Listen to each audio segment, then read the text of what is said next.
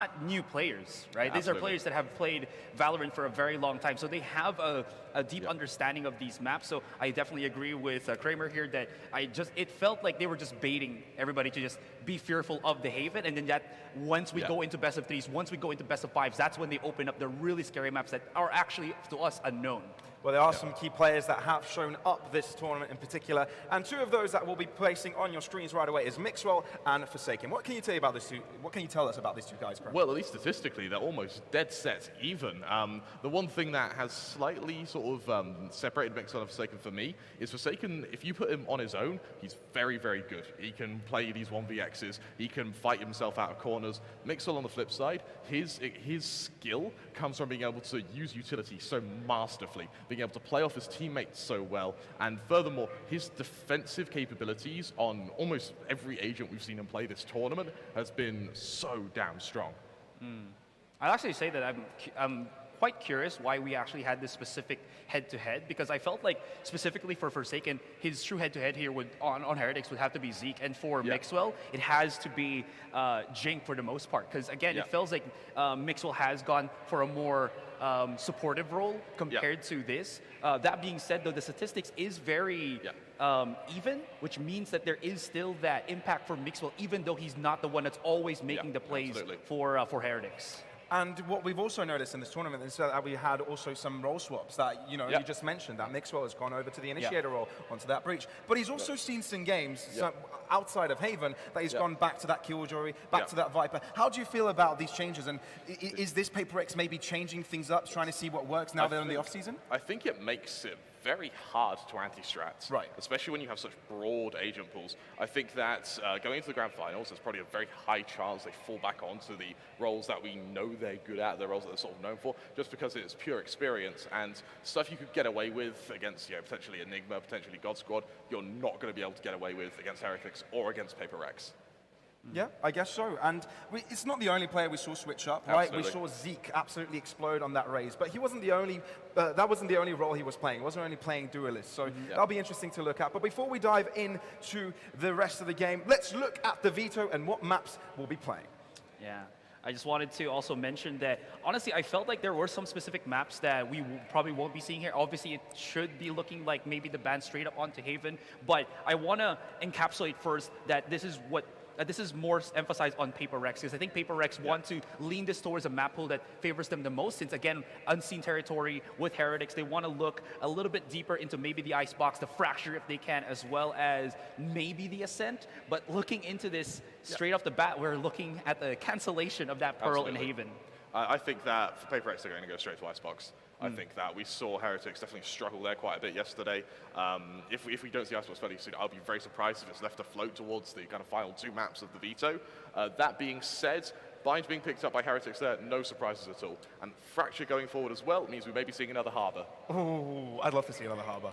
Yeah, I would love to see that as well. It could go either way, though, because again, PRX have shown that, before the Harbor was a thing on Fracture, or they're making it a thing now on Fracture, they also have made a proficient look at the Neon as well as the Breach, even though that might be something that Heretics are much more looking forward, maybe are much more accustomed to. That is something that I think PRX have really redefined up to a T. So they can go either way on the compositions, and I feel like it still work.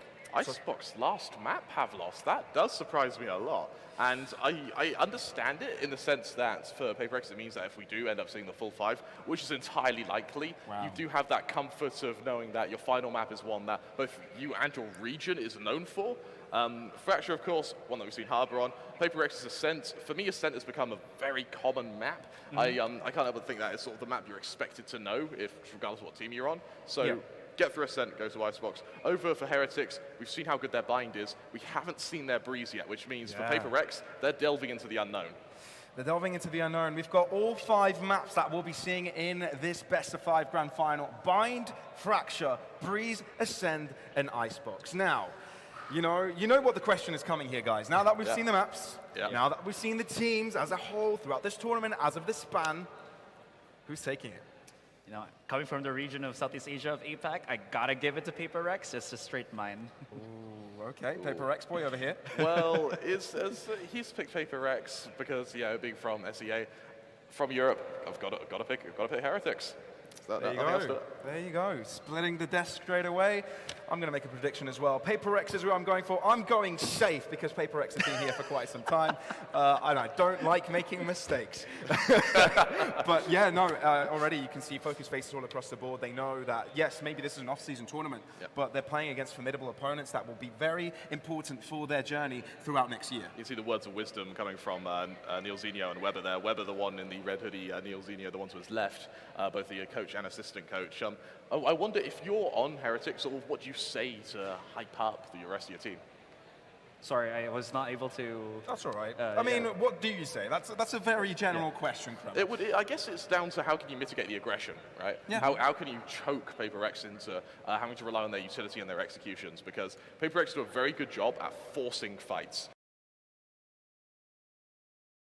Over aggressive, whether that comes through in your executions, just getting behind your opponent. I think for Heretics, the utility usage is good. It needs to be even better going into this matchup. Now, it makes it seem that, how I talk about this matchup is Heretics is an unknown team for PaperX. That's not really the case. They've also played, PaperX also are technically kind of submerged into fighting against an EMEAS team with Bleed when they had Pith as well as Maxi in that roster before, this new iteration of Bleed is. So at least looking into this, I think PaperX at least have a good grasp of how to deal with international teams, as well as teams that are very, very, what's the word here, more I don't want to say laid back, maybe controlled. Yeah, exactly. Controlled on how they play compared to Southeast Asian teams that are all about the explosive entry. That's a very interesting statement. I'd like to turn it right back to you, Krem, and see if the opposite stands for Heretics, right? Do you think from what they've experienced so far with the teams that they've played, it's going to be any similar to what they're going to be facing up against now, against PaperX? I doubt it. Very much doubt it. I think that for Pith and Maxi, I think it was about a year ago we saw Maxi leave. About 6 months ago we saw Pith take his leave as well. So for PaperX it's been a long time, a long gap, a lot of changes in the meta and in both map pool and agent pool since they were up against that playstyle. And it wasn't, even though Bleed did have that European talent in the mix, it wasn't a European team. This was still 3 Singaporean players, which means that it wasn't, it was a bit of a hybrid rather than full-blown EU playstyle. Straight up cam stare. Don't you love to see it? Are you guys sure the cam is not stuck? I blinked. We caught him blinking, guys. We caught him blinking. All right. Well, looks like determination. A lot of determination. A lot of determination. Obviously, this is a very important matchup. $100,000 on the line. 50 to the first victor of this game, of this match, of this series, of course. Right, let's draw it back a bit. Let's look back into the history of this tournament. In the group stage, both of these teams have lost matches, right? Both of these teams haven't been able to get a flawless run. Even though they got themselves first, they were tied with the second. What can we really dissect about it? For PaperX, that was a slow start, wasn't it? It was later on they got the 2 wins. Yeah, true. Again, I do want to also iterate that I feel like it was the team that they were up against was the best team to actually deal with PaperX, which was Bleed. So much history already there, players in the same region. And you kind of saw that with how Bleed, again, dealt with the PaperX comp on Bind. You just knew that Durian and the rest of Bleed were, what's the word here? Understanding of the rotations that PaperX would, the timings as well. And if Heretics can even just get a fraction of that, that is something that they can definitely use against PaperX. But we're jumping straight into the Agent Select to see how things will turn out on our first map, which is Bind, the one that we just talked about, of course. And let's see what will be picked up. Razors are the first ones to be shown. And it's the Razors which I'm really interested in. The Yoru comes out. I was about to say the duel between Jing and Zeke is going to be what catches my eye, but no, it's going to be what mileage can Forsaken get on that Yoru. The last time we saw them pick Yoru, they ended up losing against Team Secret. I mean, we did know that PaperX were going to be something funky this tournament. They did warn us about that. Yeah, it is going to look, again, it's what we know about Forsaken whenever he plays on Bind. It's him using that Yoru. The thing is, how well can this really oppress TH here when there's not really a KO maybe to follow things up when we saw that before with Bleed versus PaperX. What I still do like about this is that they do got that 1-2 punch with the breach. If you get that fault line, if Forsaken has a good timing on that dimensional drift as he postures out or the gate crash, you can really see a lot of punish play that comes out from PaperX here, especially they're going to be starting on that attacking right-hand side. Let's talk win conditions here, Kremer. Yeah. What do Heretics need to do to take this first map their way? Kellogg's needs to be able to be strong from the get-go. In his game yesterday, he was sort of exchanging blows with Darion for quite a while before he took off. Same for Zeke. He needs to be able to match Jing or do better. If both of those win conditions are met, I see Heretics being able to take this opening map. And for PRX? Yeah, for me, I think it's PRX just being able to break down the defense effectively against Heretics. Because the thing is, with this comp, it's more of like, being able to confuse Heretics, right? It's being able to use that fault line to separate a good chunk of them, isolate, give Jing as well as Forsaken some opportunities to get easy pickoffs and then start mowing into the site. So that's definitely something that I feel like will be a big factor for PRX here. Two different styles of play will be shown on Bind. Yeah. I'm sure all of these players are ready to get into the server. Kremer, let's wrap this up. Any final thoughts before we head into this map? Forsaken on his Yoru is a bit of an unknown. We understand the thought process behind it. We understand that the premise with that Yoru is to be able to disrupt rotations and being able to get a lot of info gather from that ultimate. However, he wasn't able to do it against Secret. He needs to be able to do it now. Yeah, again, it goes back to my point, at least for Heretics this time, that they need to understand how to bully Jing into submission as well, because if Jing is not as online alongside Forsaken, that's a big, big factor that could be a downfall for PRX. Yep. Production will let me know how many minutes we've got left until we get into game. Let's start another conversation topic here before we get into it. Right, we've got 5 maps here. How important is it for Heretics perhaps to pick up this bind, given that we've got Fracture and Breeze after this? I actually would go the reverse. I kind of feel like it's going to be PRX to need to keep that ball rolling, even though I did predict that PRX will be able to win this. It is going to be very important for them to actually get the maps that they're so much known for, right? Bind, I think, is a more important map for them because this is a map that they've always dominated most, if not all teams that they've gone against it. And if they can get this, it's always a good step forward in this, prolonged series of a best of 5. Absolutely. I'm inclined to agree with you, Azurai, purely because with Icebox being our 5th map, that is a map we know PRX are damn good on. So I'm kind of tempted to say PRX do have the luxury of saying they can drop a map here and there. That being said, it still needs to be close. You can't allow Heretics to gain their momentum because once Zeke, once Kellogg's both get their momentum, they're so damn hard to stop. You're right about that, and we saw that in the semi-finals, right, where Heretics were able to have a very good start against their opposition. Well, very difficult start. It was very back and forth. But once they were able to win that map, everything seemed to get easier from there. Yeah, definitely. So once we get deeper into this series as well, I feel like maps like Breeze as well as Ascent would be very strong for Heretics here. Because if you think about it, Kellogg's has been so good on the operator as well as the Tour de Force when he plays on that chamber. So having maps like that can really stretch out what he can really do as that sniper player for Heretics. And we've definitely seen interesting compositions, but let's first have a look at PRX and how they fared on Bind so far. Let's have a look at this heat map. What can we extrapolate from it? What we can extrapolate is there are a lot of pushes all the way into Defender's spawn there. Wow. And for me, PRX are an aggressive team, and having the Yoru, that's the kind of advantage you're able to gain in going so deep into enemy lines. We've even seen Jing as well.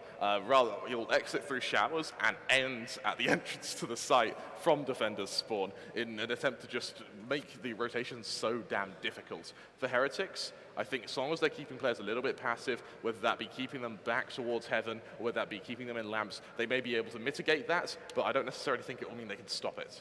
Yeah. So the big problem with PRX here is you can see the kills and the stats overall, right, is that they got 61 and 76. This means that they're not afraid to go aggressive with this comp, but at least from the last time that we saw them on Bind, or most of the times we've seen them on Bind, it hasn't really resulted in the best KD ratio. Let's just call it like that. And then it has also affected the winner, as you can see. Also, just that's basically about it, right? Again, how successful can they be when it's all confusion as well that they're going to throw in the face of Heretics? Yep. Is it going to be controlled confusion? That's the question. Not the best of success rate for PRX, at least this tournament on Bind, but definitely have got a lot to throw at Heretics here. On the Heretics side, though, we have seen Bind a bit. It has been a close one. What do you kind of think? Maybe the less closer of the two in the semifinals. Oh, okay. No, they kind of looks pretty relaxed. Kind of chill, bro. Yeah. If PRX looked that relaxed, I would argue that PRX seem to be pretty well acquainted as to how Heretics maybe try to counter them, or furthermore, how they're going to at least make sure that they're able to at least keep their lead. Something I want to mention as well. Jing is like, no, none of this. Something I want to mention as well is that PRX have had fairly inconsistent pistol rounds over the course of this tournament. I think that if they are able to garner a little bit of control, bear in mind it's best of 5, the pistol rounds no longer have as much of an emphasis as they did in the best of 1s. It still is very good for momentum and confidence.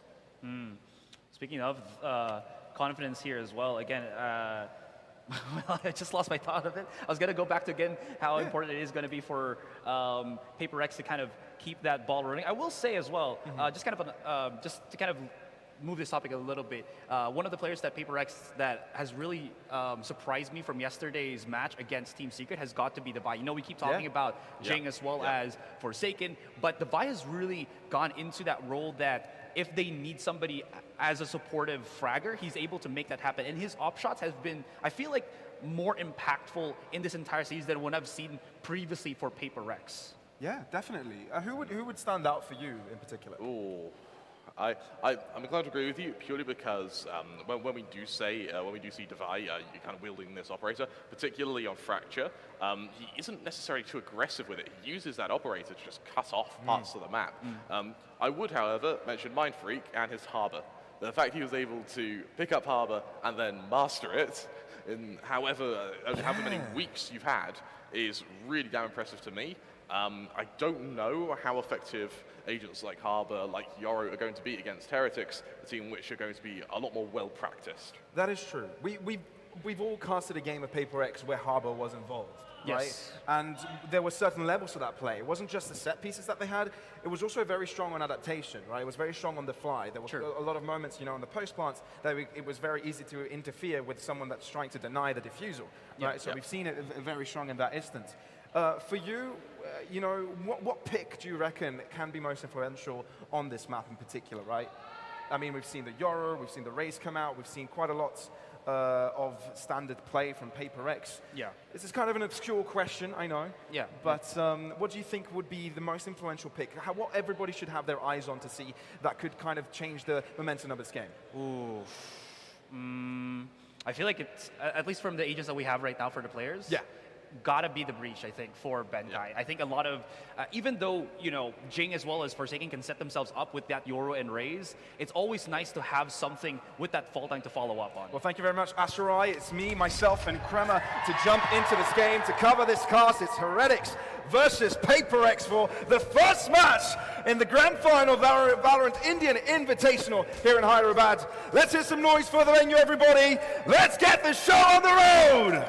Oh, this is going to be a banger of a match, Pavlos, that is for sure. Going into this attack for PRX, looks like it's going to be an early fight for this B-long position. Heretics, though, more than happy to fight them for it. Kellogg's taking a bit of early damage initially, though. Heretics very closely stacked up to long. PRX, not sure if they want to interfere. He's so stuck up in this Jing. Jing may be stuck, but they've heard the teleporters. So PRX now goes straight back over to the safe site, and they may be able to get this position for free unless they can do something huge in the back line. Oh, Jing took a lot of damage from the Poison Cloud, and the final bullet of Mixwell to the head of himself is able to finish the job. So the plant is going down here for PRX. They got themselves the A site, and Heretics need to start to fall back to get themselves this post-plant defuse. Absolutely right now, Zeke, he is the make or breaker. I think he may have been just missed by that concussion. Perfect, Pavlos. Whoa, Zeke doubles up. What a way to start off this game. Oh, Forsaken as well. We get to see him on a frenzy. Oh, one! And just that simple. Just that simple. Like it's just that casual. Pavlos, we said that Zeke needs to step up if we want to see a match Jing, or better still, have Heretics a fairly easy time on this opening map of Bind, and he's done so beautifully. Such a strong performance from Zeke so far, and I quite like PRX's reaction here. The second they hear the teleporters, it's straight back to the safe site, with both Razes becoming the lurkers here. Jing, unfortunately, gets overwhelmed, but Zeke, beautiful job at both forcing out 1v1s and better still using those paint shells to guarantee that final kill. Hell of a way to start for PRX though. How do they recover? That is an interesting question. I'm not going to be going for a force up, just a couple of sheriffs on their side. Heretics have definitely showed the best self on that first round. Definitely showing they're not here to mess around. They're here for the dub. They're here for the 50K. Absolutely now. A little bit of util just being prepped and ready. It's going to be a fast play from Jing, able to get into lamps, but what good can it do? Instantly hit by both the snake bite and the gravity well there. TP taken here. Jing unable to get himself together with the Benkai. Fairly spread out. Heretics maybe baited to the right-hand side of the map, leaving Kellogg's alone to fend for this. Yeah, Boo is behind him, but how much can it do? Maybe assistance of a guiding light would be good. The Kellogg seems to be doing damage with the Gosh so far. Quickly traded though, and PRX have taken damage on the rest of the These pistols. Sheriffs actually getting quite a bit of mileage down to the 3v3, and Forsaken has a lot of info to work with now, knowing every member of Heretics is coming from spawn. There's definitely a chance here for PRX, but can the gap be closing? And here we will. Quickly, Mixwell and Zeke on their feet to close up the distance, and they do finish off the rest without taking a hint of damage on that fight. Heretics 2-0. Absolutely perfect from them, and now for Heretics, they've been able to convert the bonus, keeping 3 players left alive for this bonus now against the Rifles of PRX. A couple of Spectres. It's the Bulldog that was able to be held onto by Zeke that I really want to keep an eye on here going forward, because that is going to be the main damage doer for the members of Heretics. Really good collapse for Heretics there. Absolutely. I also want to mention Zeke, just 3 rounds in now, about to get this showstopper already. I would love to see the early usage of it, just so he gets that almost extra ult in the half over Jing. And you know, the bonus isn't that bad for Heretics, right? You know, you've got that Bulldog in there, the Spectres, you've got shields on every single one of these players. You know, Kellogg's can be super deadly on that Sheriff, so PRX can't be 100% comfortable in taking this round. Have to play it cautiously, although they need to win it to get the starts going well for them on here on Bind. Obviously, this being Heretics' pick, there's pressure. Jing with first blood. That's really, really strong. Look at the re-aggression from Boo there. A little bit over-aggressive, instantly punished. But now the Bulldog in the hands of Kellogg's has to be the linchpin of this round. He really has to step up. It's down to Kellogg's here trying to hold down this site. Oh, he doesn't check his left. The timing is rough. Wait, did they miss each other? Yeah, miss each other. Did they actually miss each other? He stays alive, and he actually gets another. Doubles up, Kellogg's! Now that's the beauty of a third round, but you're still down in numbers. PRX have the advantage. But he's done enough though. He's forced PRX back. One's gone from the teleporter with that spike. They head straight back to the safe site. And look at the aggression of Kellogg's. He's got so much info here. But Benkai shuts him down. So the hopes may be dwindled, but Avova on the wrong side of this map, or is it? Yeah, okay, Divide playing with our feelings a little bit there, but at the end of the day, they'll be heading towards this left-hand side. As well, 1v3. One here would be enough for a moment just to do that damage, but Mind Freak, quick shutdown, absolutely perfect. And what I quite like from PRX here is they seem very happy to go through these, go for these rotations, alternating sites constantly to try and keep Heretics guessing. We saw that Heretics' util usage is good, but if they don't know when or where the attack is coming from, it can be very hard to plan, sort of get this prerequisite as to how PRX are trying to craft their way into these rounds. I also want to mention as well, really well played from Forsaken, who pushes forward, gets all that info, then jumps back with the Yoru. However, as you mentioned, he doesn't see Kellogg's. The timing just doesn't work out for him, and that's why we saw PRX take a few casualties. First operator comes out, this time not a glass cannon from Kellogg's, as we've known to, well, both see and love. Glass cannon or not though, Pavlos, that was a hell of a shot. That indeed was quite a shot. Here's the opener Heretics needed to soften the blow on this attack. You know, losing Jing here, PRX won't really have such a quick of an entry. And even though PRX have approached quite close to the site, and Heretics have read it, you know, to replay strong on the defense, Mind Freak is keeping them busy, at least on A. Absolutely, Kellogg's also trying to buy a bit of space, but Forsaken, absolutely perfect. Goes for a quick rotation, a quick jump into showers now, with the Vova waiting for him. There's been so many quick rotations with PRX. No way! Forsaken tries to get into the void, but denied the ability of doing so. A bullet right between the eyes to put him to the ground. They don't know Mixwell's and showers as well. This could be perfect for Heretics. But PRX have got Lamb's control. They can go deep. Showers may have to be enough for Heretics. They can deny this plant. The Nebula might conceal it for now, trying to bait it out. No, but it's a triple bait.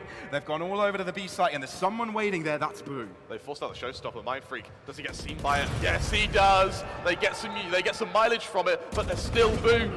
Yeah, Boo does it. That's what he needed. Heretics know the game of PRX here, know how much they love to rotate. They'll always leave someone occupying a site. Divide here, what can you do? You've only got a couple of seconds left. Backs off, saves his weapon. A great round from Heretics, and a great round from Avova there to cancel any inroads Forsaken could have made onto that ace site. really, really strong to actually take Showers control as well. And this is the quick reaction, the quick adaptations from Heretics that we were sort of bringing up, is Heretics, they've only seen Paper X go for these rotations 2 rounds now, and they have already extrapolated that if they take Showers control, they cut off that broad rotation. And well, when you have Kellogg's, everything suddenly seems a bit easier, doesn't it? It does, and they do save the operator at the end, right? So Blue brings it back into Kellogg's hands. And while they do have the operator, furthermore, one away from the tour de force on Kellogg's, they're going to have that sniper presence available for that defensive side for the next 2 or 3 rounds as a guarantee. Yeah, that is true. That is true. Which does, you know, definitely hinder the comfort of Paper X to traverse those long distances. You know, you can't really take the extremities as easily, knowing that there's a chamber lurking that, you know, can get any free pick as he pleases. I also want to mention as well is Kellogg's is one of the few players who are brave enough to glass cannon operator, and he's done that more than every other operator player in this tournament combined. Consistently valuing the ability to get that first kill quickly over being able to have a little bit of armor to defend yourself against utility or stray bullets coming your way.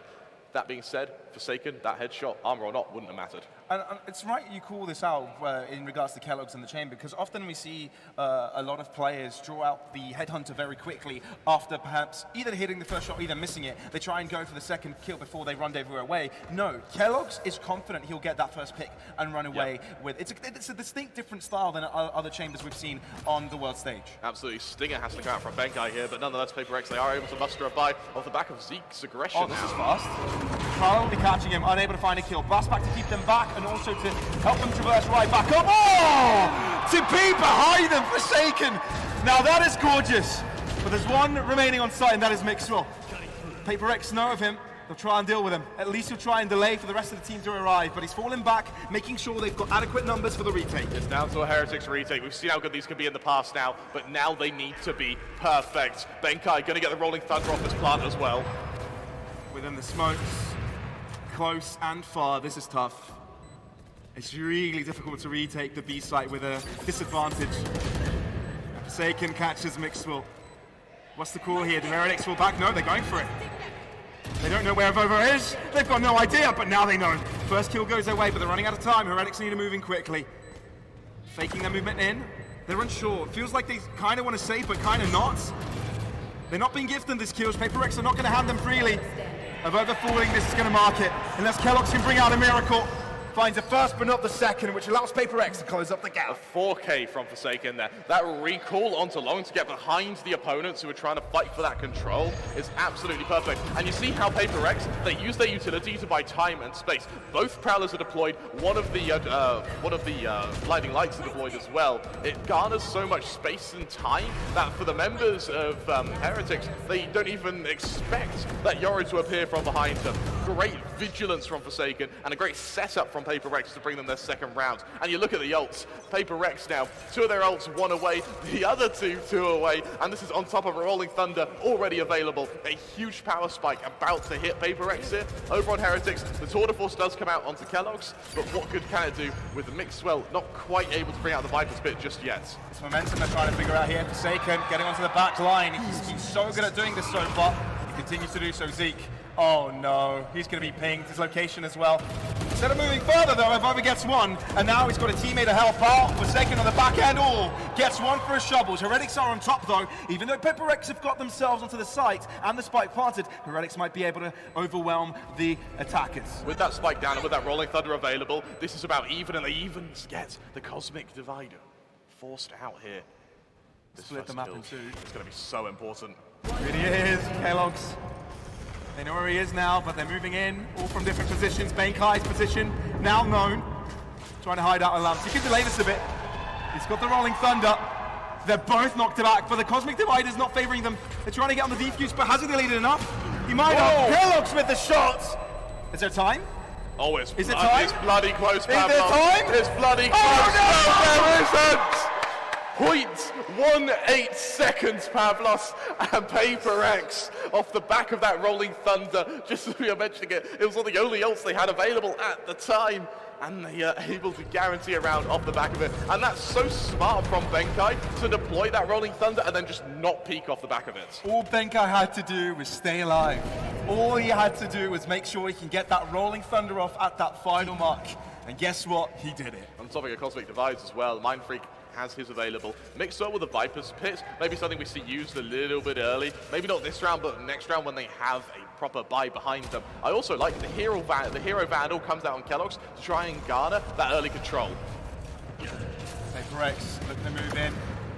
Fairly aggressive manner. Very quick. Now the rotation, they're taking their time to come in from the back end. Ooh. A trade with a Sheriff, not too bad. Heretics aren't supposed to win this round, right? Sheriffs, only Kellogg's with a Vandal.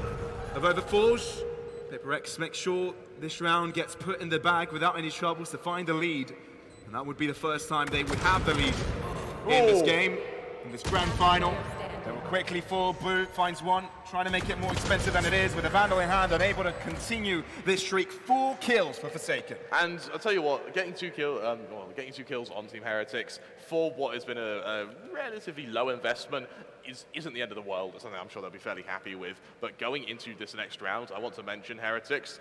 They've gone very, very aggressive, and they've put some huge pressure in maintaining the showers control. What it means for PRX, though, is they've now, in response, as we saw from Forsaken last round, is they've sped it up when pushing up through shorts. So much so, actually, that Forsaken doesn't want to fight showers. Instead, he goes back around past Van, and then looks to fight both Heaven and the rotation from Defender's Spawn. Let's turn it back a bit. You did mention that a couple of rounds ago, PRX is starting to have a bit of a power. They have actually turned that to a really good point. They've been able to win 2 consecutive ones. Yep. And Heretics are struggling a little. What would be their way back in? I think I would like to see something a little bit more aggressive in a short presence. They do have the Viper's Fit, which we may see get brought out this round. I would also like to see Kellogg's potentially. Yes, he's been going for these Hero Vandals. I want to see them get some mileage from this, whether that be really trying to force out fights here, or regardless, they have that player in Heaven for that Yori rotation. And it seems like PRX have been playing extremely quick. Heretics have been having a very hard time trying to catch up to them. And it's been favoring Forsaken beautifully. He's 13-6 in just 9 rounds. That is incredible. It's an incredible... And the next Ragga is with 3 kills. Exactly. Forsaken is doing so much with this Yoru. Heretics need to find a way to start focusing him and mitigating the impact he's had. They've been dancing all over PRX and making them do a hop, skip, jumps, and curtsies. That's another ultimate available for this Yoru. 3 in just 9 rounds. Is this really the third? This is the third. First one got cancelled by Avova when he pushed into showers with it. Oh Second one got that right. impact. This is the third. Boo goes aggressive and long, realizing that PRX have been emphasizing this A-site presence. It's garnered a lot of control. Look at the flank coming from Kellogg's, but look at the pincer as well with both him and Mixwell. Mixwell may be in trouble though because he's alone. He doesn't really have the space, and with the Cosmic Divide coming through and Forsaken looking for him, he's going to be pinging his location for the rest of the team to try and fight him off. Now onto the back line. Can he be fended off? Mixwell denying Forsaken's opportunity. This Viper's Pit's going to drop just as Kellogg's flank lands as well. They know every single member of PRX is now going towards showers. Seekers revealing positionings. Heretics, every single player of the defense is on the safe side. This is going to be so hard for PRX to execute through. Zeke would be trying to use the blast back to make sure he can split them into. Already gets one, but loses his teammate Avova. That's the controller. Very difficult to try and end this round without him. Mind Freak, he finds himself a gap through the defense and finds himself in the back line still. Fended off well by Mixwell as he turns his attention and groups up with Zeke, trying to set up a crossfire. They still have the Viper Spit to hide in, but PRX can even rotate all the way towards the B site. No, the fight will ensue, but there's not much time. They need to get the spike down. There's only 13 seconds. This is pressuring. Benkai's alone to the back end of this site. 70 points of health. Peeked out, denied the plant. Benkai won, he's got time, he can plant again. Benkai! Ice cold in his veins!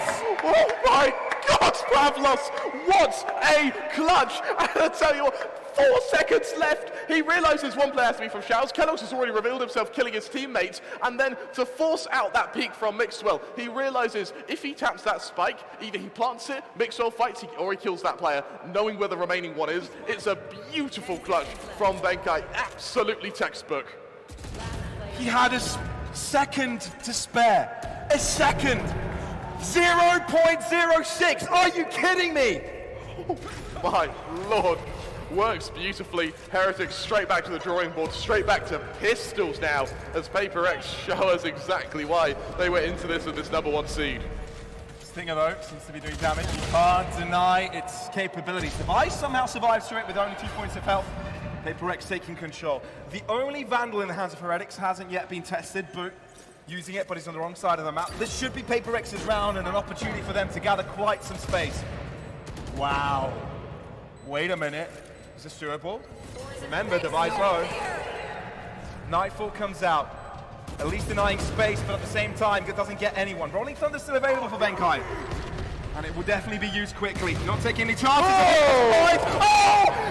He nearly didn't get killed off there. Finds one before he falls, even though he had 2 points of health, gets it down. The Mixwell alone against Mindfreak, and that's all that is required. Heretics make it expensive, but Paper X on top. It's very expensive, Pavlos. Remember, that was only a couple of pistols. Avova did a very, very good job there to land that kill while concussed. We saw some true heroism from Devi here. 2 HP, gets both kills. That second one was both bullets straight to the dome, still killed instantly afterwards. If a single bullet missed, that round could have very easily gone the way of Heretics. On topic of ult management as well, Paper X, they feathered their ults very nicely, but they still have this downtime. Over on Heretics, Zeke with another showstopper, Avova with that Cosmic Divide. Something else to mention for Paper X is the damage that last round has done. Yes, they were against pistols, but look at their economy. Mindfreak, the only player with cash. Kudos to Heretics for keeping it that close, but Paper X getting themselves out of a shaky situation now. That trick can only work just a set amount of times. Although they reveal Avova's position, so it's a trade, an important one. Again, the controller. Jing, what an angle. What an angle. Gets away from the paint. Oh! Jing, are you real? And there's still more to go. Heretics have got 2 left, but the timing of Paper X is impeccable. 7-3. This is the strongest Paper X have been all tournament, Pavlos. They've just been getting better and better and better. And with Forsaken's positioning there, I love how the idea is even if he dies, the information he's able to gather by thrusting himself into the backline means that his teammates are there to trade. And as I think it was Azurai said on the desk, Paper X's ability to get that second kill so quickly in trades of aggression is really starting to show. Wow. I mean, Heretics aren't playing bad. They're not making mistakes and Paper X are punishing. It's Paper X forcing them in positions which they can themselves punish. Absolutely. This is incredible Valorant by Paper X. Absolutely. It's another round of pistols for Heretics. That showstopper on Zeke has been in his back pocket for a while now. I'm curious to see when he uses it, when he looks to deploy it. Over to Paper X. This is when the next round of ults come out as well. Devi about to get that Nightfall. Kellogg's. Oh, you need to be careful about that Headhunter. I don't know if it was the right decision for Geek again. He was feeling himself. Can Boo find one before he drops? Trying to delay, stunned up. Cuss. Finds himself the clone. Doesn't decide to shoot it. Mindfreak on the other end, taking care of Mixwell. Boo. They know he's here. Forsaken will deal with him. Yeah, this is looking rough. Avova's got a Vandal still. Will he elect to save it? It does look to be the call. Although he is getting closer to this beast. Exits would be nice, but there is no other choice. He has to save this Vandal. There's not much cash left in his back pocket. The rest of Heretics, I think, can buy this round. I'm interested as to the thought process behind this Cosmic Divide, though. I mean, there's 2 rounds still remaining. Well, another one after this, in this half. I'm really curious as to the utilization of this Divide. He thinks he can do it. He thinks he can bloody do it! Avova, that's true. And he's got time. Touching it. Other side of the Cosmos. Well, there's a crossfire. That was a bold play. That was very bold. Yeah, 2 kills is good, but Paper X, they have been losing players in the rounds they've been winning. So their economy certainly isn't perfect, but we're so close to the end of the half now, that may not matter. So I feel like that may have been a bit of an overextension from Avova there. And committing the Cosmic Divide as well, is certainly brave. Definitely brave. 1 round and a half. It's 1 round and a half, but look at the ultimate soon to come online. Tour de Force on Kellogg's, the Viper Spit on Mixwell. Forsaken is about to get, I think, his 5th ult of the game. And with that, Mindfreak still with his own Cosmic Divide. Devi able to get his Nightfall from the last round. We're about to see a huge clash of abilities now. And for Heretics, I like the aggression on short. They've realized they have to force out a position. Look at this push coming now. Kellogg's has to do so much. Yeah, it's going to have to be a retake. Kellogg's has to fall back from the Zeke, taking it to B. There are actually 2 players on the TP. Boo already dies. Oh dear, this is bad. For Zeke, this is very bad. incredibly dealt with. PRX don't lose a player. Heretics falling right into the trap, and Mixwell seized in place. Can it be held though? There's a crossfire. This is where the two remaining players are. Forsaken flashing out, getting the kill as well. He is feeling it, but Kellogg's has to do the heavy lifting. Has to be the one to put a victory in Heretics' bag. 1 versus 3, 4 bullets to work with. He has the luxury of 1 warm-up shot, Pavlos. He has to find this first kill so damn quickly though. He cannot drop the ball. The only player to remain in Heretics' squad ever since the start of this year. But instantly put to the ground, put to sleep, tucked away, and said a bedtime story. 9-3 this halftime, with PRX completely obliterating Heretics. I feel like for Heretics, their ability usage, particularly I'm going to allude back to that Cosmic Divide we saw. Like, the ornaments are pretty, but they're pulling down the tree. Like, yes, we're seeing some nice plays, we're seeing some well thought out pushes. When it comes to actually fighting with PRX, they're really quite struggling. And as you look over to PRX, we saw him briefly on camera, Forsaken. What an opening game. It is indeed an opening game that will remain in our heads for quite some time. But to put this into perspective here, Heretics of 3 rounds. Only one of them was 3. a buy round. Yeah. Only one of them was a buy round. The rest was a pistol and an anti-eco. And we were talking about how pistol rounds are a very good trendsetter for confidence, but PRX did such a good job to just ruin that confidence. One of the key things of Heretics yesterday was the fact that they were winning many eco rounds. Yeah. That has not been the case today. Absolutely, and I think that eco success rate against bleeds may have given them a bit of false confidence, especially in clutches like this, like what we saw from Avova. I think he knew that players were going to try and fight him, so he wouldn't be able to hold the Vandal. He tried to bait that out with that Cosmic Divide. Yes, 2's good, but just not enough. Another bit of tech I want to talk about as well was when we saw Zeke go through the teleporter with Boo with the showstopper, and the second they went through that teleporter, instantly hit by a flash to blind them, so they're forced to hide in the teleporter. That's when we see PRX just drop all of their utility into that room, with Forsaken going behind them to fight it. When he is about to be hit by the team's utility, he pulls himself back out and he jumps away. So damn strong, and we're seeing Yoru get utilized in ways that almost every other team in the world has struggled to do so. It felt in the first couple of rounds that Heretics had a good idea of how they wanted to approach this, right? They obviously knew that PRX are very fluid on this map, especially with this composition. Yoru can get quick rotates. There's a lot of faking going around. There won't be 1, there won't be 2, there may be 3 or 4 rotations in the entire map. They're very quick to make their movement. Heretics sort of knew that, right? They never were quick to budge, were quite actually understanding of the situation, holding their places in the defensive positions. Yep. But even then, PRX did it so many times. Heretics always felt the needed to rotate, and I mean, what can you do if you're Heretics, right? It's definitely one of the most difficult situations for you to read as a team.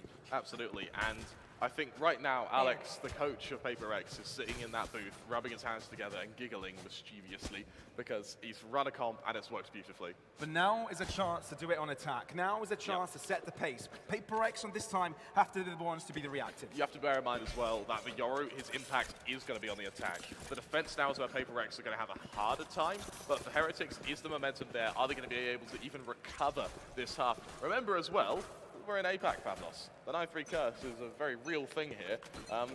Whether or not Heretics being from EU care, we'll find out in just a moment. It's an international curse, I reckon.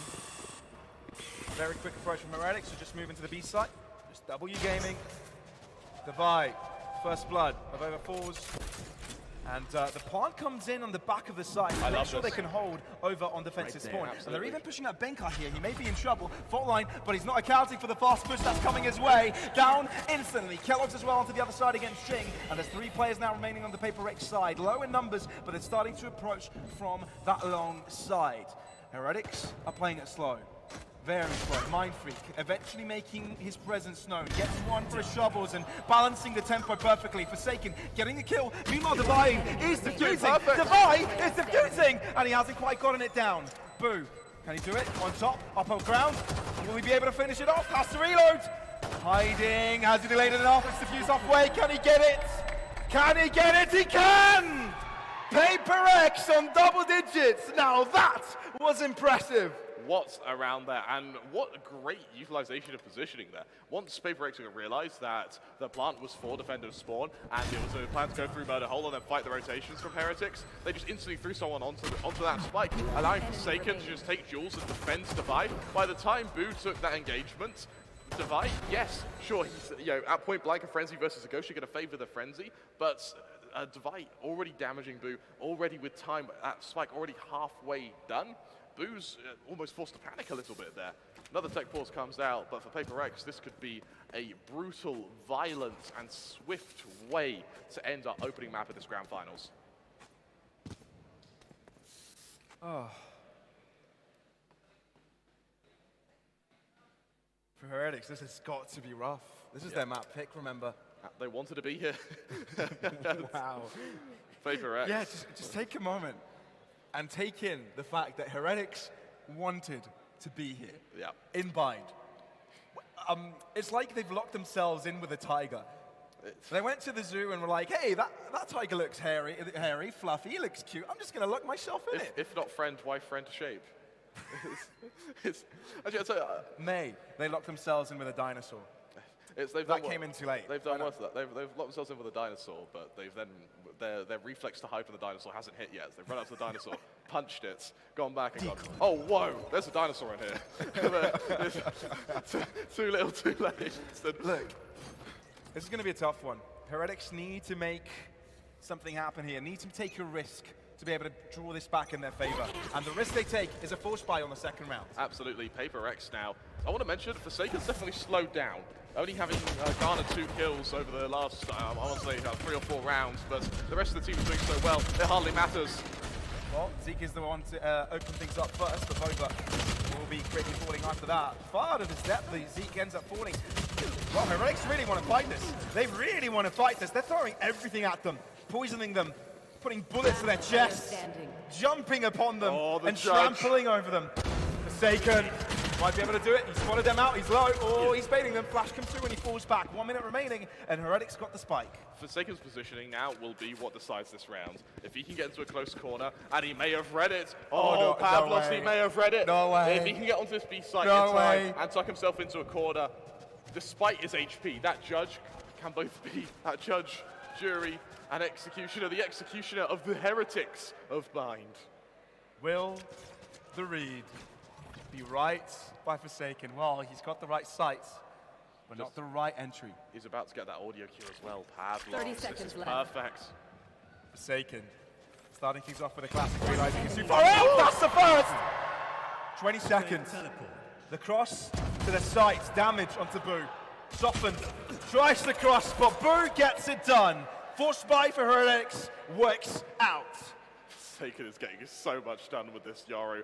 Yes, the force buy pays off, which means that Heretics do have their tickets straight back into this map, but you have to admit, Forsaken shouldn't be able to get this much mileage from that judge. There's a world here where, if the gods bless him a little bit more there, and even if that ability to just jump, it goes a little bit further through Murder Hole, he can just completely rotate and even catch Boo off guard in a very different world.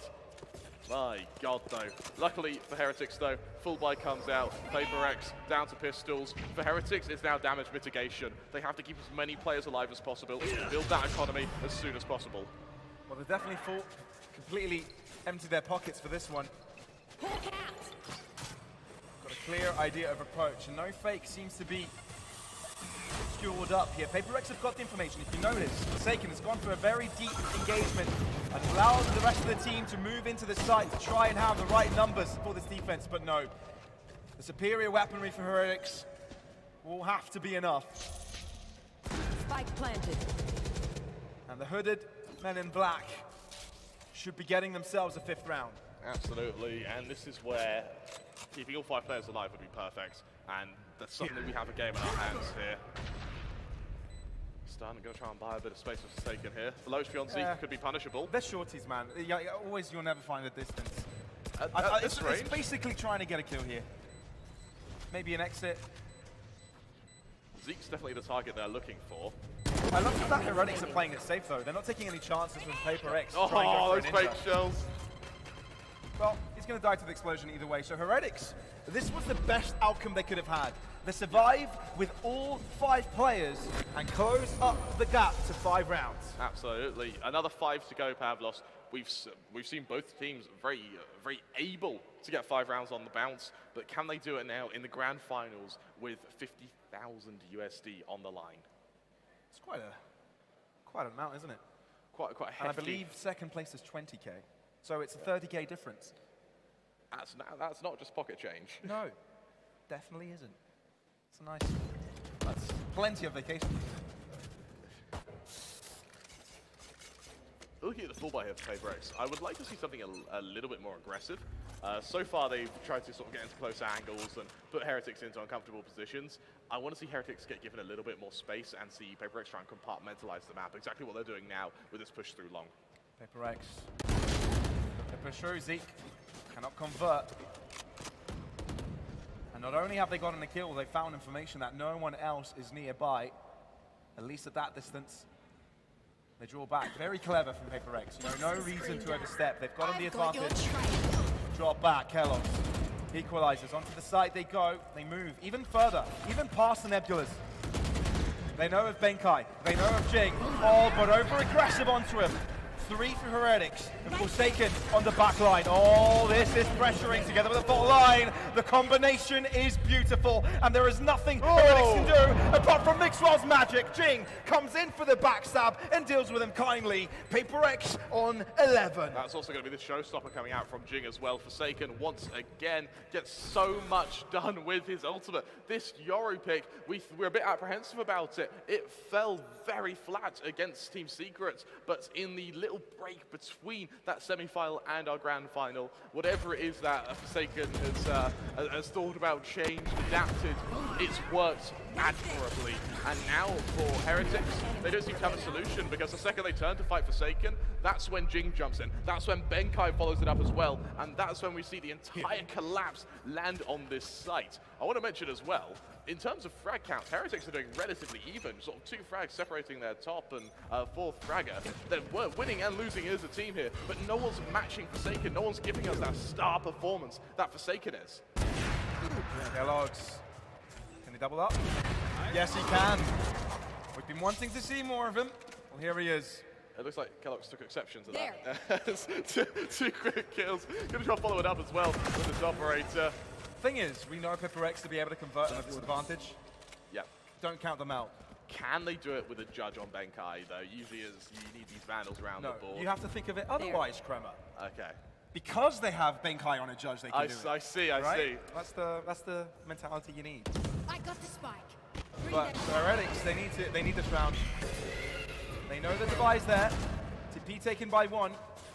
You can see how scared PRX is to peek out on that long side. Yeah. And they don't end up with the information of Heretics falling back. Rightfully so. Mind Freak, his aggression now may be anticipated by Kellogg's. Oh no! He misses a shot, and PRX are right back in the game. Obscuring vision. Oh, timing. Oh my god. Mind Freak peeks through. He gets 1 before he drops. This is going to be close. Spike down. Benkai behind. Vandal in hand. Zeke is accurate. Devi. All to do. Can he get PRX on match points? No, he cannot. Boo from a distance picks him up, and Heretics are still in the game. Looks like Heretics still have the power to bite, and I mean, they really are looking quite strong, Pavlos, especially when they have that man advantage. We've rarely seen them drop past the man advantage, just these entry kills that have been going so well for PRX. Now that Heretics seem to have found their rhythm, I want to see how much more aggressive Kellogg's may be, purely because he's found his confidence, right? He's found his niche, he's realized that by fighting for long, he has no reason to fear PRX, unless, of course, Forsaken's there, that may be a little bit of fear. But nonetheless, Heretics with 6. You look at the ult management as well. Cosmic Divide available for Mind Freak, that showstopper on Jing, but that's matched by Zeke, Mixwell, and Kellogg's all with those abilities ready, and that Viper Spit on Mixwell, for me, is definitely going to be the ability to keep an eye on in both this and the next round. And Heretics, what they need to consider here is that they need to win round by round, but they also need to look into the future and project that they've got a gap to close. They can't waste all of it at once. The balancing is required. So for now, with the heads down. This round is a focus. Zeke with Showstopper. Trailblazer finding his opponent, dropping a bomb. Has to give out on his life. PRX, don't count them out, not even on pistol rounds. Kellogg's might be dying. He saves his life. That is a clone, or is it? Forsaken, taken down of Over, taken down of I as well.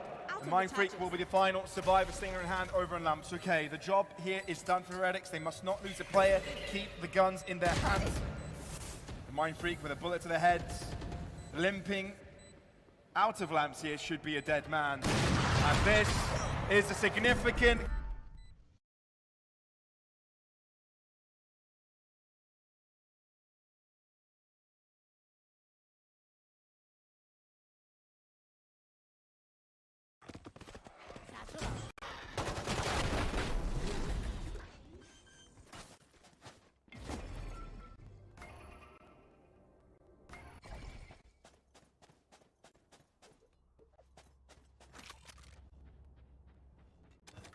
Hit them when they're not looking.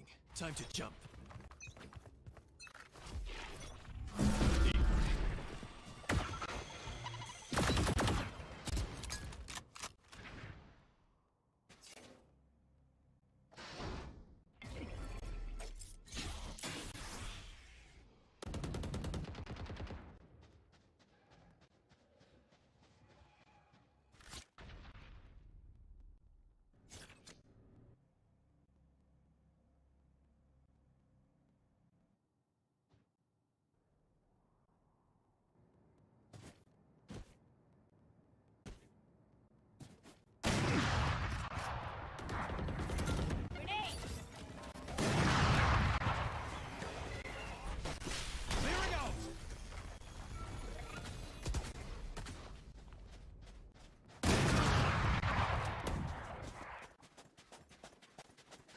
Welcome to my world.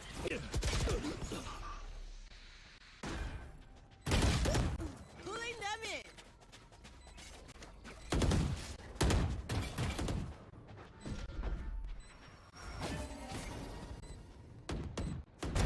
Away with you.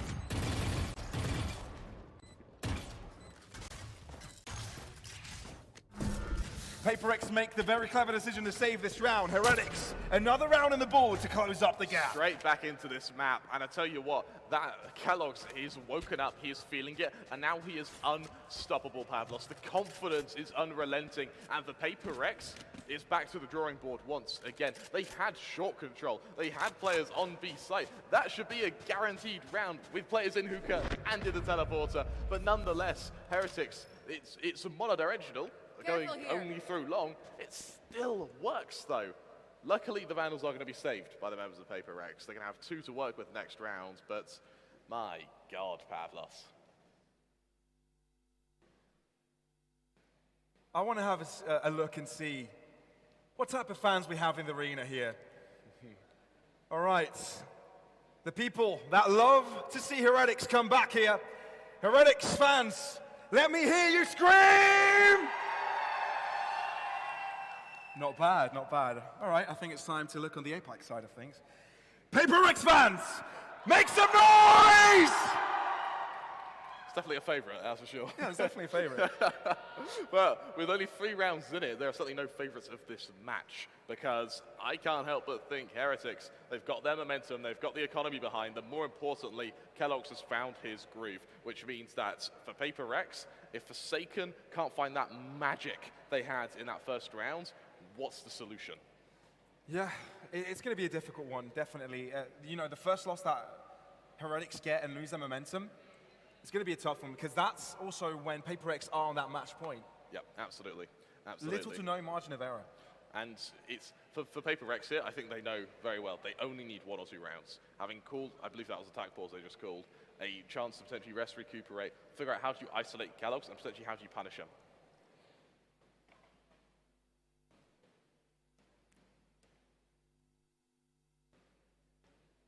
How do you punish him indeed? All right, a lot of focused faces.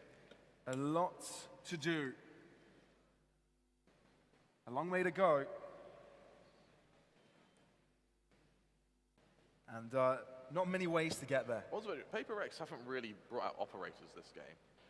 We haven't really seen it on Devi. It's mainly been rifle-oriented. The composition hasn't really allowed that, though, Exactly. right? It's a little bit. It's so fast-paced that operators don't get a chance to post on angles. But now they're on the defense. I think they need that extra stopping power. Which makes you think that, you know, this is a very attack-focused composition from the PRX side, which goes to show why they got so many rounds and were so dominant on attack. Defense is weaker, obviously, right? You don't have yourself a chamber, you don't have yourself an agent that can kind of get into high-risk positions and still come out unpunished. This is a very coordinated and very quickly rotated squad. Which for me is a testament as to how strong Heretics' psyche is to go through that first half, keep their composure, go into the second, forced by their second having lost the pistol round, and still have the confidence to keep fighting. I'm very much seeing the change, the sort of difference in compositions of these two teams. Absolutely. The difference of play. Because as well as PRX has been all faking on that attack side, that's been different for Heretics. They choose a site, they engage. They starve their opponents from information early. The only way that PRX can get that information is by pushing and taking risk. Exactly. And then they pull the trigger on an attack and overwhelm it and have a better setup for the post-part. Which is the trouble Forsaken's having right now. His way of getting info is literally to face check an angle and then jump back. But he still has to show himself for that brief period of time. As Kellogg's has shown us, he only needs a brief period. And if once Zeke starts finding his rhythm as well, we could very well have a dominant Heretics snatch this game from PRX. It's not over. It's absolutely not over. And they did a comeback on this, well, not exact this map, but in the previous semi-final, they did have a comeback. Absolutely. And actually, if we were to go back and, well, we have been praising Heretics quite a bit, we have to talk about Boo, who has been very quiet this map. Sort of trailing behind everyone else. Yes, he's the IGL, but you still need him to have a little bit of fragging power behind him. Over on PRX, Forsaken said his name many times, but you also need to take into account Jing, a little bit quiet, but that's being made up for Mind Freak, who's also having quite a good match. I want to see Benkai as well get some serious impact on this breach. That being said, we're straight back into round 20. Let's see if Heretics are going to be able to continue this comeback. Already 3 on the bounce, or if it's going to be PRX to try and close out this match in a very, very swift fashion. Let's get right back into the action. Heretics versus PRX, of course, with 3 rounds to differentiate. I can do maths, I swear. It's 3 rounds. 11 minus 8 is 3. But Jing here loses his life, and that is PRX 5 minus 1. Well, Heretics plus bullets equal minus jet, or minus raise even, for the members of PRX, as already a man down. And this isn't really the PRX playstyle. Jing pushing solo there without the support of Benkai's fault lines, without any flashes from Forsaken, and it's where potentially we start seeing their undoing when PRX start doing things on their own. And Jing has had a fairly quiet game. Absolutely. This one, right? Didn't need to have the impact when Forsaken was doing everything on the attack side, but on defense, you want to see him show up. Viper Wall on the A side. Enabled, starting to waltz in. Devi holding the angle, and even closer is Benkai with the judge. And clever enough for Heretics to not try and peek that. Cosmic Divide, that's a fake. This is the first time we're seeing it, and for that reason, they've sold it. The flank though from Mind Freak is so quick, but unfortunately, it's not able to access, well, not in terms of the rotations. They might be getting themselves to the B side, but Kelix has fallen, Divide with 2, and all of a sudden this flip has switched. And, you know, this is doable. Oh, so doable. The Rolling Thunder available from the PRX side can do so much. Going for Mixwell, but he's able to avoid it. No one is stunned. No one is up into the air, and Mixwell's got a really nice corner. Cosmic Divide, though, blockading the rest. They know that Mixwell is hiding that position, but over going for the flank, and this is the first shot. Doubles up and over! It's there! And Zeke joins in! Heretics don't want to stop this comeback! For just a moment there, it looked like PRX had finally found their rhythm. 2 very quick, very clean kills from Devi, but there's just no conversion. And for a moment, they looked hesitant to go out of hookah. I really want to see PRX with controlled aggression, compartmentalizing the map as they were attempting to do in the first sort of 4 or 5 rounds of this half, and it worked for them. Sure, it was in the afterplants that they struggled, but the fact they were able to force it to those afterplants is really where things get interesting. And with both Zeke and Kellogg's really waking up now. Forsaken, even more pressure falls to his shoulders. Once again, it's aggressive from Jing. This time, though, with a teammate. This time, though, it gets that mileage. Out comes the operator on PRX at long last, and we see the impact it has, Pavlos. The instant they bring out the operator, they get the entry. Oh! Nay! Oh! The first double kill. That's what you needed. That could Forsaken or not. have been the missing piece. Benkai responding with delay into Xiao's setting up Mindfreak's aggression, but it's not needed. Jing's the one to find that next kill. And even though Heretics have gone for quite a comeback, it just takes one round to put that all in the bin. Benkai, blinded, unable to stay alive. Forsaken, he's got his teammates back. He will avenge him of over. Tough spot, still picks it up, stays alive. Has to do it another 3, has to be a quadra. Can he do it? Nebula in his space. Prowler cannot be avoided. And can't take care of Jing. PRX on map points on Heretics' home ground. It's laboured, sure, but the fact they're able to get that kill is perfect. And as we mentioned, we needed to see that operator. Once it came out, Forsaken, so much damage with it. And even getting the entry forces Mixwell to be the one to push first on that Viper. Certainly an uncomfortable position, and he just can't, well, let's be honest, Forsaken hitting some lovely shots makes it a bit easier. But so hard to entry with the Viper. Heretics now ground to a halt. Now, they don't have the luxury of rounds. They need to have the adaptation here and now. They have to be able to fix any underlying problems with how do they now take into consideration with all of their strategies. In fact, that Forsaken may be there with an operator who once again draws blood. Zeke, though, this time punishes, and that's the important part. PRX was able to sustain that advantage and keep it going last time. This alongside the tour de force that's come out from Kellogg's as well. Benkai loves being so close to the action. He loves breathing his opponents' sweat. Heretics tiptoeing their way towards this B site. Making no sound, but PRX can feel the aura of presence. Polarized positioning, super site. Mixwell starts things off strong. Benkai falls. There's still one on the side. Gonna try to find it. Divide, repositions. It's a trade. Heretics are on top. Mixwell is low. Jing comes in. All of a sudden, it's a 2-on-2. Showstopper trying to do damage, but that's all it's gonna get. No kill. Jing on top. Jing trying to make it happen for his team. But Zeke keeps it. Zeke! 1 HP! And Heretics keeps Heretics in the game. Oh my god! It comes down to a nice edge, Pavlos, but Heretics are just able to hold on. The showstopper as well. The one that This is the grand final we wanted. my. And to be fair, this is the grand final Hyderabad deserved. Absolutely, and Zeke has to turn 180 for that second kill as well. Absolutely perfect. And now with 2 rounds in it, PRX, they don't have money. It's down to pistols. Sure, it's a stack though, it's on the right side, but is that enough?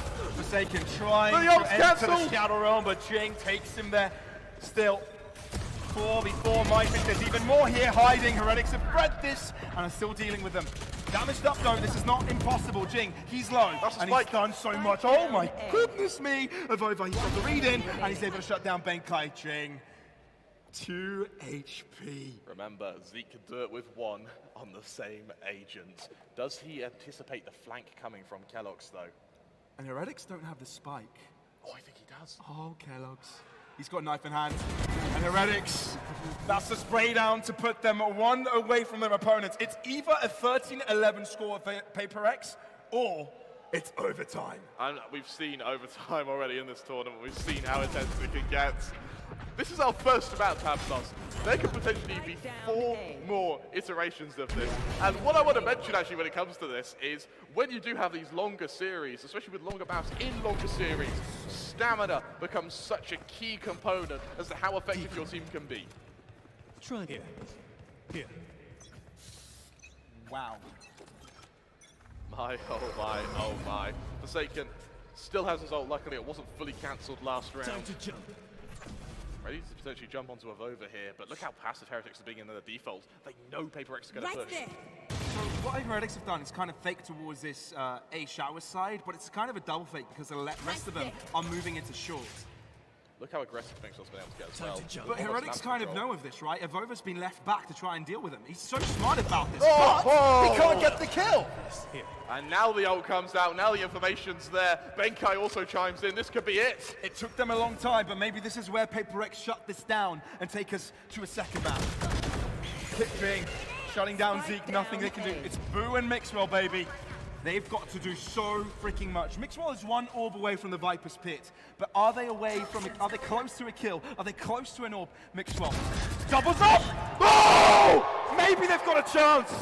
And in 40 seconds, Boo can get the spike down safely. They can get the ball. Oh, it's cancelled! Forsaken, bring it back into the game. Boo gets one, and now he's up against the two. Can he avoid the Rolling Thunder? Divine! PaperX will get the defuse and close out map number 1 in the grand finals. My God, it took them a while to get there. They certainly were given a hard challenge, but eventually, at long last, even in the final round, with that Viper's Pit being deployed, with that Rolling Thunder missing, it looked for a moment like Heretics had done enough to get them to overtime, but it was PaperX who emerged victorious. What a performance. Heretics nearly had that comeback. So many in the crowd believed it, and so did we. This game was begging overtime, but it wasn't meant to be, as PaperX was able to deal with this. We've got Asherai back on the desk to help us break this one down. Man, you were watching on the slides. What are your thoughts? Wow. Hello? Okay. Mike. Yes. Hello. All right, Krimmer. Yes.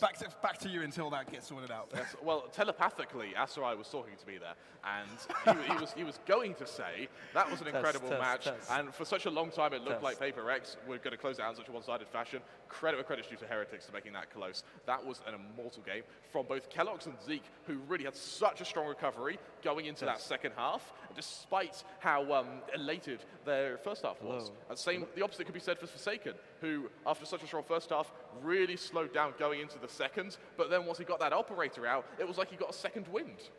Hello. Oh, There we go. There you go. Speaking of second wins and everything, I was, again, just really amazed at how well Heretics was able to adjust so quickly to this aggression that we saw from PaperX. Again, I was mentioning how when it's going to be the Yoru, there's a lot of that, as you mentioned, controlled confusion that they're going to throw the distance of Heretics, and Heretics didn't seem afraid, right? They were always just right in front of the dimensional drift. Forsaken was trying to maybe coax them into respecting it or being afraid of it and allow his teammates, as you saw with the ping plays and everything, to kind of follow up. But Heretics just would not flinch, which was really amazing. And I feel like that's what also allowed them to at least survive somewhat in the first half. And second half, you guys were just frantically talking about Zeke and and Kellogg's, and especially with that operator, which is so fantastic to see. I mean, it was good to see Forsaken come back to that operator, but let's look at the performance of all of these players in this match and how they fed up against each other. Straight away, what shouts out to you, Kramer? Oh, Forsaken. Yeah, 26 and 21, the player below him, only 16 kills. Forsaken had such a star performance on a Yoru, which failed yesterday. Fundamentally failed yesterday. That is such a U-turn in performance, it can't go understated. I will say, though, it wasn't just a star performance. It was more as well as just Forsaken not really wavering from trying to do anything with the Yoru. Because even though he got amazing set of plays, right? Even with the operator, that was something I don't really see too often. One of the things that you saw him going away from the highlights was, I guess, the punish that Heretics has done when he was trying to just flash himself out, everything of that kind of interaction, but still Forsaken kept going and really didn't stop. And I think that was one of the biggest things as well that really elevated PaperX into at least finishing that game one and not allowing overtime to happen. Yep, absolutely, absolutely. And I mean, you look over to the Heretics side. I mean, Pavlos, you were saying quite a lot. You know, Zeke and Kellogg's, both of them. 23, 22. They lose as a team, they win as a team. Look, it was a close game in the end, but I think the biggest difference in performance was that first half. So I want to kind of dive into that first a little bit, right? Because PaperX got a 9-3 score. It was, I mean, the only buy round Heretics got was the ones right after the pistols. Yep. So, you know, it was very difficult for them to actually gain a grasp on that defense. It had to all be done on the attack later on. Yeah. What do you think didn't allow them to kind of get a grasp of what Heretics were doing? I think it was just more the ability of PaperX to challenge Heretics there, because you saw, I think there was that one instance where Kellogg's was just basically running through slowly on B long, and he was just getting jiggle peak fight by Forsaken, always winning those little bits of bouts, I think really hampered the ability of Heretics to get into the site. And I guess if you kind of look at it from the the minimap standpoint, was just how well the reposition of PaperX was. I think there was also an example where the Vi was just holding at the back of the site, or rather at B-Long, and then at one interval he just went at the back of the site, already expecting the push from Heretics, which Heretics weren't really expecting him to be at the back of that. They were probably expecting him to be more, near for them to clear out. But no, PaperX just completely controlled that first half. And as you were mentioning as well in our pre-game, Azurai, when it comes to PaperX's ability to get that second kill, that ability to trade so quickly, that's sort of shown in our statistics here. Heretics with quite a clear lead when it comes to those first kills, but PaperX able to recover them so well in those post-plants, which we've been able to see, alongside the fact 2 clutches certainly helped. They definitely did. They definitely did.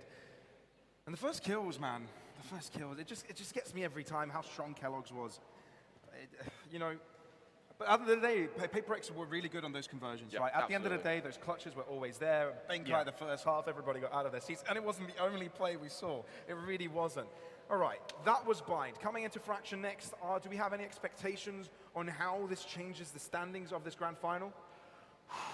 I feel like, again, coming into that second map, it feels like there's a huge momentum boost right now from PaperX. Also, the standing fact that is one of their best maps, excuse me. I just wanted to also add that maybe Heretics, Heretics obviously knows about this, so I wonder what their kind of counter strat will be. Maybe we see another harbor. Maybe. That would be great. I'd love another harbor. Let's first look at the heat map of this map in particular and see how Bind was traversed. And, it falls very similarly to how we saw it at the first. Their play style was very, very deep. The one thing I would take note on is PaperX's long and, in general, B-site aggression definitely mitigated. We see much fewer kills over to defender spawn, much fewer kills into sort of that deep position towards Fountain. Instead, the aggression was on the other side of the map. Huge wave of kills in showers particularly, as well as in that short position. I just also wanted to mention that not only just looking at the sites, but how there's a lot more consistent bouts actually wrapping around the entirety of the map. Even on the attacking spawn, there's already, as you can see, Heretics and PaperX just kind of butting heads, and you really do see, again, the mentality that I was mentioning, I think in one of our previous casts, where Heretics is a team, I think that was against God Squad or something, that they would just love to always fight teams, right? They will always like to stretch out what kind of team you are, even if you're on attack on offense or defense, excuse me. They will still try to, again, just keep the pressure rolling, and you see that with the map control that we saw from both, I think that was Avova and Zeke. Yeah, definitely. And we definitely saw that in this matchup, right? PaperX always constantly taking fights, always constantly putting Heretics under pressure and making them uncertain and finding disbalance, like you just said, us, right? Really great points made, guys, on this match in particular. All right, any final remarks when it comes to this map in particular? Before we move onwards to the second one, before we turn it to a break, what do you have to say, Colin? Heretics afterplants were very, very good. And so going into Fracture, I've actually got quite high hopes for Heretics. That being said, it is PaperX's map pick, so they're definitely going to be going into this second map with a lot of confidence. I can't believe that clutch plays can make me squeal like that. But you know what? This is the grand finals, and wow. We were squeaking, we were shouting, and hopefully there's a ton more of that to come as we commence into the next map of the grand final. Fracture up next, and we'll be here to treat you with more Valorant action.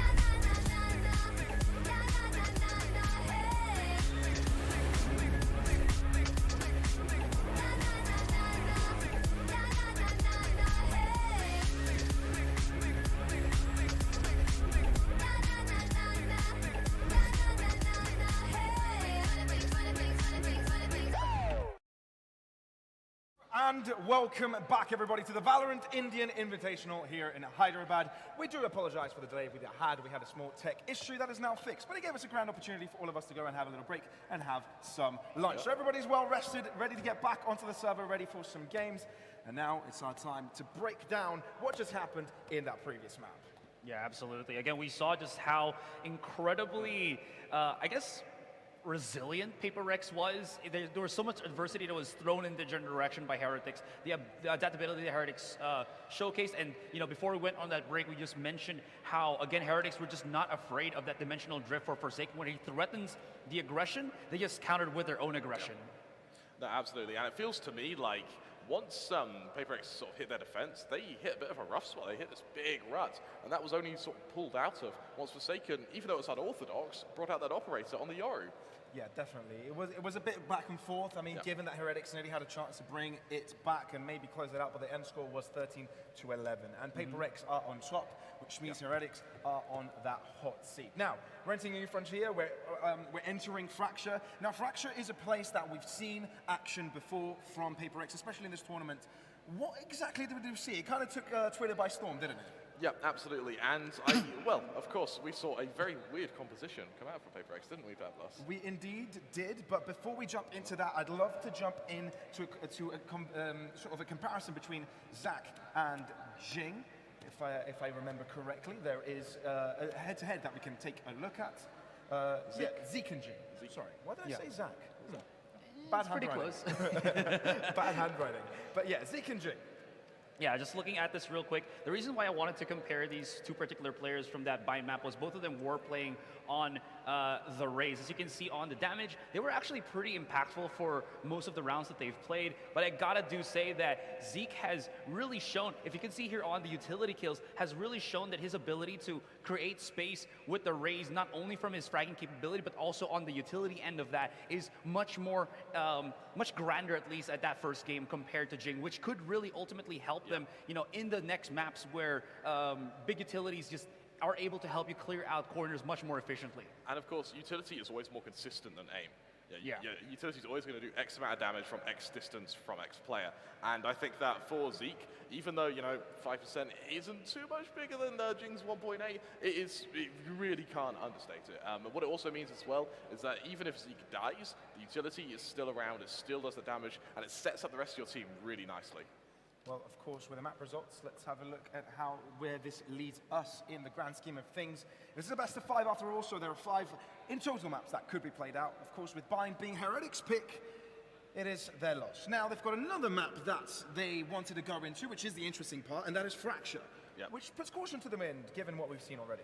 Yeah, again, whenever you hear PRX, Fracture is always just a name that comes up, right? It is one of their, if not the strongest map. But here's another thing that people might not know. Looking quickly into the match history that Heretics has gotten, as Heretics, they only have but they have 0% win rate on this map. And then going past that, going before that, when they were G2 Esports, they have 14% win rate, so their outlook on this Fracture map not looking too high compared to PRX that have an absolutely monstrous 88% win rate with matches that have gone against teams such as Optic or Guild. So it goes to show that maybe they've got something prepared, right? Because in G2, like the core didn't quite play this map. In Heretics, they didn't have the best results either on it, so maybe they've got something ready. Absolutely, and they have to. Otherwise, PRX are going to run circles around them. We saw PRX come out with a fairly unique composition, of course, bringing out the Harbor yesterday. That was, of course, on Mindfreak. This is in accompaniment with a double duelist setup with the Phoenix and the Reyna. And what we saw very effectively from that Harbor, Mindfreak wasn't using Harbor for as a standalone agent. He was using the Harbor to set up the rest of his team. A good example is when he's putting down that Cove. Behind it, you would have the Haunt from the Fade. So once that Cove goes down, you're instantly pinged by the Haunt. Or furthermore, when the High Tide comes up, you have the Phoenix and Reyna both flash through it so that they can aggress very easily. If I'm on Heretics, if I'm watching Heretics, I would love to see a potentially Harbor comp come out from them.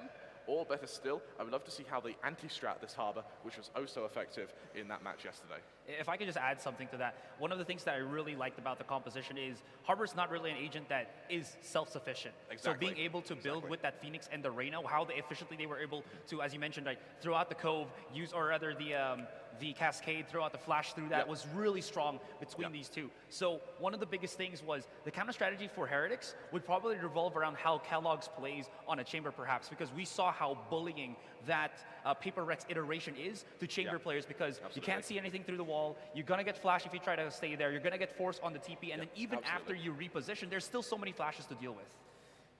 Look, I mean, it's obvious that Heretics are in a difficult spot. They're already 1-0, and the fact that they have been together for a very limited amount of time to prep up for this tournament is worrying for them if they want to end up on top, right? They do not have as much to lose as Paper X in regards to bragging rights, obviously, because it's who goes to show. They've already shown the power that they needed to. They've already kind of closely contested against Paper X. They've got the future to do so. I'm just curious, with a limited amount of times, what's the likelihood they have 5 maps properly prepared for a best-of-5 grand final like this? It's unlikely, but what I would hesitate to ask is, bearing in mind that we've only seen, they've been able to go through their bans, so they've removed one of the maps they don't play. Assuming they know 3 or 4, it means that at some point in this veto, they've got their 2 that they want to play. There's a very high chance they may have even practiced Icebox, or they've practiced a lot of Ascent. So Paper X, just because they were able to win Heretics as a map pick, doesn't necessarily mean they're safe.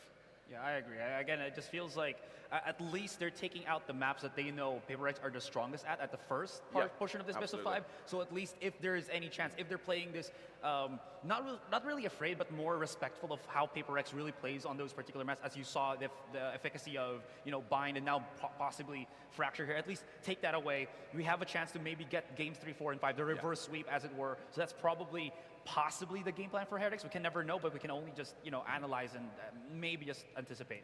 And all across the history of Valorant and competitive Valorant and VCT, all across the world, there have been different ways of approaching this game, right? There have been different ways of how a team wants to play Valorant, how they strategize for the next game. There are teams like Fnatic that have a very rigid way of playing that want to be creative with their plays, but the agent composition that they bring out is different. You've got teams like FPX that every single time that they appear on the stage, they've got something different, which is impossible to prep against, right? So will Paper X bring something different, do you think, this time around for Fracture? I don't think they need to. They were so strong with Harbor yesterday, there's not much needs to change. It's on Heretics. What will they bring? And more importantly, will they try a different composition?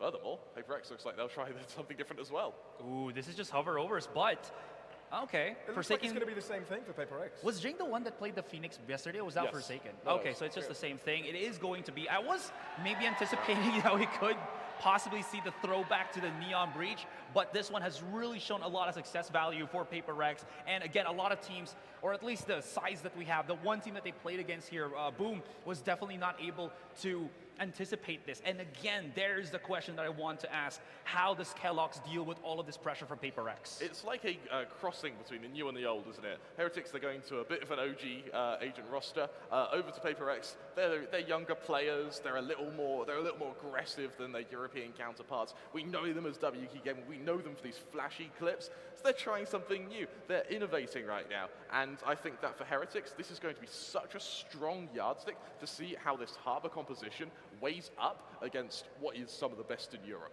So I just wanted to add one thing to this. Boo was was before with OG Unlimited, right? And that was one of the teams that actually got past G2 Esports on Fracture map. So them bringing him to the mix here on a Fracture map, maybe he's got something that could help out Heretics. That's going to be also something that they sorely need, because we know that they are struggling without shadow of a doubt. That is a very good key point to make, because OG London United, unlike other teams such as G2 Esports over in EMEA last season, they were pretty good on Fracture. So yeah, maybe he's bringing back a new understanding of how to play this absolutely. map. A fundamental play, right? We're not seeing anything too diverse, too different. It's standard, it's what we can expect. But I think it's time to jump into the game. It's time. Heretics, they are down a map. Can they take this victory off of Paper Rex? Before we get into this pistol round, Pavlos, I do have one question to ask you, and potentially Azarai, if your mic's still live, is who do you think is going to be winning this? Do you see the comeback from Paper X? Do you see them continue this strength, or do you think Heretics are going to be able to strike back on Paper X's map pick? I feel like it's going to be Paper X, man. They're just too solid on Fracture. So, you're thinking of a 2-0 start. How about you, Kremer? Are you under the same boat here? We're in India, Pavlos. I can't go against Harbor. Sounds Can't do right it. to Can't me. do it. Let's get this show on the road. Thank you, Asherai, for the analysis, but it's time to see what these teams have got on this new realm that is Fracture. Defense for Heretics, attack for PaperX, but it's Savai to Q with first blood. Instantly 2 quick kills, and it's a absolute slaughter. The area outside enemy, it's transformed into a blighted bog of bodies, and with that, it's all on Mixwell, 1 versus 5. And he's got heat thrown at his feet already, man. Burnt to a crisp, but he wants to go in for more mix, or doubles up actually, but he's low. And they know where he is. PaperX have already done what was necessary, and 1-0 in the bag goes to them. Very, very solid start, very aggressive start as well from PaperX, constantly taking the fights. And with that, I'm interested to see, going into our second round, how they're going to adapt, how Heretics are going to find a way to stop this aggression of PaperX.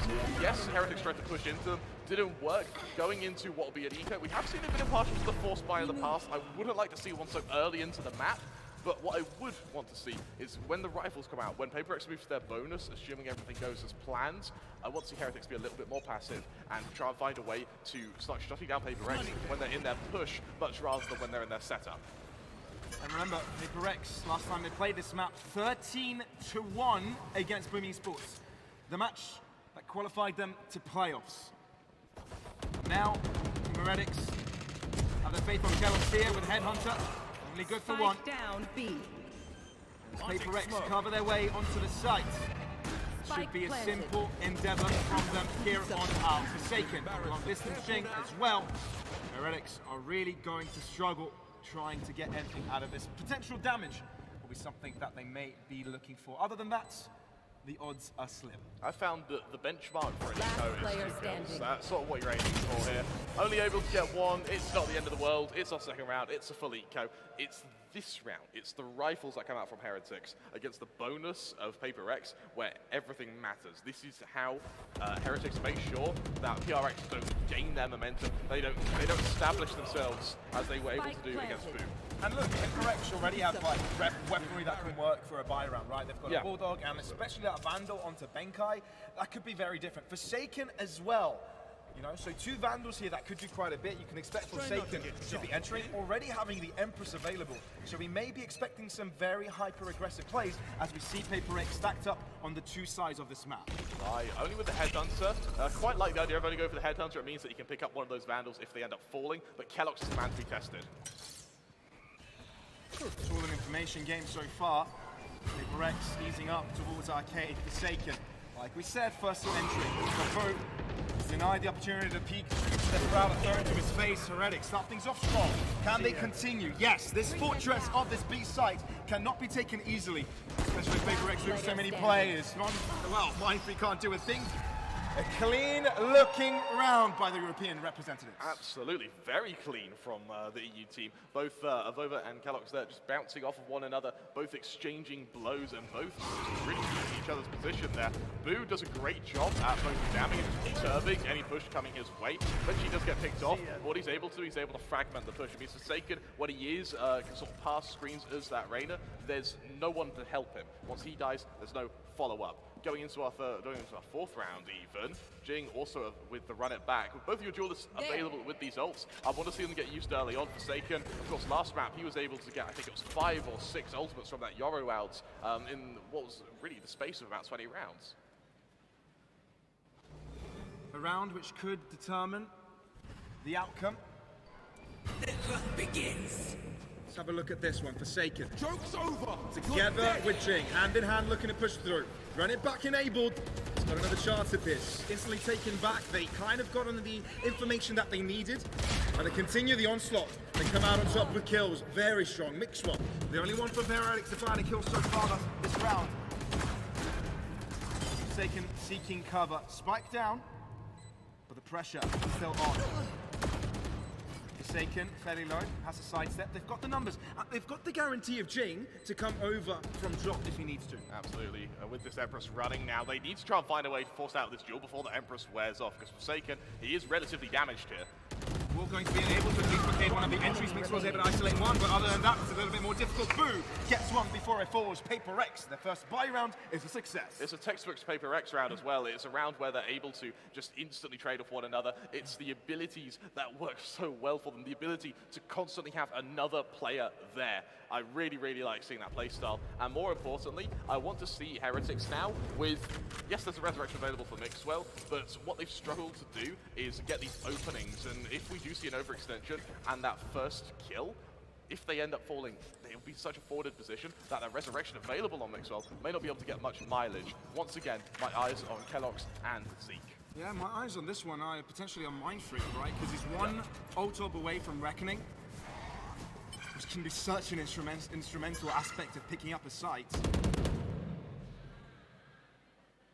Very high impact ult. Especially on that A site where you have nowhere to run. They become very, very hard to just move around in general. And you see a sort of forward position over from Mixwell on Sands. Backs off as he hears the rotation of Paper X. All of them looking to either delve through Arcade or back around through Dish. Fortunately for them, Heretics. Yeah. They've got aggressive on Dish, actually, with Zeke getting so much control. Back through main now, Paper X. A minute to toy with. They do have a bit of time here. I want to see if that Reckoning comes out from Mind Freak, especially now that Zeke is going to be able to guarantee that it's an A hit. The thing is, Heretics are kind of thinking that maybe this is an arcade push, but they only just realized that the efforts are condensed towards this ace site. Yes, Mixwell gets one, but the entry should be guaranteed. Cascade allowing the crossover, and the ace site is under Paper X control. I want to mention as well, that high tide's just the tip of it, not quite getting to Satellite either. Heretics might not let them breathe though, they're actually very close to the action here. Aftershock forcing Mind Freak into the corner. Now they can push through. Benkai, very sneaky. Over gets one before he falls, but it's still a 3v4. Paper X are on the back foot. Benkai doing so darn much. And he's keeping the team contesting. Mind Freak doubles up. Doing so good on that harbor. What a play by Mind Freak to put Paper X on top. Absolutely, this is off the back of the Reckoning as well, so any forward movement to try and get onto that site becomes so damn difficult. I want to mention, sort of go back to that high tide. He loops it around, arcs it around, so anyone sort of above Sand can't quite hit it. You see Mixwell here, he's got a tiny gap to work with, and he does so to shut down Forsaken. They've gone a little bit further. That round could have been even more one-sided. Great stuff from Paper X, great stuff from Mind Freak, and we say, Jing, we say Forsaken so often, it's nice to be able to really show Paper X that actually they have many, many layers to their skill as well as their strategy. It's a little bit hurting here for Heretics. Down a map, and right now unable to win buy rounds. Tactical timeout for them, trying to pick themselves up. I was about to say I wouldn't mind seeing a tactical timeout come through from Heretics, but they seem to be one step ahead of us. And I quite like the early timeout, to be honest, Pavlos. I think that bearing in mind for what has been a fairly one-sided couple of rounds, they need a way to stop that Paper X momentum. It's the same story with Boom, where Boom, they were going blow for a little bit, at least in the rounds, but Paper X, once they got that ball rolling, once they had that economic advantage, they just looked unstoppable. And it got to the point where rounds were ending in sort of 20, 30 seconds because of how on form the rest of Paper X were able to follow through with the comfort of a kind of 6-7 round lead. Talking about the lead is starting to build up. Something we didn't quite, well, we actually did see on the first game, right? 9-3 was the score, the first half of Paper X, then Heretics lost some comfort. But they're on the defense, man. They should be doing a lot better. On the topic of defense, we haven't seen Paper X's defense on Fracture at all, because they won that last round so quickly. Paper X may be looking to show the same story here. They're up against the pistols, therefore not much of a fight in regards to the hot lead thrown right back at them. Basically shooting at targets right now out of the practice range. Damage. Mixwell looking to get a little bit closer. Player standing. Clean, very clean.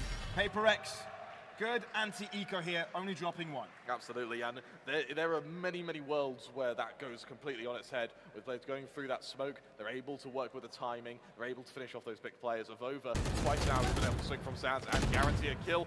This time they stop him. The advantage Heretics now have, though, is they've got the Tour de Force, they've got the Resurrection. The fact they have everything, Pavlos, every weapon and ability they could possibly ask for.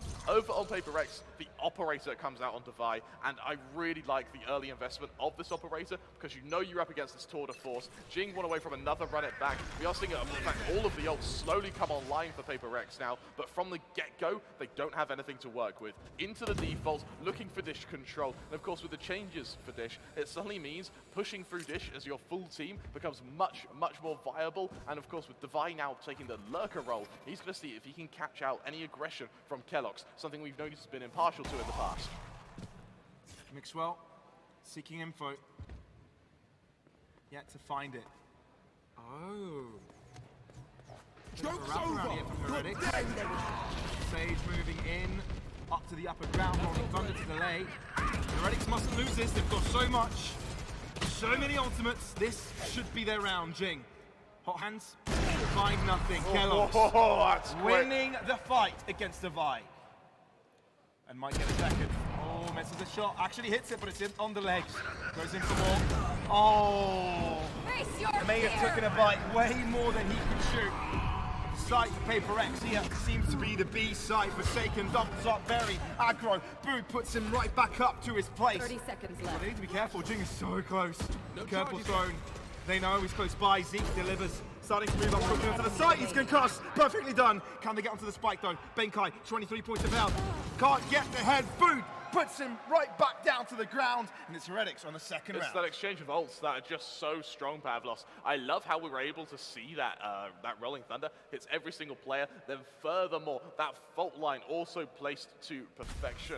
Right now, we're seeing Boo have a big recovery. He really struggled in that first map, moving into the second. Now he's back on that breach instead of the sky, and we're really seeing some momentum now. And I believe we only saw 2 ultimates come out of... Oh, never mind. We saw 4 ultimates come out That's of a that. lot of abilities committed, That though, is which a lot. which is the silver lining for PRX. They did push into the, they did use the run it back and the Nightfall. However, with Devi about to get a tour de force behind his operator, they've already got that reckoning once again available for Mindfreak here. So this Harbor is really getting his mileage. PRX switching up their approach once again, this time. All players. His B-side. He's a sneaky one. He's a little ninja.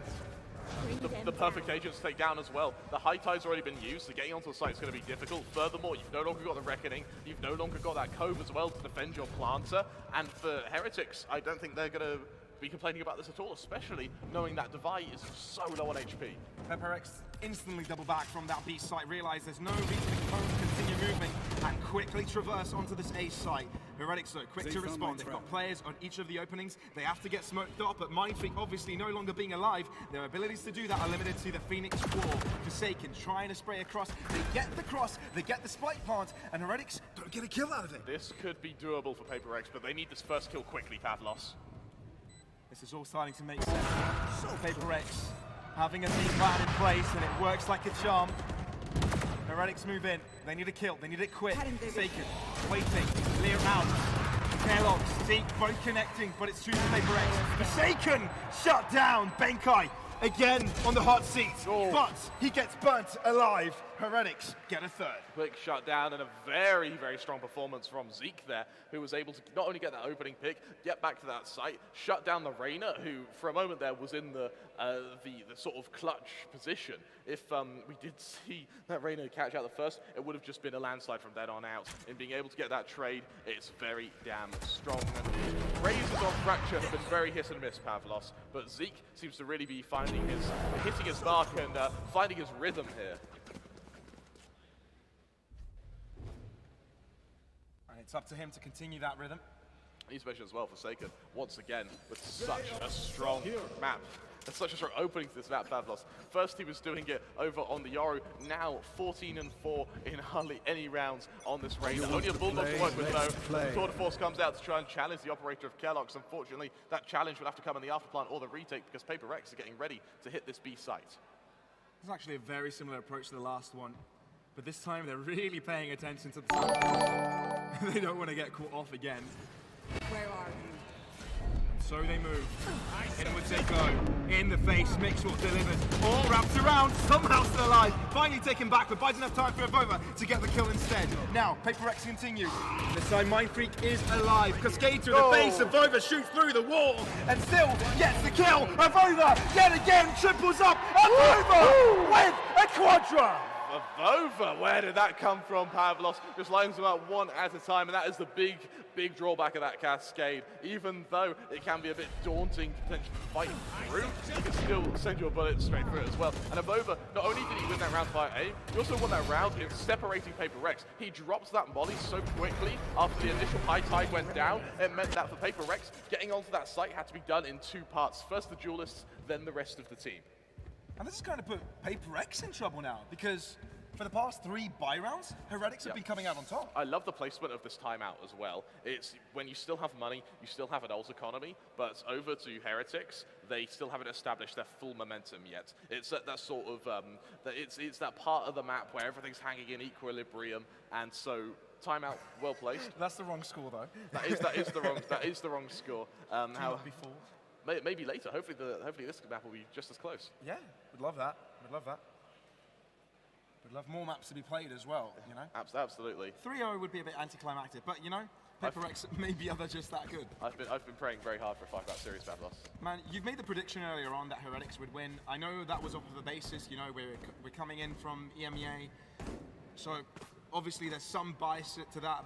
Was there any reason extra to that you would have picked Absolutely. them? And Yeah. does that still exist? Yes, so it was off the back of Heretics' utility responses are so good. For PRX, that's proven to be their downfall. That's why Secret were able to do so well against them. And for Heretics, what I think is working for them now is separating the attacks from PRX. Heretics are actually going to play very aggressive here. Hello. Oh, Gets one and gets out. Rendezvous. Zeke wants more. Zeke really wants more, and he achieves it. Keep in mind, PRX didn't really invest too much into this. Giving away 2 ultimates, well, 1 ultimate, isn't too bad, but they want more kills. They want to put pressure on the Europeans. Absolutely, and I think they also want to keep their economy as healthy as possible because they know that they're going to be going round for round with this team. Maybe buy up. Ultimate points. Oh! Kellogg's overstepping. That's the operator, by the way. That could very much be picked up. And it could very much do a lot of damage. Forsaken drops. Spike down. Operator in the hands of Benkai, though. As he stays in place, Heretics patiently awaits for the movement that PRX may take. Oh! Zeke opts to push forwards. If Benkai gets another kill, this is overly expensive for Heretics. Absolutely. Bear in mind, their investment was pistols, and that was about it. Yes, there are ults available for Heretics, but I know they really don't want to be using these. I wouldn't mind seeing the economic resurrection of potentially Zeke or Kellogg's, just to make sure you have your weapons, you have your players sort of surviving a little bit longer going into these next rounds. But I don't want to see a commitment of anything else. And for Benkai, saving the operator here, good shout. Drop it straight to Devi. He's proven to be very damn good with it, especially on this map. And the duel between Devi and Kellogg's has proven to be quite a thrilling one. Yeah, for PRX, actually, this has been an upgrade, right? They come into this round with Sheriffs and a Vandal. They come out of it with an Operator. Yeah, absolutely. Really, really strong round from Heretics. And yes, they do lose a few players, but against an Eco, losing 2, it's not the end of the world. But you lose the Operator, though. That's an expensive gun. That is true, but you keep an eye on sort of Kellogg's position here. He's going to be able to reinvest that operator. Furthermore, we've seen he doesn't mind glass cannon operators, and he's about to get another force. So as much as it would sting on paper, it can be mitigated a little bit here. Out comes that aforementioned reinvestment of the operator from Kellogg's here. 5-5 now. We're approaching the latter stages of this first half, the penultimate round. And we still have no clue who's going to be in the lead. Now, Forsaken did weave in and out here to get information, but he didn't realize that Zeke was holding a deeper angle, and that definitely cost his life. Now, Heretics, it's very important they create a lead on the defense, because when PRX get it, their retakes are deadly. And Heretics know it. Already, it's a way better result than we saw up against Boom. But they need to hold down the line. So far, the outcome's been fruitful. Forsaken is out. No more duelists apart from Jink for PRX. And a split effort as well. Take notice, two people sort of looking to see if there's going to be an overextension from Heretics to see if they can punish, while the rest of them over to A main. Runner back comes through. Flashes from Jink to try and garner a bit of space here, but Zeke wants no part of it. Beautifully placed to blast back there. Yeah, the satchel just isn't allowing his opponent to shoot him back. At least not accurately. 30 seconds. Paper X are in trouble. 30 Heretics need seconds the right left. rotation here because this is going to be an explosive one. It absolutely is now. Divide operator account that saved operator. He's got to get some mileage from it though, Pavlos. Orbital Strike is definitely going to deliver. High tide as well, Cascade enabling to get into the site, but still Mind Freak falls, which that means no more smokes for them. Kellogg's looking to fall back. He's got 30 points of health. Draws out again, misses the mark. 12 seconds, 10 and seconds Boo left. not wants to deny. Aftershock onto the box. Will it stop it? Repositioning. They might get the spike down, but Heretics now have friends. Boo ends up falling. Zeke trades it right back up. This is so close, but now Heretics need to move in, and Paper X have got defensive. Avobas behind them, and he's the only one surviving, and he's low.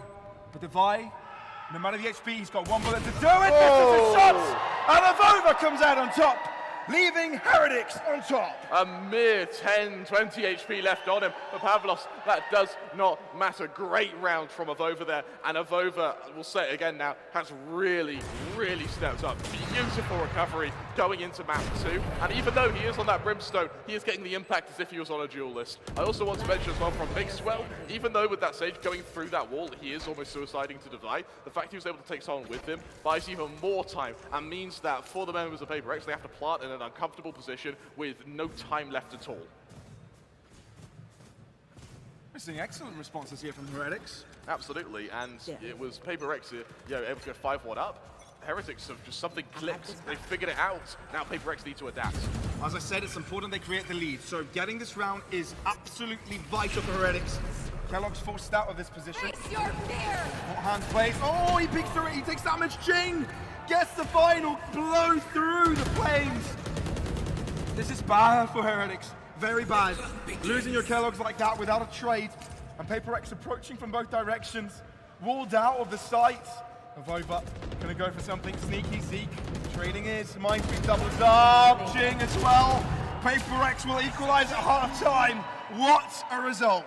Blow for blow in the midst of the reckoning, we're able to see both Heretics and Paper X land their Jubilee games, their Jubilee rounds. And for Paper X, I love it's a recovery, right? It's a complete recovery. They were losing 5 rounds on the bounce. For a lot of teams, that's what breaks your confidence. But the fact that Paper X are able to win the final round of that first half means that they're able to savor that momentum a little bit, and especially for Forsaken, who started the map well, fell off quite a bit towards the latter stages of that first half, now gets to go into the second in some big attempts potentially to find that momentum once again. On the topic of Forsaken, let's have a quick look at the head-to-head, Pavlos. We've got Zeke and Forsaken. Two very influential players, of course, for this team. Forsaken on that 15th kill. Zeke also doing quite a bit, but not quite matching the delivery of a Forsaken. For Forsaken, it feels like he's taking that entry role to push in, get kills, make space. Zeke, on the other hand, he's using a lot of his abilities to zone Paper X, to force Paper X into taking entry pathways, which are favorable for Heretics, which makes sense as to why he has a few less kills and a few less assists, but nonetheless, the ACS is still very high for Zeke. I'd love to get back at what has to do with this composition that Paper X is the second time they're bringing it out, but I think there's a lot to be discussed still. The strengths of this team. It's been incredible, right? Because even though you lose your harbor, they still have the Phoenix. You have a wall to cross over sites. It's looking impressive, Asura. It's looking really impressive. So, Asura, what do you think of this whole game as a whole so far? Honestly, hello, testing. Okay, I think I'm being heard.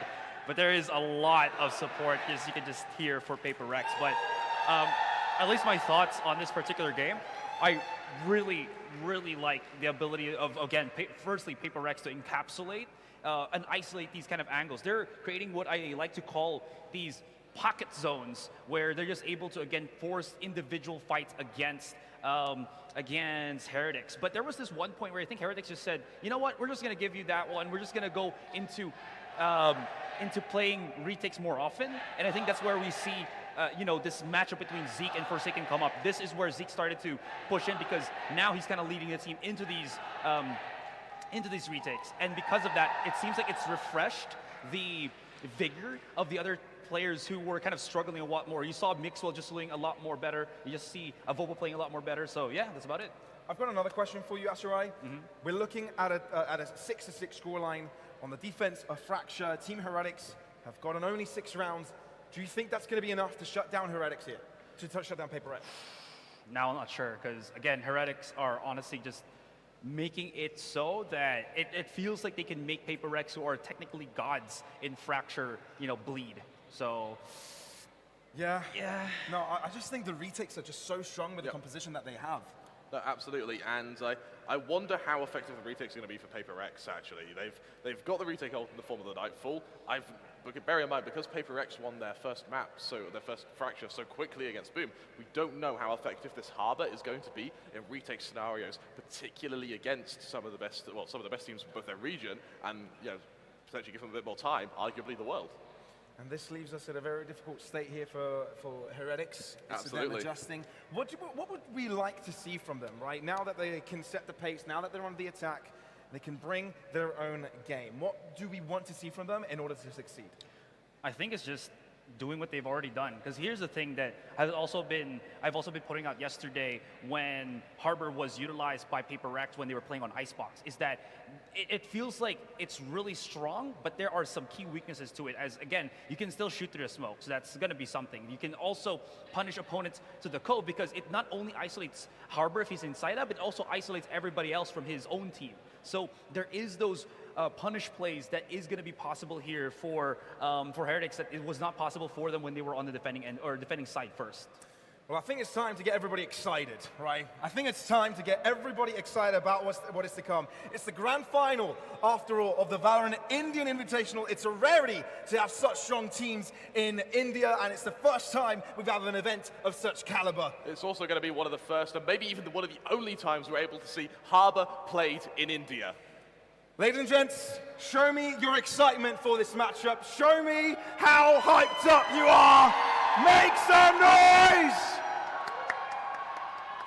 Excellent, excellent. I love this crowd. You know what, man? It's due to the fact that also PaperX is such a well-tiered team, Team Heretics, a lot of experience internationally as well in regards to the individuals of the roster.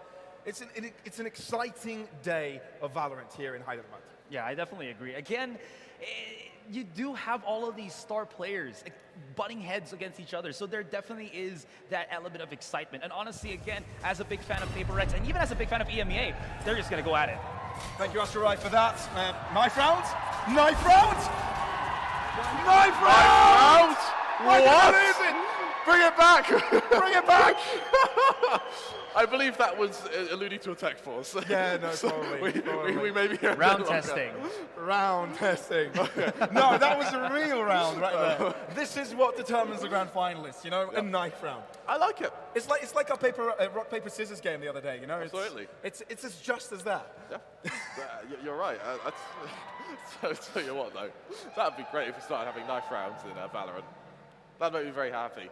Love to see everybody excited over in the arena. Have you ever had a knife kill in Valorant? Have I ever had a knife kill? Of course I had. I've had one accidentally. Only one? Yeah, well, I don't usually go for them. I accidentally get them. Fair enough. All right. Quick rollback. Quick rollback, going Yes. right back into the action. Believe it or not, the knife round wasn't live. No. So It would have been nice if it was, to be honest. It would have At least there's that element of having fun in its competition. But I definitely agree. It makes sense. Every single round is important, Yeah. even this one. So absolutely. I mean, pistol rounds are often, sort of 50-50. Not as 50-50 as they used to be, obviously. You see a lot of teams that actually can be quite strong in them and consistent in them. But, a knife round can be as 50-50, I guess. On the topic of strength and consistency, look at Heretics. Yeah. Very much so. We've got very good strength when it comes to both eco rounds and pistol rounds. And they're good at keeping close to their opposing side, even if they're trailing Exactly. behind. Even if they don't feel in control of the game, even if the plays that they bring aren't always the smart choices and it's clutches or pistol round wins, they always find ways to get right back into the action. But I think it's time to get back into the game. Unfortunately, not a knife round this time. Let's get into the proper pistol round of the second half of the second game of the grand finals of the Valorant Indian Invitational. That's a lot of obs. I'll That's tell a you lot of what, obs. though, we'll have to see if PaperX going to be able to stop what is meant to be the best RVU. So, it's going into this defense. Looks like it's going to be very aggressive, though, looking to push out Kellogg's here. Kellogg's. Oh, that's quick. That's very quick. He wanted to surprise them by swinging there and not allow them to cross through, but that didn't work out. PaperX on the defense here, Benkai hiding out. Oh, Zeke free fires it. The big brain on this man. Oh, the BM as well! Don't you love it? And Heretics have got the numbers. They've got the spike clowns and they've got site control. Absolutely, and we're going to see a, well, PaperX thrust into a retake here. Very, very limited utility. Nothing left on the Phoenix means that it has to be aim and only aim. There. Forsaken, looking to enter, aftershock, making sure it delays at least one of the entries of over. Finding a better angle as now he sets on the pinch. Boot as well chiming in. It's a difficult entry for Divide. Heretics with a very much needed pistol round. Absolutely, and that is their ticket to potentially take this lead. Remember, they lost their map pick to PaperX, so were able to take map 1 13-11 over on PaperX's map pick with the unorthodox composition potentially soon to be their norm. We're now finally going to see how it fares on the defense, and if the pistol round was anything to go by, it could very well mean that Heretics still have life in them yet.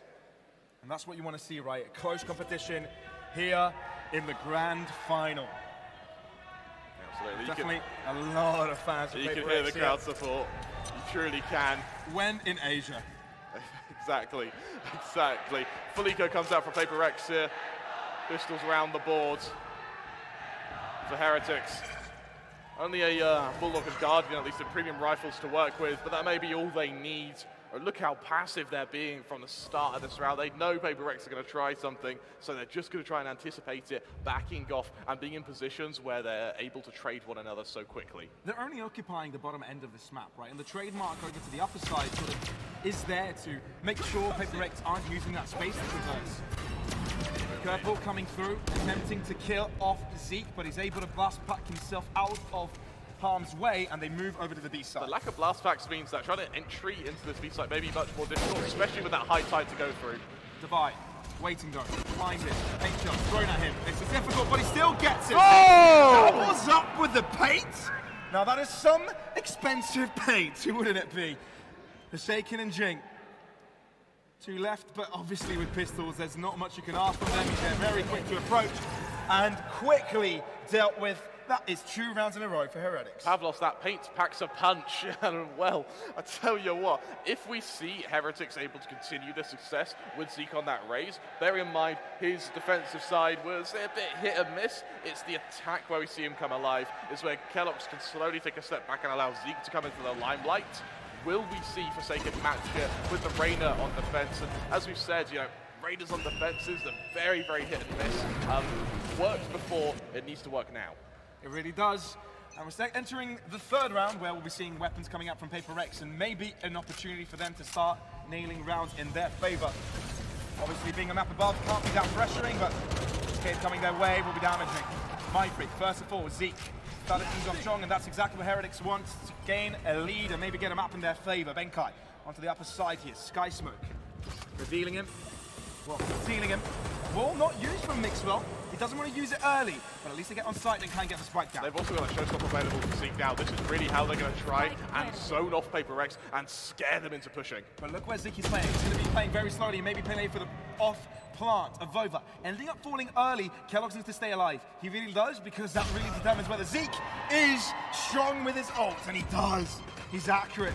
And goodness me, what an upset with this B. Heretics win the bonus round of PaperX. In they go. Mixwell holding down the line. Showstopper. It's enabled Gary early. Benkai dies. And this is clean. Heretics close up this round. 9 on the board and 3 players alive by the end of it. Suddenly, Heretics, they found their footing, Pavlos. More importantly, they've caught PaperX flat-footed.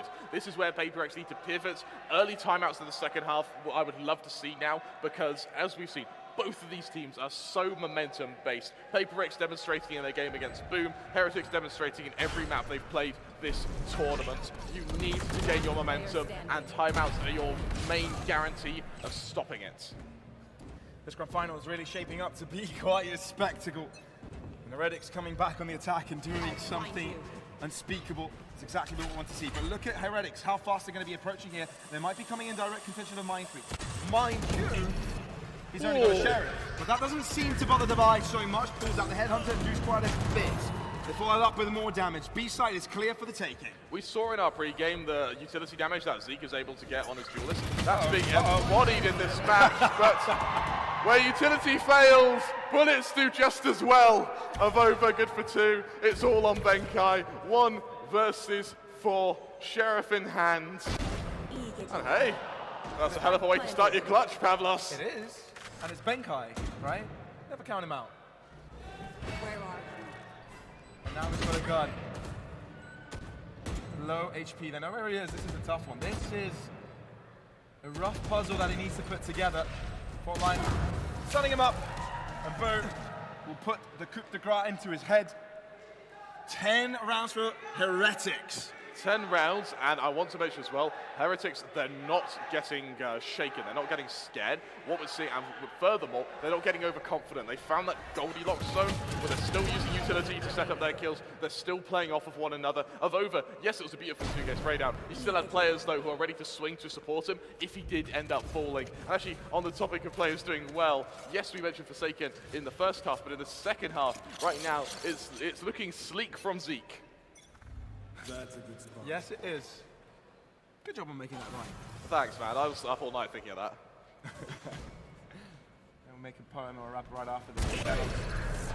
Here to put some lines together himself. He's got something to say.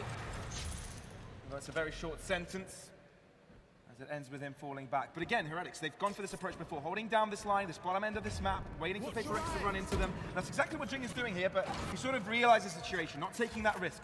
And now the pivot towards this B site holds true for Heretics. This close angle from Divide, this is going to be the make or break for PRX. Actually, Heretics giving a bit of respect, backing off now, making his big rotation. There are ults available for them. This orbital strike almost guarantees success in these afterplant scenarios. And Heretics have lingered so much, PRX have no clue where the approach may come from. They've got no deep positioning.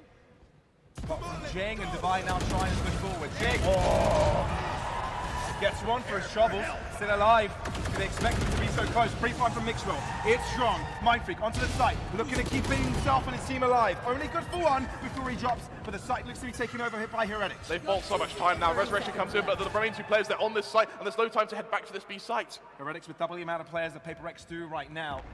But yes, again to the side. Benkai moving up forwards, only damage to be inflicted. Mixwell so quick on the trigger, quick to find ahead. Divide can't nestle in that shot. 11 for Heretics. They've got quite the distance between themselves and their opponents. Absolutely, Pavlos, an oblique picture to paint for you as well. Look at the economy on PRX. It is not on a pretty spot. Heretics in a position now, having reset their APAC counterparts, now looking to hit this map point and bring themselves to equal footing in this series. It feels like for PRX, the effectiveness of this harbor is only on attack. We've not seen his abilities get used to the same degree on this defense.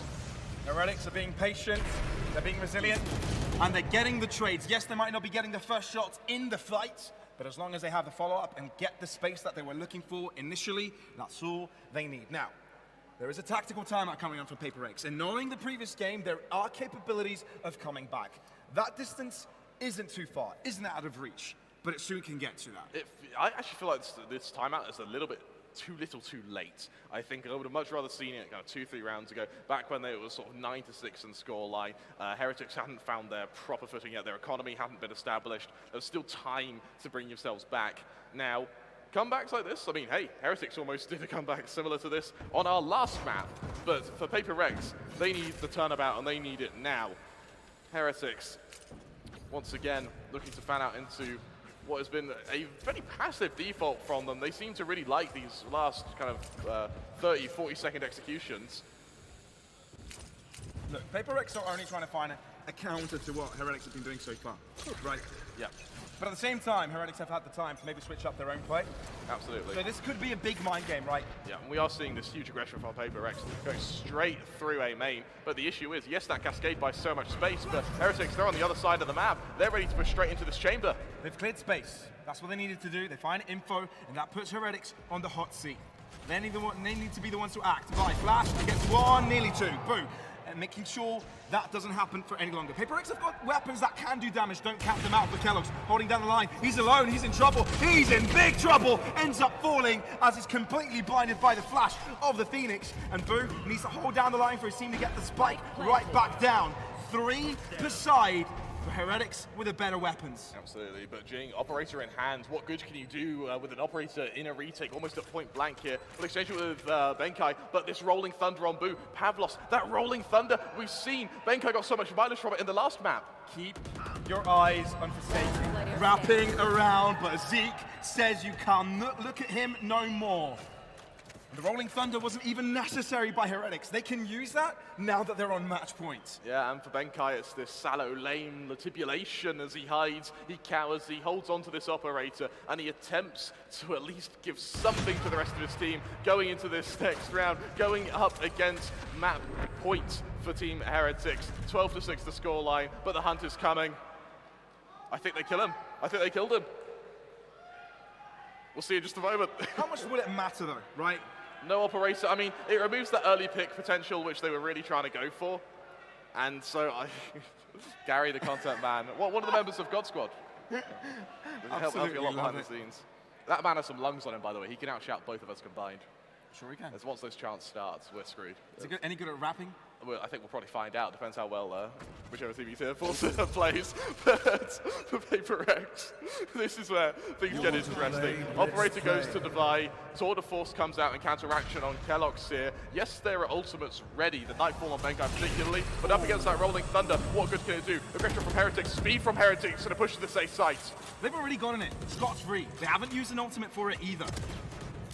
Kellogg's now posting up. The interesting part is that PRX are moving in quickly over from drop. They've already used the Nightfall, and they're not going to regress any longer. Into the site. It's a shorty from 60 to get the kill. Quickly trailing, and Kellogg's is there on the back end to do the rest. Rolling Thunder comes out, the wall comes through as well. Make sure you delete them even more. Heretics, I've got most of the players. This is tough by PRX, but they need to get it. If they want to make sure they're in and ahead, but Heretics, they will make sure they get the second map of the series. They will remain in contention. They will remain in equilibrium where their opponents in this grand final. I've lost. We may have a 5-map grand final, and I am loving every second. What a map from Heretics, and what a test for the Harbor composition from PRX. It worked so well against Boom. I'm sure that the members of Heretics definitely looked back at it. They looked to see what beats it, what counters it, and we've just found out. A hell of a map from Zeke as well, consistently just being there to trade, to follow up any form of momentum that PRX were trying to garner. And we were looking at Forsaken, who had such a strong opening in that first half, fell off a little bit, but Zeke, he just kept getting better and better and better. And look, man, that was clean. That's very clean. PRX didn't win a single round on their defense. Yep. Not a single one. Yep. And that really has to beg the question, you know, what is their mental like? Oh, it feels like it's been battered a little bit there. Yeah. One of the things I just did not expect was how, I don't know what the word to kind of call it, exploitable the Harbor was against PRX come that second half. You really do see that they kind of miss having maybe something a little bit more solid on being able as a controller, because again, the utilities of Harbor just not able to blot out the vision here of Heretics. And there was this thing where you saw PRX were still being so proactive on the defense, which is not really a bad thing, but because they don't really have anything else that they could try to do to play things slow, it seems like Heretics got a good grasp of that offense on defense that PRX were doing. And as you mentioned, it just did not work, and it just spiraled out of control for Heretics. Absolutely, and we were questioning sort of how good will that Harbor be on the defense. Unfortunately, not great is the answer. That being said, it felt like a lot of that success from Heretics was off their own doing, much rather than the mistakes of PRX. We saw their entries were so consistent. We saw that their ability to trade one another so consistent, and their decision making was at the best it's been all tournament. Whether that be buying time, whether that be ult commitment, whether that be taking fights that yes would mean almost suicide for whoever it is fighting, but in the information you garner and the rotation it's going to force out of PRX, made it well worthwhile. Well, let's have a look. Which players had the most impact in this game so far, in this match in particular on Fracture, a map that we thought PRX would completely obliterate on due to the 13-1 they had against Boom. But here we had some other starts. It was such a not it was such an unreal, surreal moment for me to see PaperX struggle Yeah. on Fracture. And you were talking about stars. Zeke definitely was the absolute MVP of this game, not just from either team, but the map itself. He was just so confident with everything. Like, again, he was blinded. They were throwing basically everything at him, but he was just able to catch all of it and turn it all the way around to PaperX. One of the plays, one of the near-end game plays for Zeke there was the shorty through a flash and still gets a kill on Forsaken. That is just unreal. I want to follow that up actually through the flash that's provided by Boo. Both Boo and Avova had great recoveries going into this game. A little bit shaky map one, both of them seriously stepped it up going into this map, and particularly Avova, who on that Brimstone was able to garner so much control, even just out-aiming the duelists at some points. I want to give it a lot of props to Boo as well, right? Being in the IGL up against a PaperX, Yeah. that is That is scary. hard. That's making very mid-range hard. calls and those quick adaptations is so difficult to actually do, and making them correctly throughout the entirety of the attack, now that is on a different level. Yeah, to be honest, I think he understood as well that, again, once we get that one pick onto PaperX, they actually don't really fall back on that second half. As you can saw with Jing, he was just holding aiming by himself, even though there wasn't really any big information for PaperX. As I think you mentioned it, that there was no info gathered for PaperX, so they had to really push themselves. I think maybe they were afraid of post plants. That's why they weren't really going into that style of play, more on to just trying to stem the pushes of Heretics, but it never really happened. Again, Zeke was always there, and the operator on attack, man, from Kellogg's was just absolute brilliance. So I want to roll it back and turn it right back to you. I mean, given what you've just said, did it feel like maybe PaperX had the wrong idea into this? Did they get into their heads and maybe didn't play as much to the post plants that they should have done and kind of gone for too many aggressive picks? I think maybe they also were afraid of the utility that they had. I think they had to respect one player that we kind of didn't mention on, all who was doing so well for Heretics was Mixwell, the Sage Walls, dude. Those were really hampering things for PaperX to go over. And because they have to break all of that and push through it, you saw Heretics was just so ready for the swing at each and every single time. And again, that's what I mentioned when I fall back to PaperX when they were using this comp on Icebox. It feels like they wanted something a little bit more solid with that Sage that you saw Heretics really utilize well. It feels like such a swift counter to the Cascade as well. Sounds like we lost you there, Kramer. I think I have lost me. All right, well, either way, let's break down the what we can see on our screens right now. It's my turn now. Yeah, it's my turn now to be the honors, you can't only host. But yeah, there's been a lot of, good moments here for Heretics, and one of them, as you mentioned, were those first kills, right? They were able to get those picks, especially on the attacking side, and PaperX wanting to sustain that, they were able to keep that going. Yeah. And, the good thing about Heretics is that they were able as well on the defense, when PaperX was stronger, when they were when they had the freedom of, doing their own thing and, wrapping around and being as fluid as they are, Heretics still kept close to them, kept close to that score, and had a 6-6 score. Yeah, I think it was because of the fact that, again, just going back to the two specific players, Zeke and Kellogg's were just unflinching, I think, of the pressure. Yes, they would get taken down every single once in a while, but you really did see how that didn't faze them. And once they were able to just traverse the roughness that was the first half, that second half, it was so much more different. Here's one thing as well, the mini interactions that you saw with both, let's say Kellogg's or Jing, or Kellogg's or Forsaken, they were always trying to maybe pop shot some angles. Kellogg's was just perfectly baiting them into positions where his operator was almost always at advantage. And if you saw it in that particular perspective, he was such a master at just, again, lulling them into a false sense of security and just beating down both Forsaken and Jing. So the mic of Kramer doesn't work, but I believe in the last few minutes he's learned sign language? See, you all Sign understand what he language. meant. You all understand what he's meant, and that's the important part. Yes, the game is epic. Yes. We'll see you right after the break, everybody. Have a good one, get some food, get some drinks, get replenished. We'll be back for more Valorant action.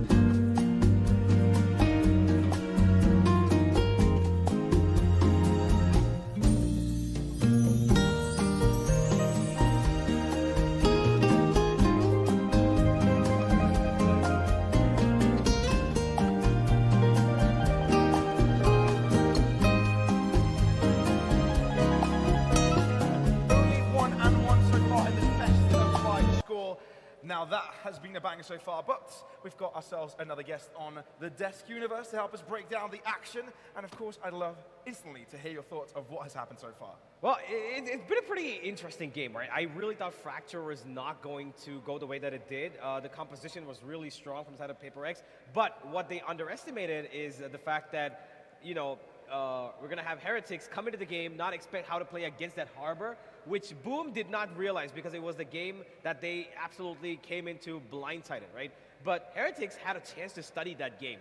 They saw it yesterday. They were able to maybe understand a little bit. Of course, they've got one of the best coaches as well, you know, really experienced Nilzinho, and I'm pretty sure he's helped them create a lot of the pressure that they did, right? They had the double Sentinel with the Chamber and the Sage, which actually helped them a lot because they were able to stop Forsaken, you know, and Jing on their tracks so many times with the utility, which is a really great thing to see. But let's have a look at the map results first in regards of what we have as in hand right now. Of course, PaperX did win off the first pick, which was on Bind, which we thought Heretics might have had a chance on. It was very, very close, but Fracture completely exceeded expectations with a 13-6 victory, handing no defensive rounds to the PaperX boys. Absolutely, and now as we go on to Breeze, yes, it's Heretics' pick, but this time it's a map we know that PaperX have played in the past. We know it's one that they're actually pretty good on. Furthermore, we know that it's one that Phoenix has slowly made his way back into the norm. Yeah, he most certainly is, and this is another map where PaperX actually have used Phoenix a little bit more in the past than, you know, recently. And talking about the map of Breeze, you know, we all remember the infamous Masters 2 performance of PaperX where they finished second, and the final map against FPX was where they utilized the Neon Yoru Astra Breach, and I believe it was Fade. They had a double Initiator, double Duelist comp, which everybody loved, right? I could remember watching that match. I'm looking at chat and everybody's like, what the hell is going on? You're right. You know, always good to have some of these surprises. You know, it's really cool to always have adaptations, new things brought to the table, and it's really fun to watch. And that's why we love Valorant, because, you know, with patches, with new agents, with new maps, there's always something constantly to analyze. But we've got a head-to-head of Forsaken versus Mixwell, I do believe, so let's break that one down a little. I think we can also dive into the fact that historically, or at least in these games so far, they've had quite a lot of impact, or maybe if they had performed better, they would have maybe changed the tide of the game. Yeah, I would further it by saying that Forsaken, when he is playing at his peak, he is incredible. That Yoru map 1, definitely something to go by. Even on map 2, first half was very good on Fracture, but once he ended up in that second half, he just fell off a little bit. For Mixwell, opposite side, hasn't hit that kind of max skill ceiling, hasn't hit that sort of one-man carry potential that Forsaken has had, but he's been a lot more consistent in my opinion. Yeah, you know, I personally actually wanted to see the contrasting playstyles between these two players because Mixwell's playing the Sage, right? And we've not seen him on the Sage in this entire tournament. You know, this is the first time that he's picked it up. He's been on the controller, you know, for most times, and he's been able to and play the secondary, you know, agent of any role for that matter. He's picked up the Initiator as well. But I believe that Mixwell really had a great game in this map of Fracture just because of the fact that his wall was so influential. How many post plans do we see? Because they knew that PaperX are going to do something weird. They're going to push up from B main. They're going to come in from the disc side, right? So they instantly were ready for that flank to come in because they almost every time necessarily knew that there's going to be a flank, so they always walled off the flank instead of actually taking control of side. And that's the kind of things that we love to see as well, right? It's not only the fragging power that gives the difference in the game, it's also placing the abilities correctly and getting the advantage. Very well pointed out here, Universe. That smoke, that wall, obviously, of course, coming out from Mixwell has been very, very influential in blockading those retakes. Now, jumping into this next game, obviously, we're looking at Breeze. Obviously, this is also a map that Heretics haven't played. Now, maybe one of those influential players that could come into this game could be Avova. Absolutely, and I think that Avova, for me, has got better and better as the series has gone on. A bit of a shaky bind, went on to Fracture, and he was instrumental to Heretics' success. Now we go on to Breeze. I'm not sure sort of how comfortable he's going to be within the role of Smoker on Breeze, and I think that may be a bit of a test for him. But if he's able to rise to the occasion, Avova actually could be one of the unsung heroes of Heretics in this series. Yeah, I believe so because, you know, the map of Breeze is not really controller friendly per se. Exactly. Yeah, you've only got one agent who can practically make things happen. That's the Viper, right? Yeah. Now, Harbor is a pseudo controller, who doesn't really have the, the powers of a Viper. She can give damage, she's got post-plant, she's got a Viper's Pit. Harbor's got none of those. Even his Cove can be broken down pretty easily, right? Yeah. So I believe the Harbor, if PaperX go for it, I really think it's going to be a mistake. Heretics will punish them.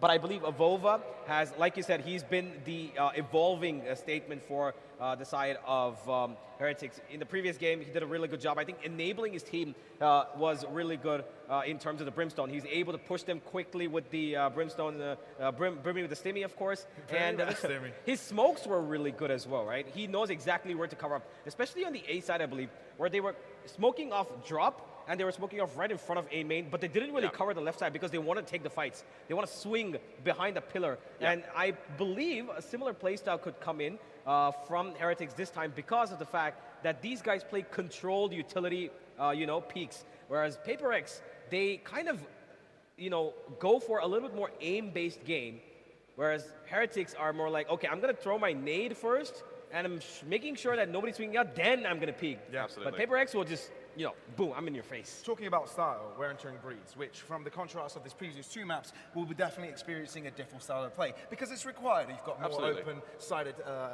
areas of the map, maybe more influence with sniper rifles. Absolutely, and I feel like double operator setups have become quite commonplace on Breeze, something which Heretics are going to be able to do quite easily, of course, with almost all of their players having experience at some point with that operator. I also want to mention as well, in terms of confidence of both these teams, winning this map puts you on map and series point. Absolutely. I believe, I'm going to make a really, just sliding in kind of prediction. I think this is going to go to 5 maps. Heretics will pick up this. I think Breeze is something that PaperX might not be as ready for. I think it's still a little bit a gray area for them because the last 6 times they've played this map, they've had 6 different comps, right? Yep. So they're not exactly seated with one particular pool of agents. They've always been on the forefront of, innovation, whereas the side of Heretics are finding a good base. So I think it's basics against innovation, and it's only about who does it better. Because PaperX have got basics, yeah, for sure. But the question is, as good as every other team in the world can play their basic comps, can PaperX actually come to that and do it? Do you think that? Can they play a no duelist comp, or can they play a single duelist comp on a map where you actually might need a double duelist? Can PaperX do that? I would also want to further it by saying you've mentioned how confidence comes into this, and how this is going to be you think it's going to be a 5-map series. Remember, for PaperX, they've got Icebox as their last map. They've got a lot of film to anti-strat Heretics on from their game against Bleed yesterday. It's a map they know they're confident on. Going to a 5th map, actually, I think would be an ideal scenario for PaperX. It would be an ideal scenario for us, because we love seeing some Valorant. We love seeing it at this level. We love seeing it in this arena. Now, something that we haven't really talked about so far this tournament is that we've got some trophies to hand out, obviously. Oh, yeah. Though, the moment I speak about it, it's no longer on screen. Apparently, the pieces of Radionite. Ah, that's pretty cool. Yeah, it's pretty cool, right? It is Imagine really taking beautiful. home a piece of Radionite. Imagine, so do you know how the spike explosion works in Valorant? How? So you know how when it goes off, the only things that get destroyed are the agents. The guns actually don't get destroyed. Do you know why that is? Why? It's because the agents, the lore behind Valorant is that the agents are infused with Radionite. That's what gives them their abilities. And so the spike going off is like in Radionite EMP. So I would go. Imagine winning this trophy. You're flying back home. Your plane goes through a Radionite EMP. No one notices it because it's just for Radionite. Little spike explosion somewhere. You lose the trophy.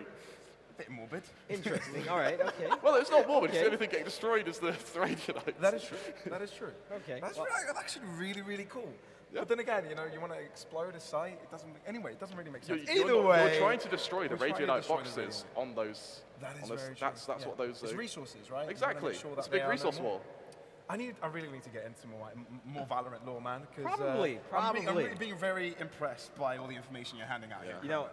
If you get into Valorant lore, and if you, what player are you? What do you play most often? What agent do you play? Breach and Omen.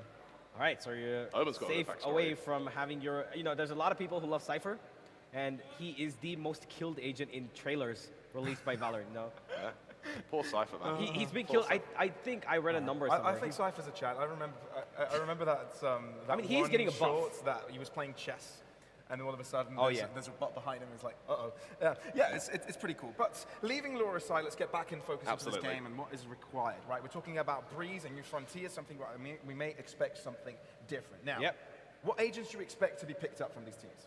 I believe that Heretics are going to go for it. Their, normal pickup of having a Chamber Jet combo, as the forefront of the attack, have a Viper and a double Initiator, if at all, if they want to, pick up the Sova and Sky, which they've done before, but with this roster in particular, they've only played Breeze once, which is actually just a couple of days ago. It was about 8 days ago, I believe, in their previous competition where they won 13-8, but it wasn't really a test of skill per se. May I add, it wasn't exactly the same roster. There were players of this team playing in it, but they were also playing with a core of the previous roster. Forgive me. I think But that's fine, that's fine. It's still under the same coaching staff, right? It's still under the same idea. So may pay relevance, but looking at specific players, their confidence may lay elsewhere. Absolutely, and of course with the coaching staff of Weber and Neil Zinho, I guarantee you they've had a field today being able to anti-strat PaperX, and this is when being such a core established roster kind of worked against you, because there's so much there to anti-strat. Yes, there's different agent compositions, but there's still footage of those agent compositions. Well, there's no need to wonder and ponder what agents will be picked up for this match. We can dive in straight into the agent select as it will appear on our screens. Let's see what these guys have in hand. Well, these boys on screen are definitely going to be surprising us, as we've got PaperX going in the third map, fighting for their lives. We've got a Sova coming in, Kellogg's on the Jet, Mixwell on the Chamber. Okay, I like this. We've got a Harbor back again. Oh, baby. And a Jet for Forsaken. And Jing on the Rena. Okay, this is looking fast-paced from PaperX. This is going to be a very fast map for PaperX, win or lose. And Forsaken and Jing, the Jets and Reyna combo, that's what they were known for, that's what they're loved for. And notice how I'm delaying talking about Harbor, because PaperX, they are making this agent work. They're forcing it into their strategies. Guys, I made a tweet post the other day posting about PaperX's composition, right? Yeah. And I mistakenly, instead of saying Fracture, I said Breeze. You were right, though. I guess I was right in regards to that. They're bringing a Harbor to Breeze. And yes, a lot of the time you think, yes, Viper is a must-pick on Breeze, right? Must-pick, but Harbor's new, man. And he's also got so much ground control that he can provide. All right, Universe, any final words before we can jump into the game? I am really going to be a little concerned for PaperX, because that Viper on Avova is probably going to be the most important agent, because of the ultimate, because of everything that she can provide. But, ladies and gentlemen, I'm going to get up and get off, as our beautiful casters are going to take you through this matchup. Let's get the show on the road. Breeze, our third map of this series, of this grand final. PaperX on the defense, Heretics on the attack. Let's get the show on the road. Oh my, you hear from the fans, they are ready for this matchup. I can't wait to see the utilization Harbor has now, as Heretics going for what looks like fairly under control over to Halls, also listing over towards this ace site. It's a long recon dart, but it's going to garner a lot of info here, especially onto Divide. Perfect little shot coming from... Oh! Oh my God! Now that is one way to start off this map. One enemy remaining. That is incredible. He's got one bullet left. One player remaining. He's going to try and get it. Oh, okay, boo. Oh, Pavlos, you wanted to know how do you start Breeze on the back of a loss? That's how you do it. PaperX, they show that no matter how bad the scoreline was in the map beforehand, they are more than happy to rest, reset, and go in with renewed vigor. Let that sit for a second, everyone. Let us simmer. We're talking about Harbor. We were talking about how PaperX are going to approach this, surprise everyone. It doesn't matter when you've got someone like Divide just pressing ahead. Absolutely. Just tapping them. And on a map like Breeze, where the sniper rifle is going to have such huge range, being able to get your chamber ultimate up so early is really going to have some huge effects down the line. For now, though, Heretics once again going for a fast round. This time, though, over to B. And it's a force. We rarely see Heretics go for something like this, but this time around they're comfortable because they've done some damage. Onto the side they go. Mindfreak doing damage with a Bulldog, making sure their player is down. Zeke is no more, and therefore no flashes can be available for them. Not missing shot by Mixwell here on the Marshall, looking for more. Boom. Heretics finally finding the way onto the scoreboard. Mixwell as well, getting the better positioning. But Jing is very, very aggressive. Low HP in the Heretics players, which could mean it could be quick cleanup by PaperX, but Mindfreak is scared to cross the wall. Toxins down. An opportunity perhaps to close up this gap. Heretics playing the slow game. Staying back, no reason to peek. Benkai though is desperate for one. He's peeked but misses a mark. Recon, they know where Mindfreak is, they're going to keep it simultaneously. Avova coming true with a kill. 3 against 1. Benkai with a Marshall. Everybody one shot with that Marshall. Oh my god! 1 bullet. Yasurio. Oh! He's got a chance! He's got the classic, and he's chasing Boo. Boo is trying to run, ring around the rosy, round and roundabout. He goes. Oh my god! Boo gets the victory, and the Heretics get the second round. Oh my god, what? We're 2 rounds in, Pavlos. We're 2 rounds in, and already we are seeing absolute masterful plays from these teams on every agent. I want to highlight as well, we also saw through the smoke Divide tagged 3 of those 4 players without seeing any of them. Low HP on every single member, but it did not matter. Boo, 1 away from being able to bring out that Hunter's Fury, and we're about to enter just our 3rd round. I think we're in for a show, guys. I think we're in for a good quite one. a show. And PRX aren't going to respond with a force fire of their own. Instead, it's Pistols. Heretics looking to set up towards this A site. A bit of info garnered from Boo, but only for the first. Divide once again answers the call of duty. Divide. Bring it straight back up. PRX have actually got the numbers advantage in this. They got the pistols. No way this is another topsy-turvy. And with that second kill as well, Divide brings out the tour de force. This suddenly becomes so doable. This could be doable, you're right. This could go to the hands of PRX. But they've got the wrong idea in regards to what site will be breached. The B site is what they've entered Avova. Lurking in mid. Nestling himself into a corner. Getting comfy, getting snug. And as soon as Benkai falls, he makes sure there's a coffin and a wall 6 feet deep to shove him into. Heretics now have equalizing numbers, but with a better weaponry should be able to deal with it. It's still a trade. Mixwell comes through and doubles up with Mind Freak now on the hot seat. Looks to wrap. Heretics though are smart, they reposition and there's no way Mind Freak will find them. All they have to do is just hide. So smart by Heretics. And you know, it is a damaging round. Was that a dink? That was actually a dink and he doubles up. Wait a second, Mind Freak is stealing it. Wait a freaking second. He's running out of time though. He doesn't have the time. But you know, that round was a statement. Fear our pistols. Absolutely, Pavlos. This is neck and neck with hyper-aggression and some of the best aiming we've seen for the whole tournament. Absolutely incredible from both of these teams. And now as we enter the full buys, Heretics, they took so much damage that round. How are they going to match the Vandals that are about to come out from PRX? That is a very good question. It's troubling. But you know, when you've got pistols, you feel like you've got less to lose, you know, you go for some aggressive points. They've also got that Hunter's Fury to work with. Now, at what point will it be used? Will it be used preemptively to help initiate an attack? Kellogg's actually fairly deep already. The by 4 stout damaged. They're really trying to push. Oh, Jane, hello.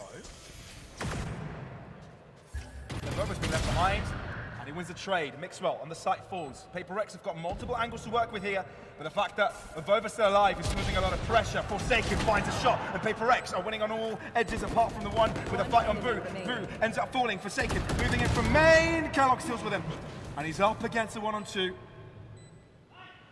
Slowly switches position, but he won't be able to deal with that one. Heretics get some guns in the board and are able to get a win. Absolutely, and they strike back against PRX. Once again, the talent is oozing out of these players on Breeze. I think we may have found our we may have found our coup de grace, our absolute masterpiece of this series with what has been such a flashy map so far. I wish I could only dream I was that smooth, Pavlos. Any riots in the house? Give this guy a gun, buddy. He deserves it. Oh, that's a bold statement to throw. That's a very bold statement to throw. Yeah, tweet Kremer, by the way. Oh, wow. Message him. He could give you one. Yeah. Sorry, bro. That's all right. I guess we own it at this point. Thanks, Pavlos. All right. Rip inbox. Forsaken. And open up the PRX onto Fury. You. Okay. All right, we can see you. We can hear you. That is a lot of damage. Heretics have guns this round, and they just got dealt with as if they had mere pistols. Absolutely. Granted, they didn't have too many guns. It is a hero vandal sort of in the mix. It's not a full buy from Heretics. What's interesting about this is they're able to get the cross through towards the B site. There is a chance, but no. Benkai is just there, holding down the line, the gatekeeper. And Boo is on a solo journey. He's going to opt to save it, that's for sure. But he may as well try and take some down with him. Yeah, wherever he goes. If he crosses towards the doors, he'll be seen. If he... There's a player in Nest as well, with like some Mind Freak. Oh, Mind Freak maybe timing. Could he get a spike plant? No, he's going towards the A side. Never mind. Never mind. He's not going to check his right-hand side. And that will be the round for PRX. They are now in the lead. Clean round there from PRX and from Benkai, but now it gets interesting. Now the full investment comes out from Heretics, and this is where you really get to see them sort of flex their muscles a bit. Hopefully, I believe we will be seeing a operator come out from Kellogg's, and once again, Kellogg's, he is impartial to bringing out these glass cannon operators for circumstances exactly like this, where they need that extra oomph. Luckily for Heretics, with 4 ults on the board, that oomph may be coming very quickly. Mind Freak and Forsaken both push their ultimates as well. Zeke about to get the stealth command as the full execution comes out off the back of a very fast push to this B site. It is very fast. Jing gets out of trouble though. Heavily occupied B sites. 2 very strong duelists can do quite a bit. Looking to avoid the Hunter's Fury, they get another in their efforts. Heretics can't do a thing! They're being toyed with. They're being danced around. And there's nothing they can do. Mixwell might have given Heretics some fresh air to breathe, but Devi is there to suffocate them. There's a chokehold with a name on it, and that is where Devi will seal the deal. Spike now dropped with Mixwell, with subpar ultimate. It will. Oh. Knife. Oh, he missed it! But he gets the kill either way. No knife. But the round for PRX. For a moment there, Pavlos, for just a moment, it looked like it was possible, but no. If you're going to whiff, at least you do it with a knife, right? You're going to be seeing a very, very strong position now from PRX, who have not only just found their momentum, while everyone desperately finds the camera, Heretics, they try and find their momentum, because with little money, they need these kills as quick as possible. They really do. Aww. Timing was unfortunate there for Benkai. But he's always a showman. He loves to be in front of an audience. There's the hero operator we're talking about. This time on Mixwell, though, instead of Kellogg's, who brings out the Blade Storm. PRX really need to hold this on because Heretics have completely upped up the pressure, but it doesn't even matter. They get dealt with in a matter of seconds. Completely quashed. And 2 at the back of the site, struggling for space. Sheriffs feeling a little bit more comfortable to get a little bit closer, but Benkai is having none of it. Zeke up into the site, but they're in trouble. Cascade coming their way, closing up the gap against them, and PRX are actually lost a couple of players here. It's not that easy, but Mixwell is a final standing player for the team. That's 1, but will be dealt with. It's damaging, but Heretics still cannot get a win. Damaging, but not damning, as we see a 5-2 scoreline now. PRX really garnering this momentum, and we were sort of asking the question on Fracture, how good can Harbour be on the defense? Well, I think PRX may have figured out how to make it work, and that is with unrelenting aggression and constant, crisp, clean aim, and we're seeing it especially on Forsaken, who has constantly now found himself with this fast-paced, very explosive start to all our maps. And they've realized it doesn't work. Heretics, at least their aggression. Yeah. And they've called for a timeout. Yeah. Time to switch up their play. Absolutely. The question now is, if we see Heretics slow their pace, if we see Heretics slow down and instead decide to potentially hold a default, see where the pushes are going to come from, PRX may just abuse that and just start taking map control. And we've seen they are able to make that split-second decision-making so quickly, it could very much come back and harm Heretics. I think their best solution right now is to get these operators out, to challenge the long-range duels against Forsaken, and however, instead of exploding onto a site once their position has been revealed, to keep it slow and work with these sniper rifles. It's hard though, man. I feel like there's a fear, there's an inkling that they may get caught out by all these snipers, you know? If they go slow, if they don't amp up the pressure. Hey, give Hell Ranger a go. All right. Hell Ranger. Hey, Hell Ranger, you look pretty good in those. Nice shades. Hell Ranger, of course, certifiably one of the coolest people on the planet. Yeah, can vouch for that. Yeah. It's a non-negotiable as well. It's confirmed. Statistics back it up. You know what? No, you have to give credit to God Squad playing early in this tournament. You know, Absolutely. Giving India some hopes in regards to what so they can bring 2 wins in their group. Only it was a round differential that didn't allow them to get to play. So looking at how good PRX are now, credit's due to God Squad for getting the 7 rounds against them. Yeah, Yeah, absolutely. big time. Going into the state, though, there is that Viper Spit available for Avova, and that may be what mitigates the effectiveness of these snipers on Forsaken. He just needs to be able to get in position to use it. Heretics, they continue the fast pace, hitting straight onto the B site. This time, though, PRX aren't in position to try and get this early trade. And finally, Heretics get a pick without being punished. Zeke. Oh my goodness. Using the null Executed. command and executed on the spot, everything thrown at him. Viper Spit, Heretics need to win this, man. They can't lose anymore. Absolutely, and with that Aldron already being deployed, trying to ping that Viper within the pit may become very difficult. Mind Freak, Cascade. Trying to gain space and slow down his opponents. Limit them to an area of the map. Mixwell finds Mind Freak. He's on the hot seat again. Forsaken, make sure he's spurt. Jing carries on, and he can make himself out of there. Jing on the Empress is unstoppable. And Boo, he's got the right positioning. He can delay it, but Jing is holding the position. And Jing shoots him down. PRX wants to make Breeze their own. You said Jing can do a lot with that Empress. I think we've seen exactly why. What a performance. Remember what we said about the timeout, where we said Heretics would play it slow? Yeah. They didn't, did they? No, they absolutely didn't. And we saw some serious punishment go their way. Really, really strong stuff. And it sort of worked at the start, didn't it? Well, but that's off the back of the null command, the Viper's Pit, these heavy, heavy commitments. Yeah. Oh my lord. You can definitely hear the fan favorites earning every single one of those chants. Oh, we're hearing some Heretics in there as well. Oh, The we venue are, is we are. split. Straight down the middle. And also middle being spoken of. You cannot be serious. Being so comfortable to push up that quickly. I mean, yes, Heretics are in pistols, but this is just brutal. This is murder. There's only so much Avova can do here as well. Now he's deployed that poison orb, everyone knows where he is, and with Mixwell sort of his position suspected, that's going to be his tour de force though. Suddenly this becomes very doable, Pavlos. Jing, who's got a whiff of where they're heading, where they're trying to go. Needs to get the spike and head in a direction of the site. 50 seconds. Do they group up or split? Still, subpar weaponry. But Mixwell 1 orb away from guaranteeing getting the tour de force. Teleport's ready. Look at this plant as well. That tour de force comes out, and on that A site, there's such huge angles to work with. This would be the perfect scenario for an eco victory. Mixwell saying, let's play. Now, who will win this game? Who will win this little mini game in this round of over? Even with a sheriff, he's deadly. There's 2 state bites available for Avova as well. Even if the tour de force doesn't work, they have the afterplant utility. And look, Avova instantly sets up. He's got a lineup.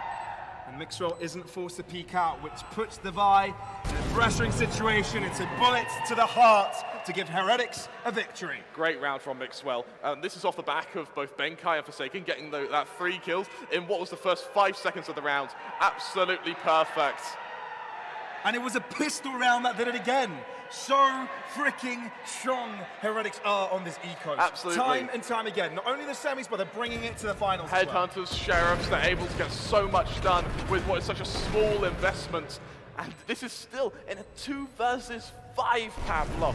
For PRX, I actually wouldn't mind seeing them time out straight off the back of that, purely to rest reset. Benkai, Hunter's Fury already available, Forsaken close to another Blade Storm, but over onto Heretics is Boo, also ready for a Hunter's Fury of his own. A few engagements, a few whispers of bullets exchanged over to Corridor, but it's Benkai once again with that Hunter's Fury to garner a kill, and onto Zeke. Especially means that Forsaken and Jing are going to be able to play at point blank without the risk of being suppressed.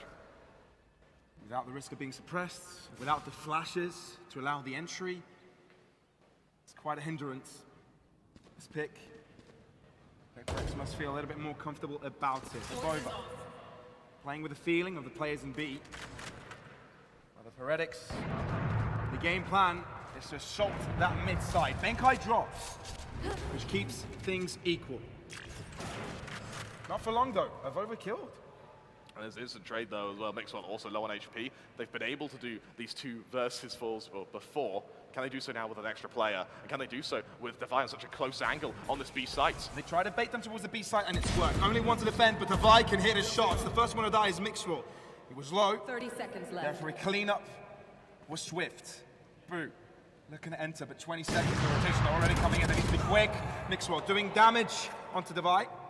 It's Boo, actually. Still, they cannot deal with the rotates. They really cannot. Boo will get shut down by Forsaken to the side. PRX on the defense of Breeze seem like a different beast. Absolutely, 7-3. PRX really putting some distance between them and Heretics now. The worry, the fear, it's got to set in. Remember, PRX, even if they lose the map after this, they get to go to Icebox if everything works out in their favor. And if Breeze is how it is, if the Reyna on Jing and the Jet on Forsaken is looking this strong now, what is Icebox going to look like?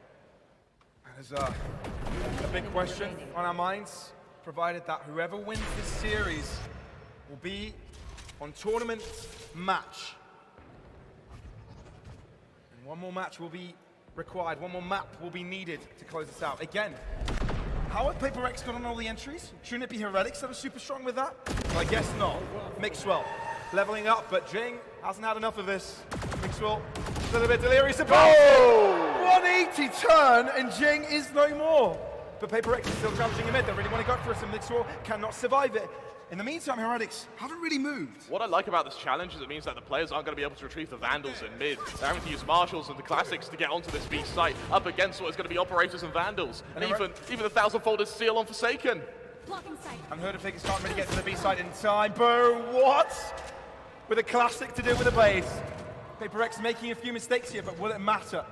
Still, looking to rotate quicker, but you know, having the mid control is much more beneficial for the PRX side. Absolutely. Now Benkai, wary of the flank coming. He's going to see it. He's going to Probe see for it. information. And he gets the kill as well. Oh! Boo does have an Operator, which means this is by all means doable. 2 Shock Dart to work with and a Hunter's Fury for the Afterplan. Once this spike goes down, it's possible. Yeah, but there's a high tide in front of him. He cannot cross the waves to get into Breeze. 8th round for PRX. Absolutely, yeah. You see the banners being held. This is truly becoming a masterful performance from PRX. The question on my mind now becomes Heretics. They've already used their timeout. Clearly hasn't worked. What do they do from here on out? To be fair, Heretics went in with a shaky buy. And Yep. PRX's play isn't perfect, but it's unorthodox, and it's something that Heretics can't account for. Absolutely, and it takes like this extreme prescience to be able to like, extrapolate how aggressive Heretics are going to be, counteract it, then continue pushing yourself. And Odin comes out on Jing. Oh dear, Forsaken felt the pain of missing the shot. The second swing will do it. Aggression to the site though. Kellogg's needs to open these up for his team. Boo assists with the Hunter's Fury to create some more space. And if you look at the wall creator, the toxins are very far wide. Heretics won full and it's paying off. Low HP on Zeke and Kellogg's though means that they need these kills fast. Over his flank, Pavlos. It's perfect, and it catches the entirety of PRX off guard. Now it retreats and that get picked off again, so you can have the opportunity to do that a second time around. Absolutely, there's ampi angles to work with here. It's flank on flank on flank. Pavlos, Kellogg's falls down to the 3v3. It's flankception up in here. Zeke dies. Heretics, can they hold on? It's over, but he's so far away. They know where he is, and they can get on the spike. They've got a snake bite to work with though. Instantly the point though doesn't land in time. It will not. There's no way. It will be diffused. Oh, it does! And he takes that Forsaken! Wait a second. Obeba could do it. 24 points of health. He needs to peek it. He needs to peek it. Oh, guy gets it! And he's got the time! Oh my God, Pavlos! Oh, my heart cannot take this. I simply cannot. What a map we have on our hands right now, and what a series. Talent after talent after talent, play after play after play. And 9-3 for half time. It would only be apt if it were to end in the curse. What a half has this been. And Universe, thankfully, we've got you here to help us break it down.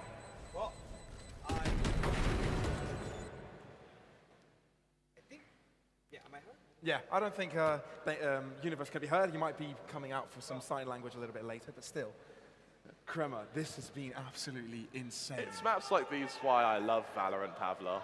I absolutely love it. We are seeing some of the best plays of maybe even their careers, and it's all done on a stage in front of one of the best crowds we could have ever hoped for. I think we're here. I think you're here. I'm here. I'm here. Yeah, we are. Okay. Okay, here we go. Let's talk about Breeze first half so far. It has been pretty amazing for PRX, clearly. 9-3 half. And I think the most important part of this entire first half has been the two players, Forsaken and Jing. Right? That operator work has been so good for the side of PRX. He's been getting picks back and forth, A, B, mid. He's going everywhere. But PRX are really controlled this time. They only pushed when there was an eco, which they did lose, right? But how good is Forsaken on that operator? And do you think that Mixwell or Kellogg's can replicate that on their defense? Absolutely. I would actually like to argue that we saw a bit of a diff between Forsaken and Kellogg's in that first half, and it wasn't even just with the operator. It came with the Blade Storm as well. Yeah. We saw Forsaken get a lot more mileage from it. Yes, in that final round, we did see Kellogg's attempt to redeem himself. Going to the defense now, it may be a bit easier. The other difference I also want to draw your attention to is the difference in Sovas. We saw from Hunter's Fury frags, Benkai, I think he had about 4 or 5 in that first half, Blue with only 1. I think what was really impressive about PRX was also the fact that they had 2 players on the site that got overwhelmed by 4, but always came out on top on trades. Always went on a retake, were on a numbers disadvantage. And that was when Heretics were allowed to get the plants. Yeah, absolutely. This is really starting to get a bit worrying for Heretics if the after plants still don't work out for them. So now we're switching sides. Second half approaching. What can we expect seeing from Heretics? Can they do something better on the defense? Well, I'm going to give you a little bit of contrast, right? PRX have been unpredictable so far, right? But going to the second half, I think they're going to turn up the pace, and the speed is going to be a lot more than what we saw on the defense. But you guys will take it all as you live cast the action. And I'll be waiting to join you back after the game. Thank you very much, Universe. It's time to get back into the action here for the second half of this game. As both teams are 1-1 on the score for the map. Simply, Kellogg's wants to open things up strong. They've come for a comeback before. They want to do it again. Zeke is feeling it, and they want to put pressure onto PRX from the get-go. Mixwell leading, Zeke leading from the front now. Mixwell backs off, 2 versus 5. Heretics can do it. Now can Divide. He's only got 1. Barely enough health to work with. He will be shut down. And Heretics will be closing out the score with 4. Very, very strong round from Heretics. A very, very strong round from Zeke there. And now the Heretics fans, they found their voice, the support, overwhelming potentially. And now I'm really looking forward to, Pavlos, really looking forward to seeing if Heretics can convert this, keep it going, and bring this to a much closer map. I've got a fun fact for everybody, for all of you guys at home. The person leading the charge in the crowd right now has done the exact same thing in Istanbul. So if you guys have watched Istanbul and have heard someone shout, you know, about Optic or whoever was playing and trying to rile up the crowd, he's here today. And that same works in management over at Global Esports. So God Squad, that was his team, still supporting the other teams in the tournament. I like that. It's very good sportsmanship. For Heretics, though, up against the Eco PRX, not looking to go into the Force Spy, the trap that Heretics fell into in this first half. They find themselves trapped with Kellogg's aggression. Already taking some damage, but taking will be finished off. Now, Heretics are feeling a lot more comfortable to traverse here in mid, right? They've shown it from the second they entered the second half. Now, with a couple of players low, softened up, should be fairly simple, but one has been left and crossed. It could be dangerous, but no, it's clean for Heretics. A flawless round, barely taking damage, giving them a 5th. Absolutely, and this 5th has come off of what has been taking hardly any casualties, if any casualties, taking if any damage, which means that economy is going to start thriving. Yes, you're up against a full buy of PRX with just your bonus, but the important part of this is that you now get that luxury of having an economy, something which Heretics weren't able to achieve for the whole of their first half. Spectres, Marshall, that Guardian on Zeke, you've really got to keep an eye on now, up against the Vandals available for PRX. Revealing area. I'm wondering if Heretics can win this round. Because they've done that in the past. That was one of the big reasons why they were able to close up the gaps against PRX the first map, right? The score ended up being extremely close, 13-11. We could have seen overtime. And again, halftime then was 9-3. Nothing is impossible, at least with a team of this caliber. Zeke is the first to fall early. Forsaken might be walking to the side of Mixwell, which equalizes the playing field. That is a spike down. And Mixwell doubles up. Jing wants to punish, and he's able to get one. Able to get himself out of there, but Mind Freak also wants a piece of the pie. In from mid, but they need to be careful. Heretics locked onto the other side. Heretics are far away from the action. PRX at least can guarantee some safety. Great to see the cascade as well. Divide chimes in. It's all on Kellogg's with only a Marshall to work with. That harbor completely perturbing any vision Kellogg's may hope or wish for. Yeah, it's rough. I mean, we expected them not to have too much of a chance in this, but you know, there's always the hope. There's always a chance, and it definitely needs to be respected, and that it was from PRX. Silence now on this A site. Kellogg's exits would be nice here. Jing relatively tagged. This shot punished from Divide. PRX with 10. They hit those double digits, and now they start setting themselves up and start preparing and crafting how they're going to be able to close out this map. And I say all of these strats that we've seen from them, authored by the masterminds at PRX, really for me shows that they've got some very strong plans, not just on Breeze, but in the remaining maps of this series. How much of an advantage do you think for these teams is to pick up Breeze? Obviously, you're going to be closer to ending the score. Who needs this map most? Absolutely Heretics, bearing in mind that with the last map of Icebox, I think Heretics need to try and avoid it as much as possible. Try and close it out at least in 4 maps if School bought the line 3-1. But they're not going to make this easy. Avova staying alive, switching a position, but he needs to be careful because Forsaken is on hot pursuit of him, and he won't expect it. Clearing out the site just like that. PRX have got control. Mind you, Boo is still around and still wants to do damage. Still wants to avoid getting that spike planted. But Divide and Forsaken cannot stop shooting. And Kellogg's is left alone. He's wondering, where are my teammates? Gets one. And may be able to find a Vandal to work with, but he sticks with the operator for now. And he's looking in the wrong direction. Forsaken on a higher ground and able to close out this round. An even scarier prospect, Favlos, is that Forsaken's been able to retrieve this operator. Now all of a sudden that sniping prowess that was so clearly there for the first half is now going to be present in the second. And for Heretics, it took so long to stop Forsaken with that operator. The fact they've got to do it all over again has got to weigh on the psyche. He really has. I'd also like to mention as well, actually, is the defensive ult usage from from Heretics hasn't been great. They have still trying to farm them up now. That null command about to come online from Zeke. We're going to see the Blade Storm come out from Kellogg's here. This has to do some damage here. Forsaken bringing out one of his own, though. Knives versus knives, an anime battle to fear here. And you can see PRX a little bit weary of that mid-side. Heretics have shown that they find advantages within it. The main focus is towards this A site, but you know, you've got Forsaken towards B that can do so much all on its own. They don't check Zeke's corner, and they don't check Mixwell. Are we really going to see a twisted win from Heretics again? Are we really going to be seeing just that? Zeke goes by, flash strike, throw, damage up, and there you go! Pinch me, man, I think I'm dreaming. Oh, Pavlos. Knives in hand. Kellogg's delivers the killing blow. Heretics, another thrifty win. Another round of pistols and cutlery to bring them even closer to that equalizer.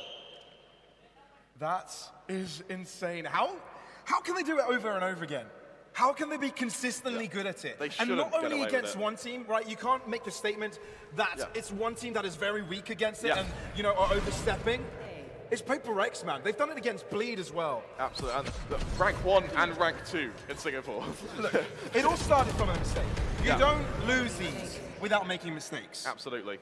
And, you know, They're small mistakes, I but like- when they I like happen, the Heretics tackles. will I capitalize. really like the tack pause from PRX here. Instantly cool to make sure that Heretics don't garner too much momentum from it. And it also gives them a chance to plan what will be their next buy round and all their reinvestments going into this. Sort of figure out how they're going to at least hit map point for the kind of clarity of mind.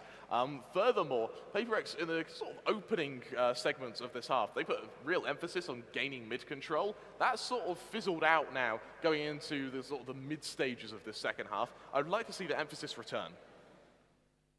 Yeah, there's quite a gap created now between the two teams. Even though it got closed out just a little bit, Heretics need to do a lot more. Their economy is upon the brinks of collapse. Yes, there are two players with money, but you need to secure weapons for all your team. On top of economy as well, PRX isn't in a great shape. Devi about to bring up this tour de force, but up until that point, he's only working with the headhunter. PRX, after that timeout, take a step back. Pick up some orbs. Devi can now play with a tour de force.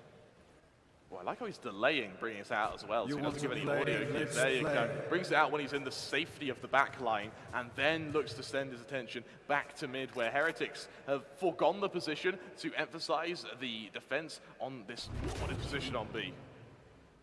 Heretics with nothing to check mid. Oh, Forsaken. 2 HP, Pavlos. 2 HP on Zeke. It's so hard to take a fight at that altitude and at that range. Super risky. Super Absolutely. risky. And it just doesn't pay off. And Zeke now will have to hold it. He's got his teammate as well to help out with a crossfire. But PRX are hoping they get pushed instead. Absolutely. They're trying to bait Heretics into potentially trying to retake a mid here, but Heretics aren't budging. You see the experience, the discipline on them. Zeke getting a little bit closer, but he still has to push through these doors. If he throws a flash, he's going to get pushed and he's going to die. Yeah, absolutely. To think they can smell each other right now. But they don't check it, and Zeke doubles up before he even falls. It's a big advantage for Heretics. Can they keep it going? With the tidal wave allowing them to cross forwards onto the sides, they use the Empress as well as Cascade to gain even more space. Jing, can he get himself anything out of this? They're running out of time, and they lose too many players. Heretics, they can allow the spike to go down, but they've got a massive advantage to get themselves this retake. Kellogg's just patiently waiting to finish off his opponent. And Devi, with the tour de force at hand, with 3 bullets remaining in it, it will only be able to get one to survive for Heretics as they get another win. Oh, Pavlos, the comeback may very well be on here. Heretics, they found their rhythm now. And I'll tell you what, for Zeke as well, to be able to get that kill, those kills at range, then to be able to get another kill, just 2 HP on players who should, let's be honest, should very much be clearing that position. It feels like a bit of a blunder there from PRX, which Heretics are so swift to punish. Looks like Heretics have got the fans of their own hoping for this comeback. And to be fair, last time around, they got close. But it's a matter of closing it out in the end, you know? Yeah. Finishing it. Absolutely. PRX's lead is a substantial one. Ready. Absolutely. You see Tour de Force comes out on Mixwell. Oh, never mind. Was denied by Mixwell. Decided against. The Reckoning available for Mind Freak here. Only a Bulldog to work with, though. Mixwell on a pixel angle with the Tour de Force. As soon as he sees the cloud burst, he does end up shooting, but does miss the mark. Zeke, that's the opener. Jing is no more, but Forsaken is actually pushing very aggressively, and he shuts down Zeke, and he takes him out of his normal form. Down to the ground he goes, but an opportunity for him to be brought back to life. Let's see if they are able to do that. Rez comes through. Zeke will die out. Mind Freak looking to move in. Mixwell killing off Forsaken. Now with 2 left on PRX, they're actually dwindled substantially in numbers. Abova. That is a very important snake bite. Devi forced to the left-hand side of the pyramid, and now wants to move up even closer. But they deal with Devi, at least with damage, and now Benkai also, together with his teammate, will have to group upon Heretics, trying to get the defusal. It's right in front of them, Viper Spit will be utilized, Benkai's down. Devi, with only 5 points of health, will try and deny it, but he won't be able to do so. 1 bullet does the job, and 8 rounds for Heretics. It feels like a bit of an overcommitment, actually, from Heretics there, to put in your Tour de Force, your Viper's Pit, especially that Viper's Pit there. It felt like a little bit risky of a commitment. Now that they go into now the true latter stage, the late game of this second half, that Viper's Pit may end up being crucial in the future, or the lack of. But it goes to show at the same time that Heretics know they can't risk to lose a round. Yeah, right? absolutely. Especially when there's a tour de force in play that can snipe you from a distance. You want to make sure you're not visible when defusing that spike. Yeah, also making tour de forces as well. Both Mixwell and Devi having Jubilee games right now. Both of them really starting to show their skill. Benkai, Hunter's Fury available, but it's only pistols on the remaining members of PRX. Kellogg's finds the head of Jing. Kellogg's has been needing to stand up this game, and he definitely has on the second half. Now, can he double up? Must drop back, Obshaft to try and get away from safety. He does just tap for Mistaken. Looking to push, looking to spray, and able to finish the job. Now, mid-control, fully under control of the PRX. They're trying to get over aggressive here, and Benkai is the first one to find a kill for them. But looking at their weaponry with Bulldogs, trying to close up the gap. They've pushed very far up that mid-side.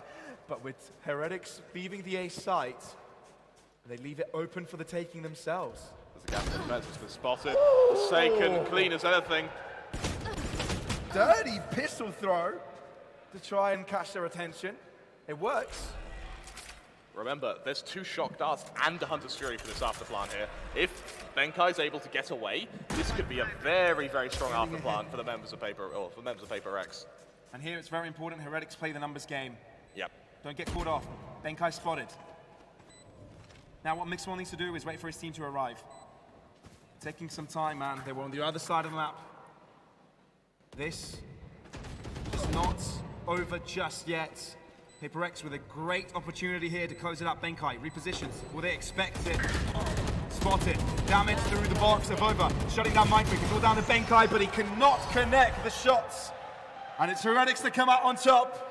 They don't want to give up this comeback streak. Is this grand final going to be a matter of trading maps, trading rounds, trading halves? Because really, PRX, they're starting to get a little bit overwhelmed.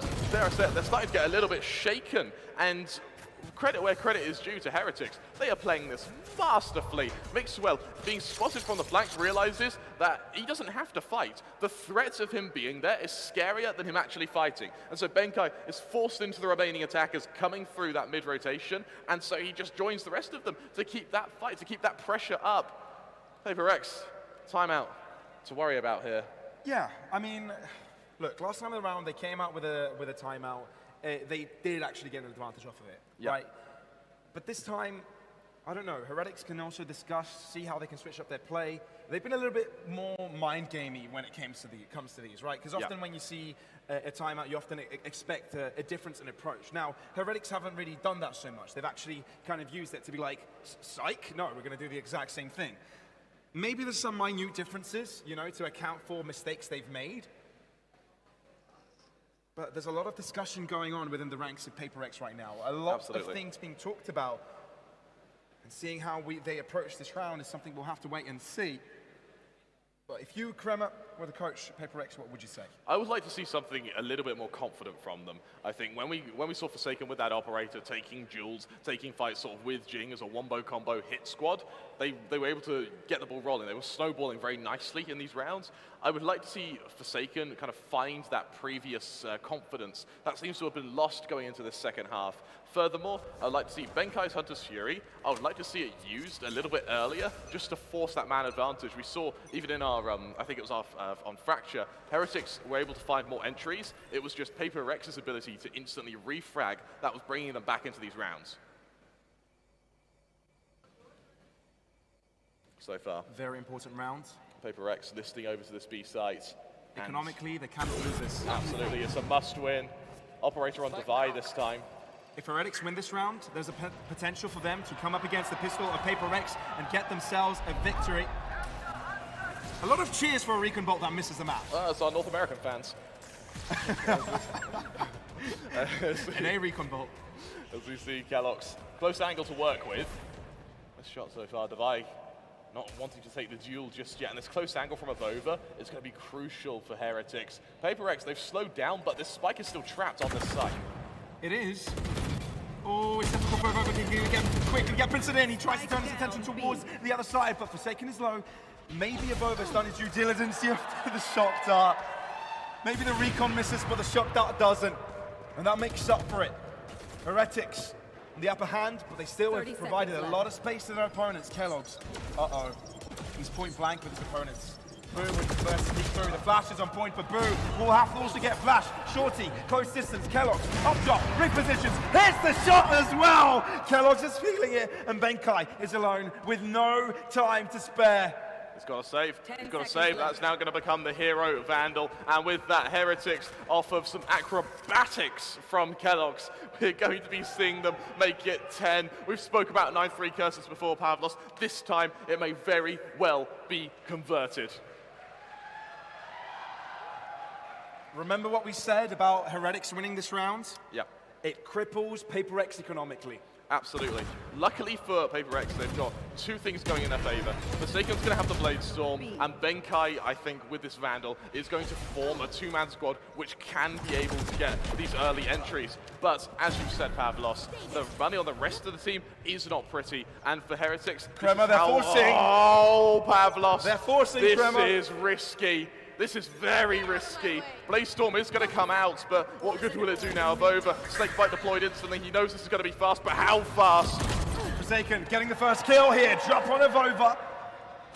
And as they try to push forwards, Jane continues this onslaught. Actually, Heretics are in trouble. No way, the Force. So well thought out. Heretics thought maybe they have a breathing space here. Maybe they're playing up as an easy play, but no. Definitely not the case. Oh, hello. That Ultron was really important. Spotting out two of the players, but still a lot to do. Zeke taking down Jing.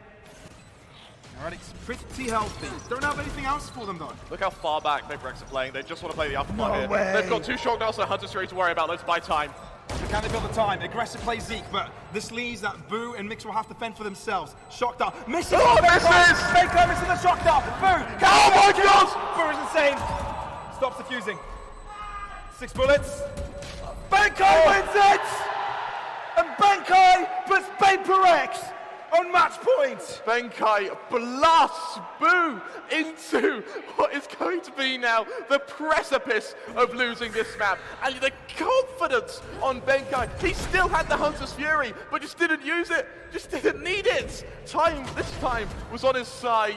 And, well, even though the Shock Dart failed, the aim is what makes up for it. Enemy. Keep in mind, Heretics have won quite a few rounds in a row now, so their pockets are full. Absolutely, but the ult pockets are the ones you've got to keep an eye on here, and they are very much not full. They're on the precipice of getting everything, but it's not there. Yeah, Hunter's Fury comes out, and oh, it finds Boo! Sova gets over in. Boo is out. Now needs to IGL by watching his teammates die. Avova falls again. Heretics. This may be another fake comeback here because Forsaken is chasing after you. A statement kill. Zeke leveling it up a little bit. And no commands available. Not entirely impossible given that the spike isn't yet planted. But this was all because they were waiting for the buy to rotate around. Forsaken with a final blow. PaperX ease up ahead in this grand final, being ahead 2-1 in the maps. Pavlos, it comes after a long, hard-fought slog of a battle. Even for a very long time that we were expecting Heretics to be able to mount that comeback. But as mentioned, once Forsaken found that confidence again, once he found that courage to go for these faster rounds, to bring death from above in many cases, PaperX, they were able to find that victory, 13-10, and a hell of a way to continue our grand final. It really was quite a game. Heretics for a second time. The first time was the first map. This time, again, falling short off the mark. And it's got to hurt, right? It's got to hurt when that happens. Absolutely, that's gotta hurt because, you know, the way the PaperX were playing was slipping off a bit, right? They were being predictable towards the end. And Benkai, you saw, he was getting a little flustered with that Sova. Missing, I think he missed a recon, he missed a shock dart in the end as well.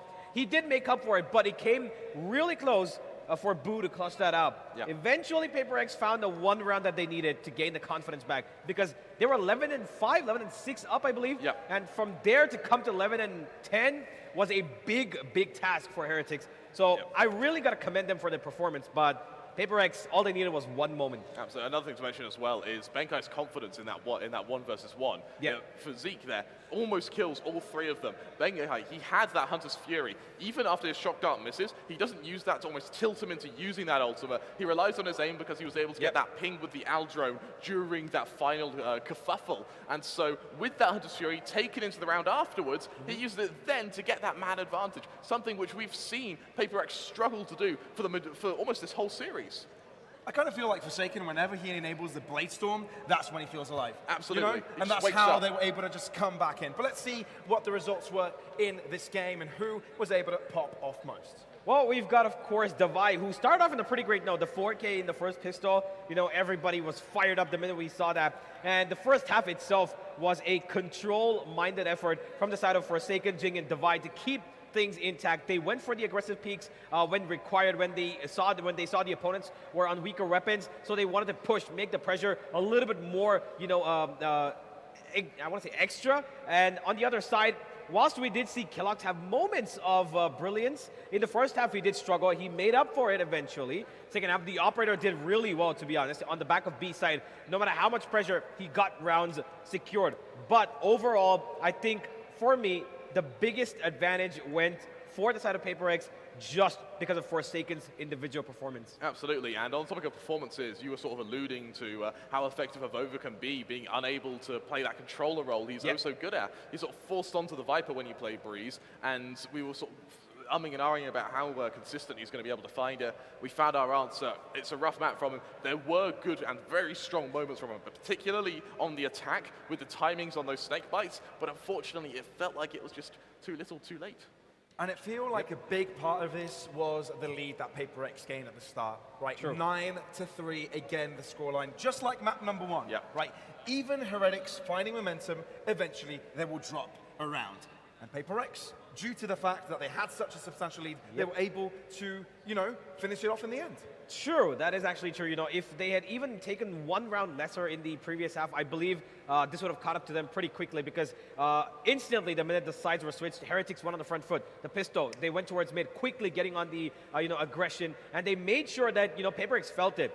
Eventually, when PaperX reached 11, they were like, okay, you know what? We're going to hold on. We're going to let Killox and Mixwell do a little bit of lurking, go on the flanks, and that's when they started, you know, picking up PaperX's mid pushes.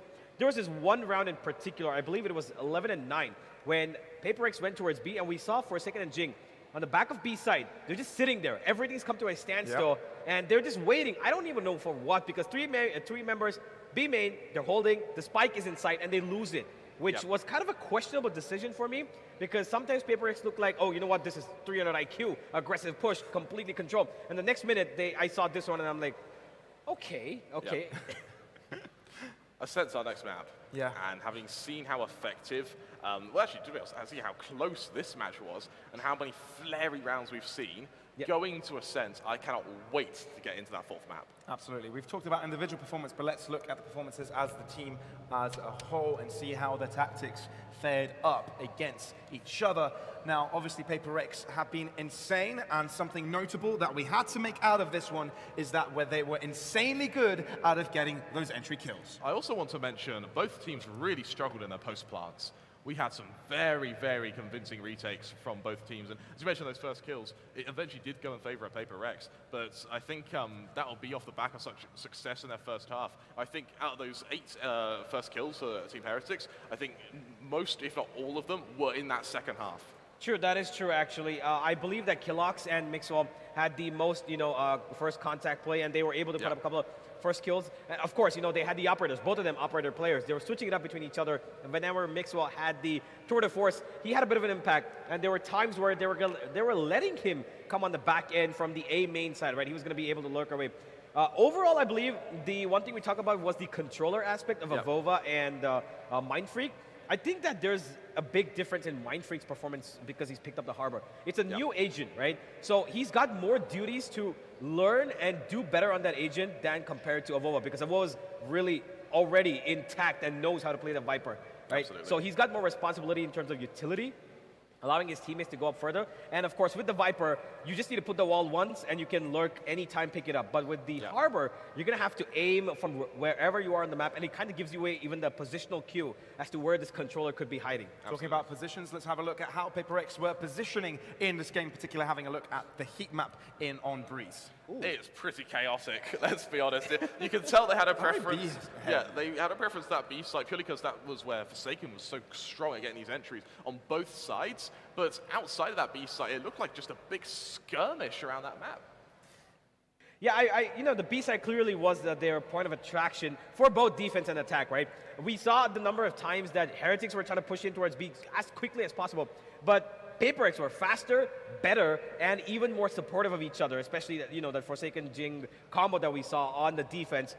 Eventually, on the second half, the B side became a bit of a, I want to say, nightmare for them because Killox was so good at defending it, right? And they did try a little bit on A, but even then, it was, you know, those couple of rounds where we saw towards mid, they took a plan, but even instantly, Killox comes from B, he gets on top of the ledge, and he just has the slightest amount of vision to get the planner down, you know, forgive me, the shoot down the planner, and they were able to find a couple of good frags.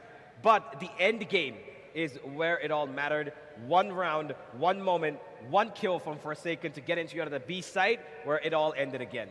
I think this is a map that can definitely show that there is a limited map variety for Heretics, right? Because when they were attacked, I felt like maybe they were missing their options, right? It felt like they struggled to deal with certain tactics that PRX were bringing, you know? Do you think that also? I think it also shows, I agree, but it also shows how strong, if you have good fundamentals, can be. So Heretics, their fundamentals are perfect. And so what it means is going onto a map like Breeze, where the practice wasn't there, at least not as significantly as maps like Fracture or Bind, they were still able to make PRX really have to work for that map, despite the lack of strategy. Fair enough.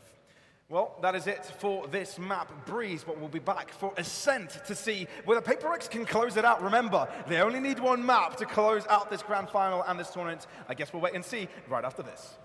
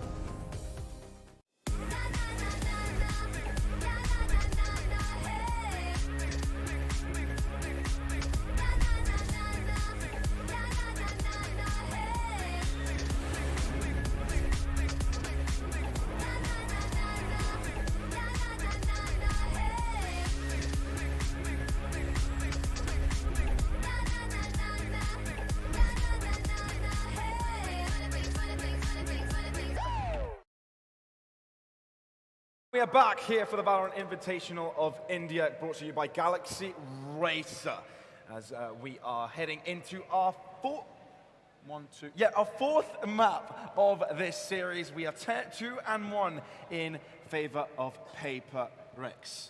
And, you know, Absolutely. it's time for Ascent. Yep. And things are about to get hot in here. Absolutely Oh, yeah. are. And so preparing for the heat, preparing for the burns that are about to come out. And honestly, if we are going to Ascent, there's a world where the Phoenix comes out. Not only it's going to be burns, there's going to be a lot of fire as well to go with it. What do you reckon? Well, I would say the heat is coming in, you know, and unfortunately, I've got no glasses. That's all right. yeah, well, I'm going to get burnt. this definitely wasn't planned. No, definitely not. No, you just literally approached me. I've got these. Do you have glasses with you? I'm like, Yeah, no, well, I believe that, you know, the glasses right now, yeah, these are sort of binoculars that Heretics might need going into this game because they're going to have to fight for their lives, ladies and gentlemen. It is going to be quite a battle because if PRX are going to be taking this one home, it's over, it's done, it's dusted, $50,000. But I do want to bring about Ascent being played for the second and only time in this entire tournament. And PRX have got the most recent experience out of it. They beat Team Secret yesterday, right here in that best of 3, taking the victory against them. And I believe with the way that PRX have had, you know, Ascent, statistically and historically, it's actually been their worst map. They've got a 63% win rate on that, which is really good, but at the same time, it's the worst. So you can imagine. we can touch upon that a little bit further along the line as well, given that we have a look at our maps. We've seen 3 played so far. A little bit of a back and forth. PRX won the first and the third, while Heretics gained the one with the most significant lead over on Fracture. A very big surprise. Now, I think the question is now, on Ascent, will there also be a surprise here? I would love for there to be a 5th map. I would love for this to go to 5. But this is, of the confidence we saw from Forsaken and Jing, especially in the latter stages and in sort of the prelude to this 3rd map, I worry about how Kellogg's and Zeke are going to be able to match them going on to this 4th. I have to agree. I believe that PRX have got a really good, you know, mojo going about them. They're really confident. While in the end of Breeze, they might have faltered a little bit. Benkai was on the edge. He was a little bit going to be, you know, nervous. I think he's going to be better now that his team has won and they've taken the lead. They're 1 step away. And I believe that PRX are going to be sticking to their roots. And they've been stuck to Ascent is the only map where they've played the same comp for the last 11 games straight. So they're pretty confident with their, you know, routine with the Raze, Chamber, Astra, KO, Fade. What do you guys think about that? I mean, it could go either way. But I first want to talk about something that, you know, we've noticed. You know, Heretics losing this match, that would be it. They'd be out. That would be it. And to be fair, we saw some very unfortunate faces from Heretics absolutely. moving out of the stage, sort of getting back. They look troubled. They look disappointed. Yeah, absolutely. Luckily, there's another team here. There's a 3rd team that are looking pretty well rested and honestly pretty happy with themselves. Yeah, it's Bleed. They're having a meet and greet right now, so everybody, of course, in the arena can have themselves a little bit of a hello, a picture with the boys from Bleed. So it's really nice seeing all of that happen. A lot of the players, you know, giving attention to all of the fans that, you know, India has a lot of passionate fans. Absolutely. And it's great that now they get to meet the stars that they've been looking up to for quite some time. Very accepting fans as well. They've accepted us with open arms. Very much so. They've been very great. They really have been great. Well, I'm glad that you guys are enjoying the crowd here, and whilst I am also a part of it, let's get the group hugs in. But I believe who needs a little bit of an extra group hug, a little bit of extra love right now is Heretics, absolutely. who are going into this game with their backs against the wall. They're going to have to try and do something different, maybe, you know, surprise PRX themselves. Let's talk about Forsaken, though, right? He has been the star of the show today, and with his average game performance across all 3, he's been pretty goddamn amazing. 20 kills in the previous one, 15 in the second, 26 in the first. This is absolute stardom level performance. Absolutely, and I think, of course, the highlight would be that Yoru in game 1, and a lot of those kills came in the first half. That's how explosive Forsaken can be. The drawback, and this is something that we've seen happen very successfully for Heretics in game 2, was for PRX, when they don't have Forsaken's confidence, the whole team doesn't have their confidence. And that gets reflected. It makes them slightly inconsistent, something that we can see from the just average kills of Forsaken. We definitely can see that he's had quite a lot of impact, but at the same time, it feels like PRX have had a lot of, fallback options to their plans, right? Absolutely. And even if, their first plans don't work out, they've got players like Forsaken that can get them out of that trouble. Something else to mention as well, actually, is even though the kill disparity is quite significant, his average damage per round is almost the same. He is still able to get the impact. It's just finishing off those kills that he's been struggling with a little bit. Yeah, that is true. It's mostly been the second halves of all 3 games.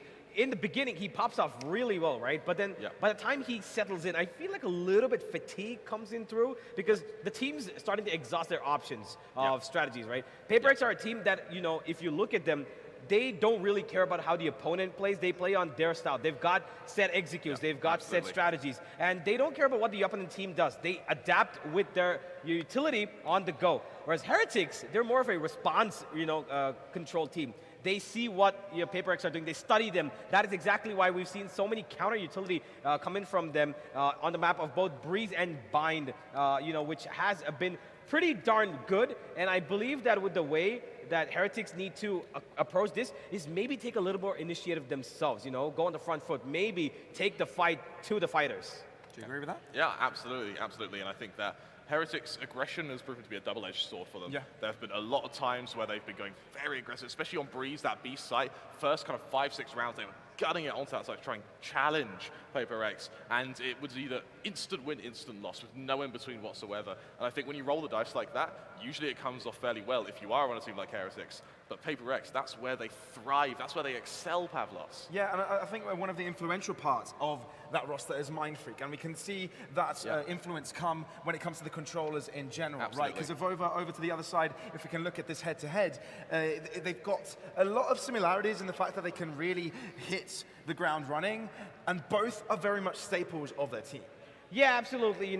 There's nobody else who plays controllers quite like Mind Freak and Avova in their respective teams. Mixwell is one person who might pick it up, but I believe Mind Freak is a player who's had to adapt a little bit more to the meta, right? Now, PRX are a team that forms the meta. They've picked up the Harbor, and they've made it work across 2 maps, right? Fracture was yesterday, but today, Heretics were ready for it, but Breeze was something completely unexpected, and he's growing slowly into that role. He might not be getting the frags that we, have seen him do before. The lurks have been a little bit lesser with Harbor, and that's kind of, maybe reduced his potential as a, that knife edge, you want when the team is fighting on site. You want somebody to come in from middle, come in from spawn, and completely take them off guard. He's not been able to do that with Harbor, but on Ascent, he doesn't play the Harbor. So this is going to be probably him stepping up a little bit more compared to Avova. Yeah, I'm inclined to agree with you. The one thing that I think is going to sort of be a bit of a question mark for me is who Forsaken and Jing are going to be playing. Will we be seeing the return of the Reyna and the Jets? We've seen in the past they haven't minded the Jet and the Rays, of course. And with all these new strats they're bringing out, it's very much up in the air as to what this Asian composition is going to be. If you're on Heretics, how do you anti-strat that? Yeah, but what you can also take out of this is that Heretics have already anti-stratted PRX on that Fracture. It's very true. Right? Very because, true. yes, it was a very new strategy, and they only probably had like a day to prep against it. So a lot of kudos to the analyst team and the coach team of Neil Zinho and Weber to actually get a good outcome out of the match on Fracture. Because, to be honest, if it wasn't for that match, even though, if it wasn't for that match scoreline, they would be out. It would be 3-0 already for PRX. So they're still in the fight because of their ability to be able to anti-strat so quickly. So now on Ascent, they've got an opportunity to do so again. But obviously Ascent is one of those maps that, again, is a bit of an unknown. But what is giving me hope, at least for Heretics, is that it's one of those staple maps that's more likely than it isn't, they've got it prepped. Absolutely, and with that preparation, I want to see Kellogg's really step it up. I really want to see him have that presence with that operator, something which he was definitely able to do in kind of some of our maps, but he's not been able to do it for our whole series so far. So Kellogg's, for me, is a player I've got my eyes on. Yeah, I think Kellogg's has been I want to say he's a little bit shadowed by the power of Jing and Forsaken. He did do a good job of getting impactful frags, but I think now it's his time to step out into the light and find himself a couple of star dumb performances, right? He needs to get on top. He needs to find the first kills and survive and help his team do a little bit better. You guys are right. I think I'm going to be, siding with Kellogg's to perform. I think he's going to step up. He's looked a little bit more, I want to say aggravated. He's ready. It seems like he's itching to take a fight because Forsaken has been so good on the jet. Kellogg's did have quite a challenge against him. But I think now we are going to be heading into agent selection as we will see if those jets are going to be picked again. So looking from the hover so far, it's the, again, Kellogg's, who I really want to see you try and match up against Devi, more than likely both of them being on these chambers, but it's going to be the Jets for Kellogg's. Okay. I love this. I really like this because it gives them that freedom with that operator, something which we haven't really seen over the course of this series. Exactly. It's where he really shines. Zeke, though, on the other hand, that's where we wanted him previously to be seen on that duelist role, but now he's falling back, to that initiator, going for that for the KO, and we're looking at a very, very similar composition. The only difference we're seeing is that Jing is on Raze, and they don't have the extra sentinel power that Mixwell does with Heretics. Absolutely, and of course with Devi being able to go onto that KO, something he's not, and with Mindfreak on the Astra, something these two players have been able to do for quite a while now. Yeah, I believe that the Killjoy is going to be a strong point for Heretics. I think that Mixwell surviving for as long as possible is going to be really important because his utility is damn near perfect in terms of defensive power, right? Chamber is more of an aim-based defender, and Killjoy is more of a utility-based defender. So Mixwell's ultimate might be a key, but if he's watched the games of PRX, they've got lineups to kill that lockdown with the KO, with the Sova, and with the Raze. So it based on utility that PRX are too good on using in terms of, allowing themselves to stay on site, not be flushed away. They're good at that. And it really helps with their style as well, right? Being able to manipulate their way through the map, be able to fluidly and constantly put pressure on their opponents, they've got more tools to do that now. Absolutely, absolutely. And on the topic of players who need to sort of step it up a little bit, Jing now only on the single duelist means that he's the one who really has to make these inroads onto these sites. So he's been able to do so fairly consistently, but it's now he really has to step up. And those Radiant trophies maybe just be a map away for PRX here. Universe, you'll be leaving us for us to get into this game. Any final words before we head into it? Well, I am just going to say that if Heretics are going to be keeping Mixwell alive and Kellogg's popping, they're going to be able to take us to map number 5, or else there's going to be another Jing Forsaken showdown for me. And if I'm going to look at it from my perspective, PRX take this right here, right now. Thank you very much, Universe, for that. A heavy belief that PRX can close it out here, but it's up to Heretics to show us that will not happen and take it all the way to a 5th. Will we be seeing Icebox, or will it be PRX as champions of the Indian Valorant Invitational? We will find out right away as we head into Ascent. Heretics set up outside of this B site, getting ready for what would potentially be this hit through to mid. Already lineups being established now for the members for Zeke mainly. PRX, a relatively passive start, judging by their play style, but we see this collapse sort of landing in the general area of Market. It's hurt, a bit damage done to Kellogg's, but it's nothing too influential just yet. Boots pressed now in a fight. The fight, very aggressive. That's a spike already. Imagine. No, Avova drives past him. Make sure slapped in the face and no longer relevant. He's fully taken over by Heretics, and PRX are looking to go for the retake, although Forsaken is very damaged up. Absolutely, paint shells go off, they're going to try and get a bit of early control, but Zeke to double down. In the Logs position, he's so darn deadly, and he's still alive. Didn't actually take any damage throughout that because they were so looking at his teammates rather than him. Great obfuscation technique shown from the Heretics side. Knife! Oh! You know what? Forget what I said about Heretics feeling down. They're feeling in, but Forsaken wants to put them at a calming point for now, you know? Don't get them too excited. Restore us to equilibrium as Heretics. They open well. Remember, Pavlos, they are but a map away from a defeat in this grand finals. They need to win both this and our final map of Icebox if they want to be able to lift those trophies. This is a hell of a way to start. This is a hell of a way to announce your comeback story. The question now becomes, can you complete it? A redemption arc is needed. And for PRX, it's going to be an eco going into this next round. A Force Buy has been commonplace in this whole tournament, actually. But this time, PRX, they opt for the more disciplined option. Yeah. I'm actually glad to see that. See a bit of normality Yeah. in this whole grand final. We've seen absolute carnage and chaos. Bit of an attempt there for the sake of a grab out of a pick. Meanwhile, on the other side of the map, Kellogg's picks off Mind Freak in mid, so no more controlling capabilities. On this APAC side, Forsaken aggressive. Second time's a charm, though it's traded. And Heretics have got a choice to make. They've dwindled the defenses, therefore, if they want to head to the safe side, they need to be a little bit more careful. Shorty, close distance is something they need to fear. Kellogg's may be in trouble. Cloudburst coming through, and he instantly lies. Spectre coming out, but the two players defending are taken aback.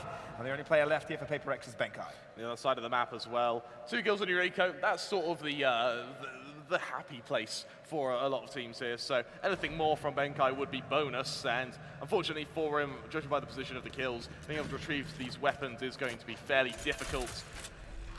As there is, unfortunately, one very unhappy of over looking to take his anger out on Benkai here. As Heretics are going to go 2-0 up, Pavlos. That's indeed something that is going to happen. Yeah, you know what? Heretics have actually increasingly gotten better at pistols. We saw them struggle a little bit in the group stage with those. You know, it hasn't always been a consistent factor for them. But up against PRX, it seems like they've been getting, if not an equal amount, even more. Yeah. Which is allowed them to stay contested even in unfavorable maps, and that's exactly what you need to increase your chances. So 2-0 in the board now for Heretics. On the fadeaway of over, able to get that extra damage in. And now for PRX, this is where things get interesting. Vandals come out, now the real game begins, Pavlos. Bonus to be played for Heretics, keeping 3 players alive, but even in those 3 players they kept alive, there's still a Vandal available for Over, so you still have that extra firepower. Zeke one away from his null command, which is going to be an ability you really need to keep an eye on here, especially when it comes into these retake scenarios. We saw in our stats from our previous map, I believe, it was something along the lines of a 40% win rate on retakes on both these teams. Paintball's thrown early, so damage maybe let them pull back a little bit. Kellogg's very aggressive, but Jing also fancies going for a very unorthodox peek, and he's actually going in for more. He wants to push further. Zeke, the only one with a rifle in his team, is able to find one, but Mixwell falling, and Jing going super aggro will be able to deal with him all by himself. Runs out of bullets in his last effort there, but my oh my, was that clean. That is very clean, that's very quick as well, Pavlos. And that's the aggression of PRX that we know and love, of course. It's time for Cali. Oh, look at Super Cali goes ballistic. Yeah, the snake has come out of its hole, if you will. It's been charmed. It's been charmed by the flutes. Brilliant, brilliant. You know, those glasses are being spread across this audience, isn't it? They're being shared around. It's being shared around. Those glasses are making a pilgrimage right now. We are going to see, once again, aggression from PRX. They are going to get a lot of info as to the presence of this A main position. However, for Heretics, it's fairly quiet off the back of this initial control they've garnered. To be fair, Zeke has got an ult command, right? He can definitely use that to gain some early advantages, though won't be finding out Devi early on. Bit of a wraparound from Heretics back to mid, but no real ground control coming through apart from that shot from Mixwell. Forsaken falls now, market control to be established, and little do Heretics know, this B site is completely unguarded. Yeah. Benkai, the only one who can try and stop this. The rotations, yes, they're coming from shores, but they're not quick enough, Pavlos. Yes, smoke Benkai out from the site is yours. That's exactly what is going to happen. Nebula out, and the cross has been permitted. Gonna drop the door down on them, but the B site is under the control of Heretics. Got themselves full access to the entirety of the site. This is going to be a really hard-fought retake for PRX, especially with the huge variety of weapons available for Heretics as well. Moments away from both the Cosmic Divide, the Nightfall, all abilities to aid them in this defense. It all comes down to who gets his first kill. Zeke uses no command early on, so won't have access to it now. There's going to have to be raw firepower. Zeke gets pre-fired up against the wall. Now that is one hell of a way to start off this retake. Kellogg able to anticipate it right back up. Jing only good for one, but it's still a 2-on-2, and they want to get into the back of the site. Mixwell holding a very interesting angle. And Mixwell triples up, with Heretics gaining themselves the first buy round. That is very clean from Mixwell, and it really pays off. That guy in the front row, I understand his pain, looks to take a mouthful of food just as the camera goes to him. That is a caster problem right there. Yeah. My heart goes out to you, sir. Look at the shot though from Jing. Absolutely destroyed Zeke. And fair play to PaperX, even going into this retake a man down. Their ability to trade is so damn strong, but Mixwell, lightning fast. Showstopper available for Jing. Kellogg's with that Blade Fury, or Blade Storm. It's actually very aggressive here from Kellogg's, but it's Zeke to open things up over in short. PRX don't seem to be playing together as well as we've seen them in the past, trying to find advantages left and right from on this map. But really not gaining too much pressure. Instead, it's Heretics that have won every single one of these trades. And mind you, this is another force buy from PRX. This is another buy round. So losing this will put them very far back in regards to the score, allowing Heretics perhaps to get to that 5th round. Flash up from Levi to equal things up just a little bit. A lot of damage being done here, and I'll tell you what, if Mindfreak actually clears this position, clears market as he leaves through mid, Mixwell's going to fall, and suddenly this becomes very, very doable. Oh, the timing. That's heartbreaking. Oh, Mixwell just misses it. Imagine if missing Mindfreak crossing will cost you this round. Oh, I think he's got to figure it out though. He's got a second chance to come out. That's exactly what happened. Bit of a lack in communication there, and Mixwell is able to pick up both. I will admit that was a bit shaky from PaperX. To be in positions where they can't trade one another, fairly slow on the refrags, and then fairly slow to react to the information that they were able to ascertain. Heretics, they punish it beautifully though. You know what? Remember when I said Heretics looked a little bit saddened, Yeah. disheartened? Yeah. That was the determinism I saw, and I just couldn't understand it. Yeah, absolutely. And They are determined as hell to get Absolutely. right back into this game. absolutely, and we're seeing a very early tactical pause from PaperX. They need to figure out what needs to change, what's happened, and what to figure out going into the future of this first half, because as we've seen, both these teams so momentum-based. If they don't stop Heretics soon, they're going to be in serious, serious trouble. Can we get a thumbs up from the crowd? Thumbs up. Thumbs up. Hey, come on. How many can give you thumbs up? Hey, we got quite a few. Nice, nice. All right. 4-1 for Heretics. PaperX under pressure. Look, this could have been the map for PaperX to close out this game, close out this series, close out the tournament. $50,000 would have been theirs together with that Radianite, the center of the stage. Still not over, but this round may not be the one that can get this conversion. So we're going to see the tour de force come out from Forsaken this round, sort of going for the hero armor buy. This is followed up by Jing has that showstopper Divide with the null command. Mindfreak and Benkai are going to have their ults next round regardless. So with that ability advantage, they have to at least pray that'll give them some ground against Heretics here, who are about to get that Cosmic Divide alongside their own Nightfall, and of course that lockdown on Mixwell, which is going to be so important, especially against these defensive setups of PaperX. Forsaken physically falling back due to being disabled from the dagger. Has to make it back to safety. So Heretics are playing this slow, meticulous. Yep. Making sure PaperX aren't going for anything sneaky themselves. Absolutely, and you see the PaperX is slowly probing around the map. There was a bit of a fray through B main there from Mindfreak, just to get that information and to figure out how Heretics are going to be setting up going forward. Uh-oh. Suppression onto Kellogg's is going to alert PaperX to at least the potential of a default. They don't know the quantity of players, though, outside of the safe sites. I think they also caught out of over, which is a very instrumental part of the retake. I would follow that by saying Forsaken's also been called off that position on A. 30 seconds left now, and he's over in mid. Oh dear, Forsaken's actually making it work. Tour de Force is the only weapon they actually can work with, but the Cosmic Divide will allow them to cross onto the side. Divide, he's definitely going to peek this. I feel it. I feel it in my fingers, I feel it in my toes. Divide wants to peek it, but Prowler on his nose. 3 left for Heretics are actually taking up a lot of damage for PaperX. They actually have a chance on this, but there's 10 seconds remaining. Spike needs to go down. Can it be denied? I don't think so. We're looking at a retake here. Absolutely. Boost, swift to shut down Jing. But where are the other players? They need to start their fighting. They need to start their engagements, Pavlos.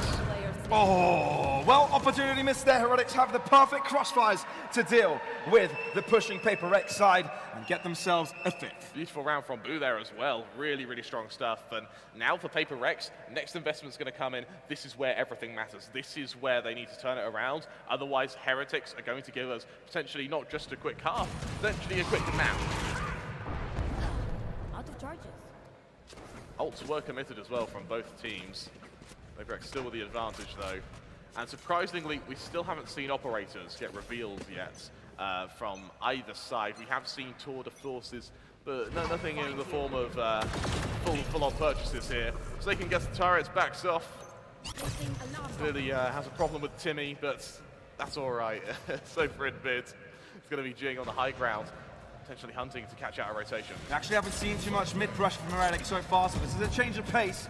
Trying to test out the defenses of PRX. Last time they tried it, they were able to pick out Jing, but no, this time he will not give away that position that easily. That's really damn strong now, over in mid as well. Yeah, one more player caught in midair. Jing is perfect, it's all on Avova.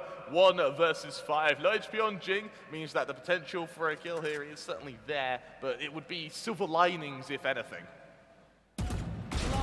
This looked at least like a very straightforward round for PRX. Yeah. What went wrong for Heretics? It feels to me like Heretics were expecting another slow round from PRX, but they just changed their pace once again. It's suddenly a lot more aggressive. They're suddenly fighting for mid control. They're suddenly pushing B quite aggressively. And once that turret goes, there's no longer that sort of early warning system as a flanker. So it means Heretics are forced into a position in which PRX are already fighting for.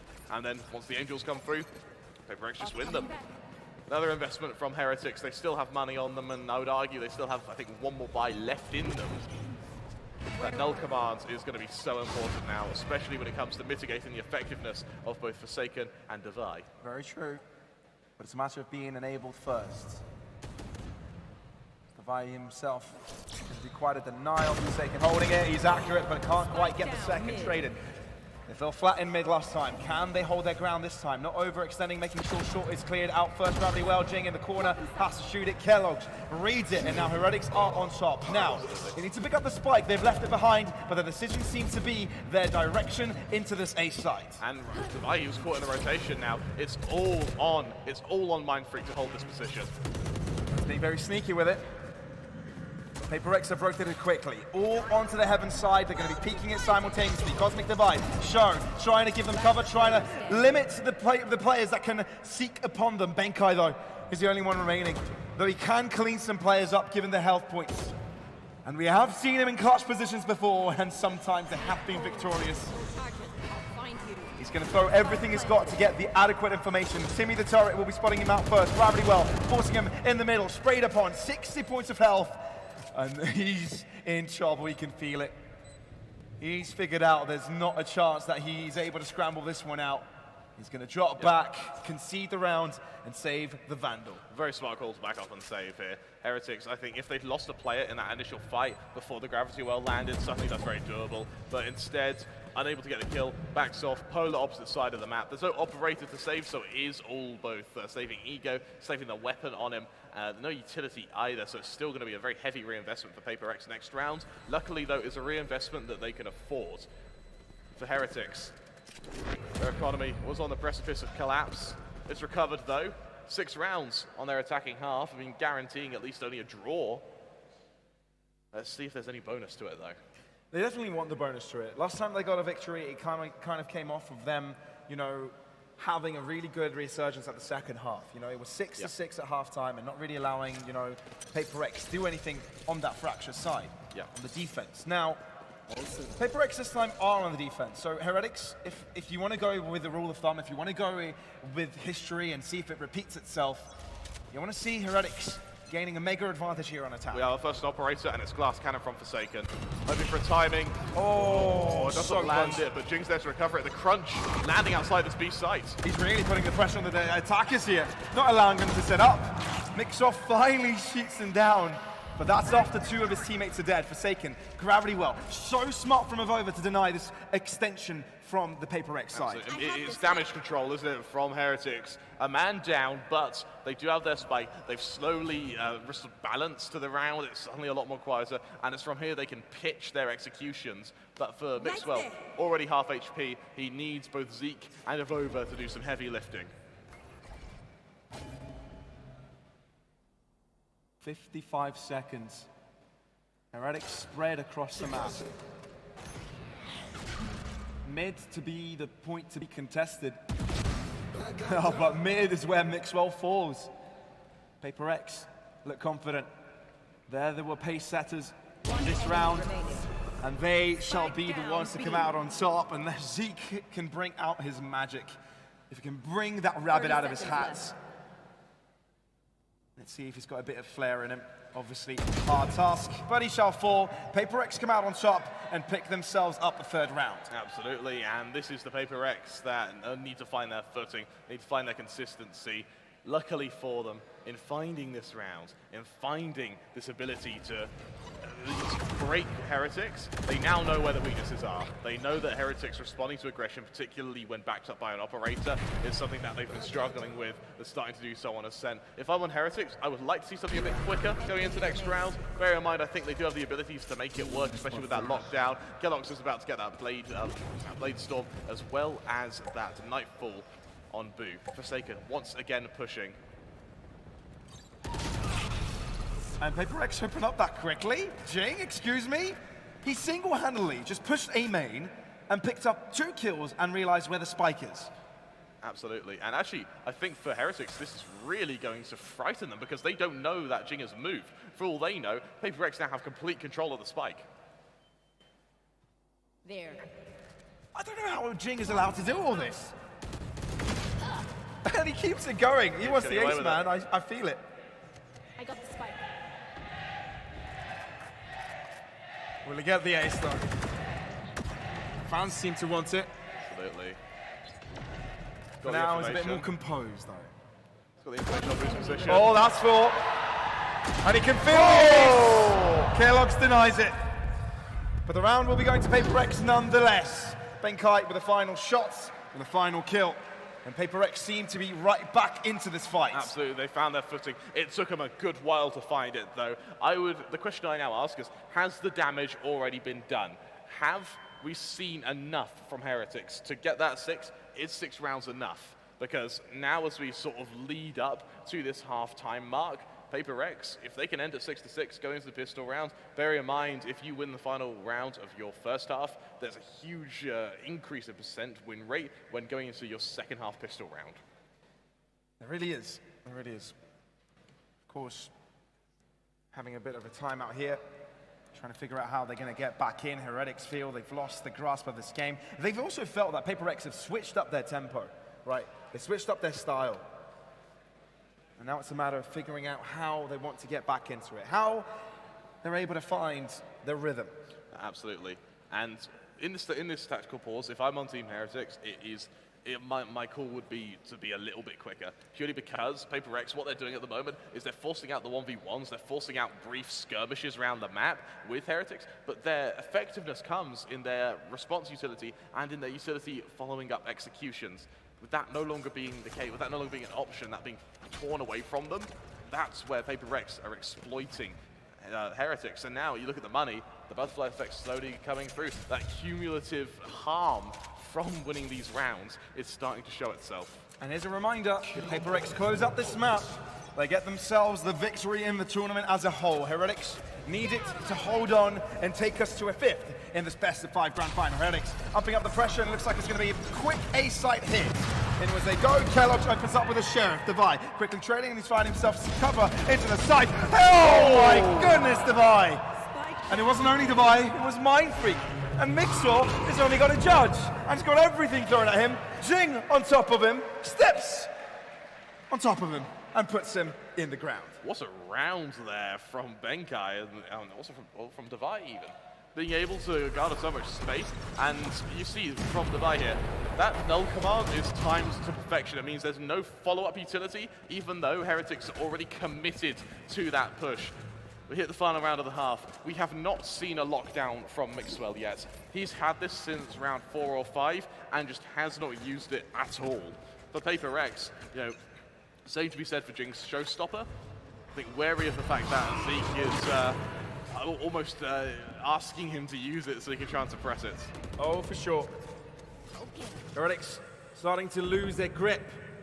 And they definitely need the advantage here on the attacking side.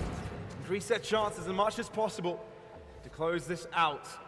Kellogg's creepy crawling himself into mid, but look at the aggression coming out from Jing. Doesn't find anything from the showstopper.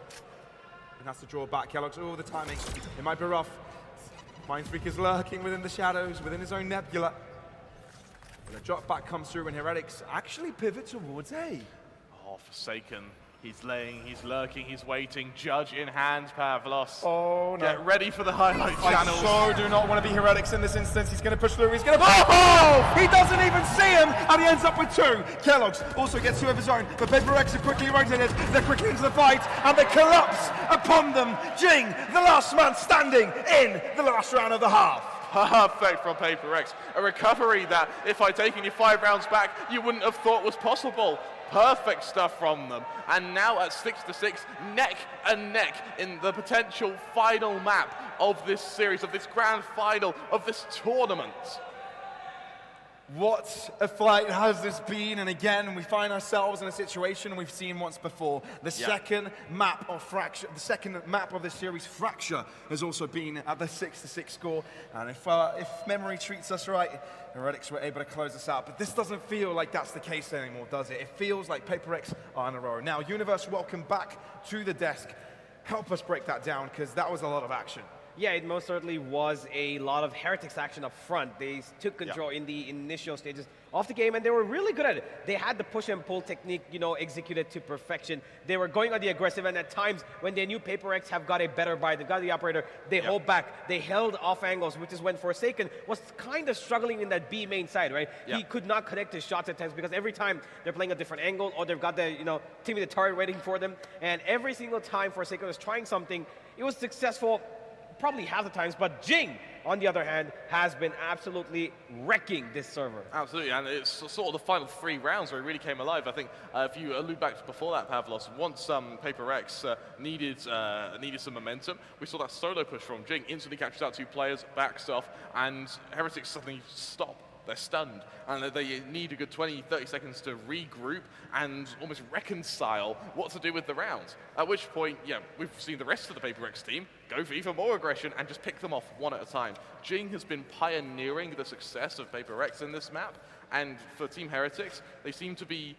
They need a player to step up to match his skill, and no one's been able to do it yet. Yeah, Kellogg's has tried, right? There have been moments that we've had, you know, the duelists either set themselves up, you know, on the site, open things up, at least get a pick. Absolutely. But it always feels like PRX are very quick to respond. Always feel like they have themselves a right idea and move in quickly before PRX have a time to set up their post-plant defenses. Yeah, that is true. I believe that, you know, the way that Kellogg's has been playing, he's going a little more vertical and horizontal. He's trying to play the best parts of that jet, right? Which is maybe confuse the side of PRX in the way that he's approaching. Forsaken especially has taken a lot of the hit onto that as, well, we've got one more jet in that audience there. Actually, all 3 are jet players. But yeah, coming back to PRX, now in their attack, they need to find a little bit of their mojo in terms of attack because their defense wasn't as aggressive, right? Absolutely. Let's see if they can do it. Back to you guys. Thank you very much, Universe. Time for the second half, where PRX have a chance to close it out. Can they do it? Make some noise if you think they can. It sounds like that you believe in them, but let's see if it actually can come to fruition. It's PRX on the attack, Heretics on the defense, and it seems the ace site may be of essence. Setting up for this hit onto A is really going to be crucial. Now, beautiful dagger there from Zeke by so much time, so much information as well. Heretics, heavy stack into mid, which means the rotations are going to be pretty quick, maybe even quicker than PRX expected here. Execution set up though, flash ready in counteraction from Zeke. Heretics seem to want to move into this, even if the fragment comes out, Zeke comes out on top. This feels like a very Davai and Mindfreak moment we saw from the other side. Well, looks like the script has been switched over, And Heretics are now the ones to do just that. Onto the side they go, and they're looking actually to collapse on this very quickly, looking to overwhelm, and so far successful. To the back end, Divide can't do a thing. Mind Freak only good for one, as the rest are shut down. Extremely quick from Heretics there, and that's the bonus of having so many players over in mid. Means that once you retake, and it's sort of the logic in Valorant is that the sooner you go into a retake, the easier it is to win. And Heretics have embodied that in just thrusting themselves straight onto that site the second the attack was announced. For Zeke here, he was waiting for this timing, knowing they were going to go for this door. Getting one was good, getting two, perfect. PRX straight back down to an eco, and as we sort of look at the kill count, Jing having a great match, but we need the others to step it up. We very much do, very much do. Now, mind you, Heretics have gotten the first pistol round of this of this match, right? Yeah. Doubling up increases their chances. Absolutely, absolutely. If I remember my statistics right, in Champions, 80% of the teams that were able to get both rounds and their follow-ups ended up winning their games. It doesn't surprise me at all, and you look at the buy here from Heretics, Spectres on every single player, so they're trying to invite the close range fights for the time being. Forsaken tickled by Timmy the Turret, as he is eventually able to kill him, but it's a Vova you've got to worry about, and Mixwell. It's looking very clean. Seems like PRX is just walking in to nails and the narrow swarms, into everything that is thrown, into hot lead. It's a tough world out there for the ecoing PRX. The Heretics get themselves that 2-0 start at second half. Absolutely, it's perfect stuff from them.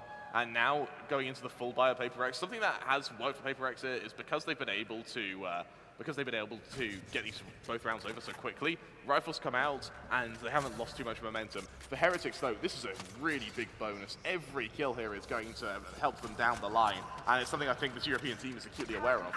Yep. The Heretics have saved every one of those Spectres, so let's see if they're able to treat them nicely. Look at the setup of Killjoy over to this A site where most players of PRX are looking ahead towards. Fight left behind. Looks like PRX are going for a little bit more of exploring before they end up committing. Mind Freak, a really big push, a really big foray down short here. It's going to be actually a huge acceleration as they get ready to hit this A site. Mixwell in the corner. Not quite knowing of what is to come. They've got two very strong players trying to hold out this side. Mixwell swings. That's the first damage found through, but can't find the follow-up. Avova stays alive, but not for long. It's 3 left for Heretics as they gain the site control. PRX, they've got 6 on the board so far, and they're looking to make it 7. And it looks like that is going to be very, very possible. Zeke unable to do a thing with a drive-by of Benkai. Lovely swing across the corner. And Kellogg's looking to approach the site. He's got 4 against him with a Spectre. This doesn't look easy. Once again, damage is his quest here. And, well, being suppressed, being revealed, life can be hard sometimes. And, well, Forsaken, we'll show exactly why. It was from bad to worse. They knew approximately where he was because of the dagger, and then the Hawk came in, and they knew exactly where he was. Absolutely. And for PRX, this is, well, only losing 1 player against a bonus. That's a very strong round. For Heretics, though, I think Heretics' skill comes particularly in this util usage. You see, actually, everybody util lands. That nanoswarm delays, the C's ends up catching out the remaining players as well. Getting to that site has a good, kind of extra 5 seconds, which PRX could have been susceptible to just being picked off in. Unfortunately for Heretics, the shots don't land. We are seeing, once again, a glass cannon operator on Kellogg's. I love Kellogg's confidence. I really, really do. And he's one of the few players who have the ability to back up this confidence. Definitely has been a staple of this roster so far, and one of the founding ideas of its creation, right? Yep. The only team to stick with the organization of Heretics, building the team up and finding old teammates as well. Mixwell coming back in. I see a lot of W's there. A lot of dubs. Yeah. And I've said this before, I reckon Heretics come the new season and in VCT over EMEA, I reckon they're going to be top 3. No, I absolutely agree with you. I would also further it by saying Heretics probably going to be in the next Masters or Champions or whatever the equivalent is going into next season. Purely off of this is with very little practice, and they are already 4 maps into a best of 5 against arguably one of the best teams in the world.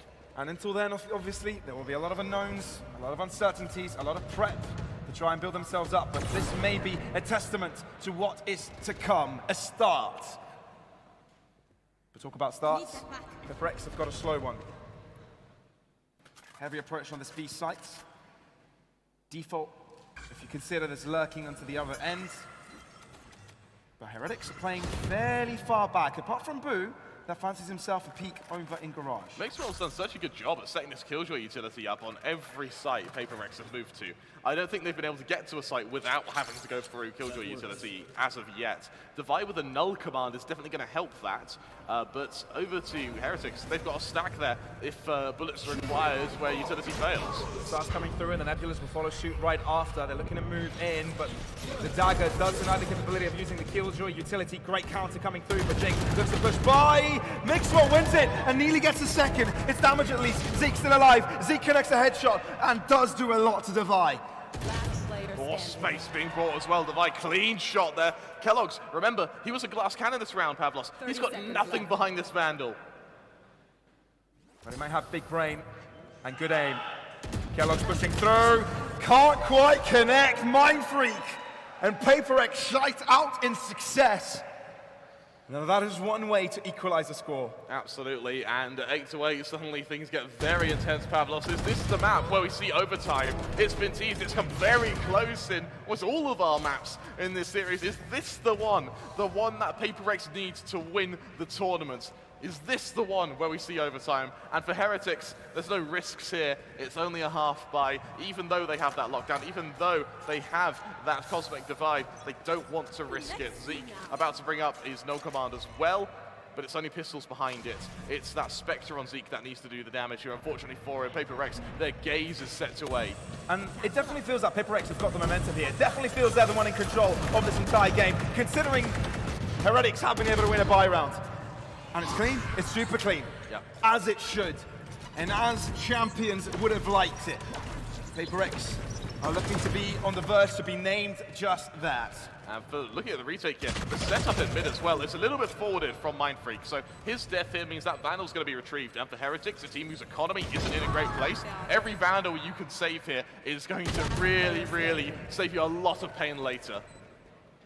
Well, that answers your question very quickly. There's only going to be only one Vandal saved here by Zeke, but this is PaperX gaining the lead. Right, Heretics have been ahead that first half. We talked about the importance of them having a lead on the attack. They didn't. Got the pistol round win, yes, that was good. But after that, we knew they would struggle on these buy rounds. We knew how strong PaperX are with controlling the tempo and pace of the game. And this is where they would have struggled, and this is where they are struggling. And they quickly need to find their way back. Not even a Vandal saved for the Heretics side. And PaperX are now in the lead. Merciless by PaperX now. And for Heretics, now 9-8 down. Having won both pistol rounds, the fact that PaperX have kept it close with them is really, really impressive. For Heretics, setting up once more. This time, rifles come out. We do have a tactical pause as well, and whatever words of wisdom Neil Zenio is going to be sharing with the team, they've got to be damn impactful, because this buy round, if you look at sort of the buy eco trends that, and the trap that Heretics are falling into here, for PaperX, they only need to win 1 or 2 more gun rounds before they've set themselves up for a victory. This is the first taste we're getting of an EMEA versus Pacific fight. Yeah. And it's not disappointing. Absolutely not. And bearing in mind, these are the rosters we're going to be seeing going into next year as well. Oh, yeah. So come next year, come the next Masters, come the next Champions, if we're about to get an entire tournament of matches like this, I'm going to be one very, very happy boy. I'm already very happy. Even more happy. Yeah. It's kind of hard to get to that, but yes. An insane grand final. So far, PaperX have had the better of. 2 maps ahead, around ahead as well. That transition from the crowd camera to the spray of that Yora saluting, I genuinely thought someone was photobombing for a second there. Heretics, even with the ults, Mixwell still yet to use a lockdown. Really, no mileage has been achieved from it at all. Sure, these nanoswarms have been perfect, but we've not seen anything from the lockdowns. Jing, hyper-aggressive to start. I thought for a second Jing avoided the dagger, but it's actually the dagger of his own teammate. Cosmic Divide very early. But note, this is to close out only half of the site, not full control over it, which means it's only an obfuscation of what they were trying to go for. It's indeed a fake. And PaperX are heading towards the B site. The fake has worked, because look, where Heretics have rotated, they've gone all the way towards the A site. Water Force comes out as well. This is now where really the antics have to increase. Great teleport there from Forsaken. Follow up as well. They catch out Kellogg's down to the 4v4. door, and this is where that lockdown needs to have its impact, Pavlos. Heretics are scrambling to get back into position. Zeke doesn't quite wait for his teammates to arrive, which means he will lose his life without any recapitalization. Over, crowd over, giving an opportunity for PRX to get the spike down safely. It has been done so, but there's numbers advantage and Heretics are not going to take the chance. If they can't reclaim They're this saving. quickly, they've got no other choice. That null command pot from Devi buys so much time as well when it comes to whether or not that lockdown can be committed. Avova potentially hunting for some exits. Yes, he gets one here, but that spike's too far gone. It's not as if Forsaken lost anything, right? That was his ultimate. Yeah, It's not as if he was holding a weapon. there was a Vandal behind it. Oh, was it? Okay. So there's a little bit of loss here, but you look at the money of PRX. That pain isn't going to be felt for a good few rounds now. The silver lining for Heretics is, with 3 Vandals, you are going to have some serious firepower next round. You're also going to be having that bit of extra damage as well. You're also going to have that Cosmic Divide as well as that lockdown. The issue is, though, because we didn't see the Fade go for that fight, because the Fade was saving, it means the Nightfall won't be available, at least for a little while longer. PRX seem to have some perseverance this one. Absolutely, and on topic of ults as well, PRX was such a huge commitment last round. It means that they've got very little to work with outside of their own aim and minor utility going into this next round. Something which Heretics go into with an advantage despite the Bulldog and the judge's presence. Aggressively placed. He needs the advantage, he's going to take a risk, he has to. Bulldog in hand, he must make sure it's as close as a distance as possible, and he's got his ADS in. Oh, that trademark. Aggressively placed. Zeke now can't run. He has to hit the shots. Slow peek by Forsaken and Divide, both get a kill apiece, and only one in retaliation for Heretics. This luck in mid is so strong from Jing as well. It means that for Heretics, it may have to be another round of saves. And every time they're saving, their buy is getting worse and worse because Kellogg's is only using a judge. Luckily, PRX haven't capitalized off of this advantage. Instead, they've gone quiet. They've let Heretics stew, worry, and let the paranoia set in. Next one needs a pick. Oh, he doesn't get rid of the dagger. He doesn't get rid of the dagger, and he doesn't get the kill either. That would have been the game-winning scenario for them. They had a lockdown. Oh no, and Jing's flank, he's heard this rotation as well. And that's a free kill if I've ever seen one. Heretics disheartened. PRX on the verge of closing it out. They're close. This should mean this is the 11th round. They've wrapped around entirely. They've forced Heretics to go in a dance time and time again. Something that Kellogg's can do now is now that he's over on B, he can potentially try and find the operator and save it because PRX haven't taken it with them. But nonetheless, there's the rotation from Mindfreak. The vigilance from PRX is so strong. Kellogg's, it looks like he wants this operator. He wants something to use, but unfortunately for him, look at the money on Heretics. Zeke with only 50, Boo with only 1.2, Mix with only 500 credits. Kellogg's with only 50 in the bank here, and he's going for this. Wait a second. Wait a second. Oh no. Wait a freaking second. Can he defuse it? Can he get it on time? Maybe he can. He's going for the ninja. Oh, but Devi is close enough. And he denies it. That was bold. That was very bold. That was very close. And for but a moment, that could have been the play of the tournament. But nonetheless, Pavlos, PRX, they make it 11, looking to set up this victory. Just moments away from being able to win the lion's share of 100,000 USD. Look over to Team Heretics. The ult's still there. They still have that Cosmic Divide. They still have that lockdown. Abilities which haven't seen the light of day on this map, especially that lockdown. Jing now, showstopper ready, and another fast hit. Jing, very aggressive. Onto the site he goes. Mindfreak gets another kill. Oh, Heretics, they're in trouble. Yes, they've got Optimus to handle with this, but the disadvantage they always work upon Spike planted. puts them in such a bleak position. Can they get this retake? Can they make it work? Lockdown. But the fragment to deny it. Perfect, absolutely perfect. For every question, there's an answer, Pavlos. Maybe there's a chance when it comes to the weaponry. Maybe they can shoot their opponents down instead of trying to disable them. Benkai within is the smoke, but Forsaken comes in from behind. He's being a cheeky bugger, and he's dealing with them all.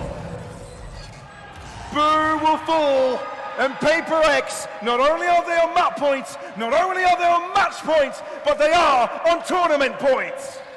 Absolutely, Pavlos. This is where it matters. This is really where it matters, Pavlos. On the precipice, the absolute moment of winning so much money. And for the members of PRX, they sound calm, they sound collected. If you're on Heretics now, what do you do to change the effectiveness of this PRX side? Because PRX, they are just winning these Angels. They are forcing the entire Heretics roster. They are baiting them into these fights they do not want to take. And the second they back off, the second they try and slow it down, PRX just become even faster. Heretics, the time to shine is now. No looking back.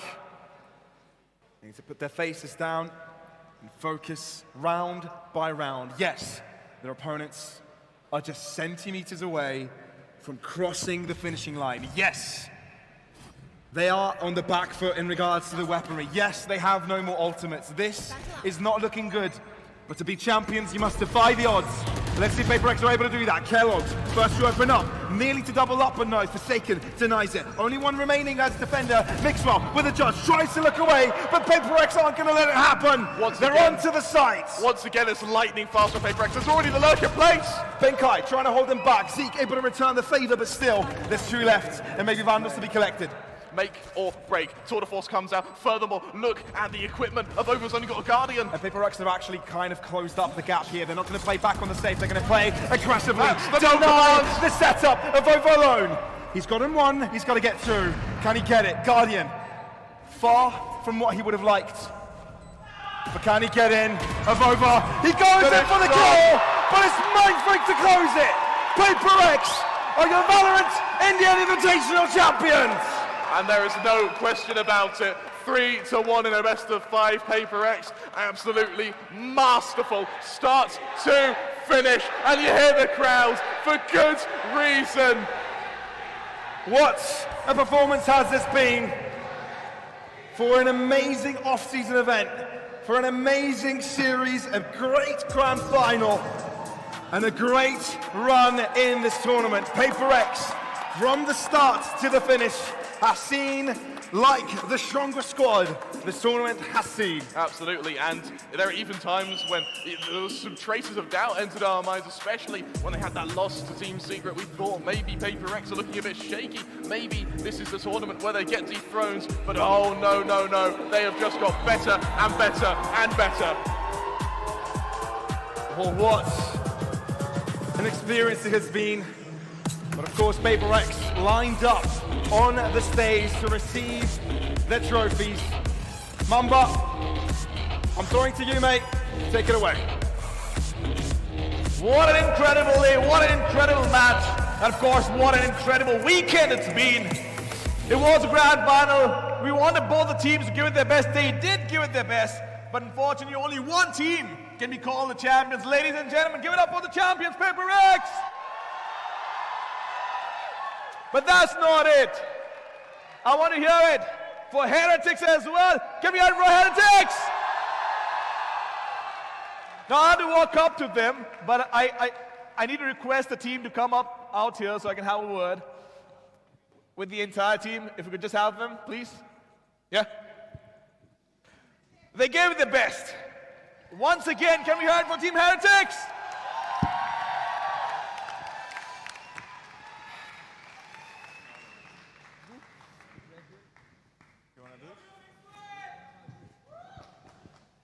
It's never easy to be on a big stage like this and not lift that trophy up. You wanted to settle scores, you tried your very best, you gave it your all. Unfortunately, it wasn't enough today. But how was the experience? How was the journey? It was our first tournament, first officials, so I think it was an enjoyable time. We learned a lot. We started to know each other more. So overall, it was a great experience for me and for the team. So, yeah. Definitely has to be a lot of learning, definitely has to be a lot of takeaways from the match. But to all the lovely fans present over here, they have loved you like nobody else. What do you want to tell them?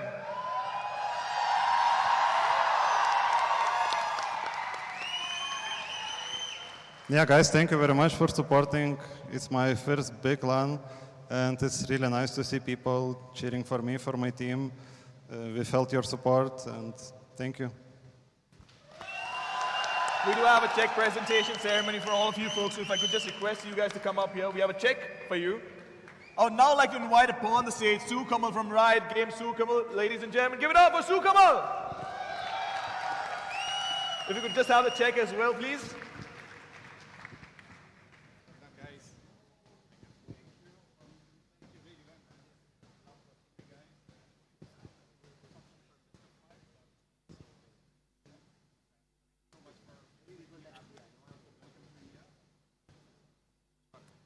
Sue Kamal, here's the check.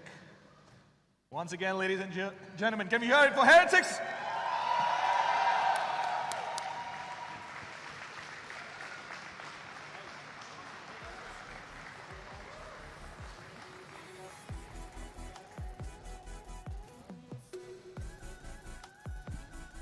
Thank you so much, guys. Thank you so much. But of course, now, for the champions, ladies and gentlemen, can I hear it for PRX?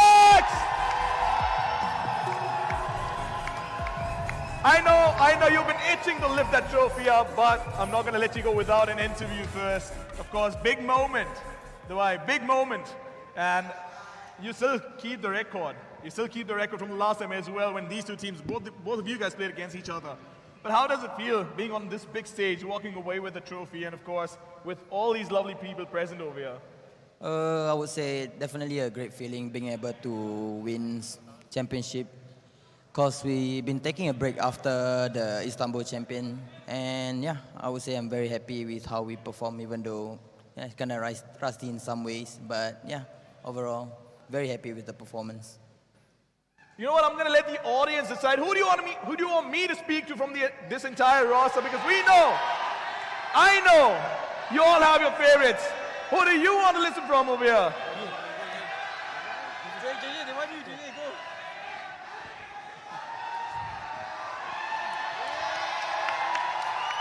Jing, a lot of love, a lot of support for you as well.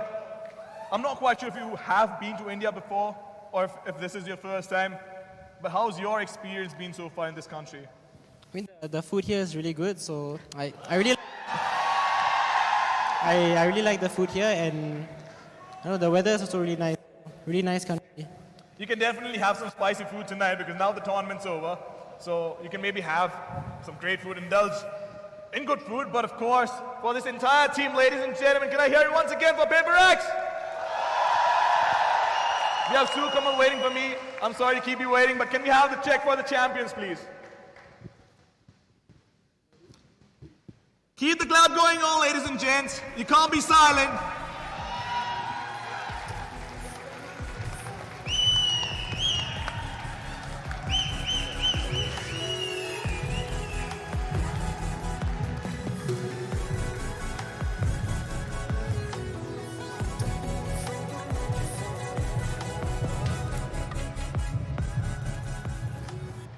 You guys can go and lift the trophy. The moment that you've all been waiting for.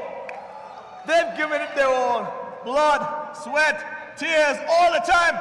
Can we hear it for PRX?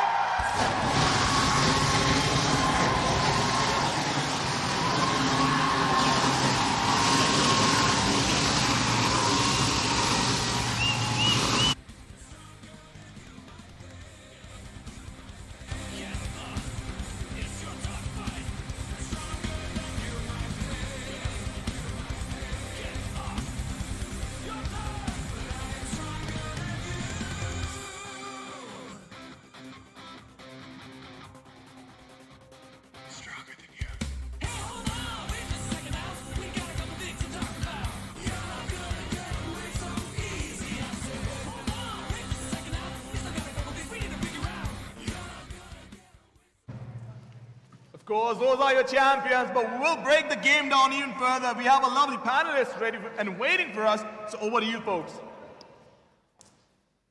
Well, Thank you very much, Mamba, for that, and congratulations to PRX for closing out this tournament in the fashion that they did, in the dominance that they did. What an incredible journey has this been. Crema, let me hear your thoughts after this whole endeavor. It's insane to think that for a team that is already considered to be at the top, the fact that even they can show growth over the course of a tournament is absolutely incredible. And to end it in such a incredible grand finals, I for one know that's one of the best series I've ever watched as well.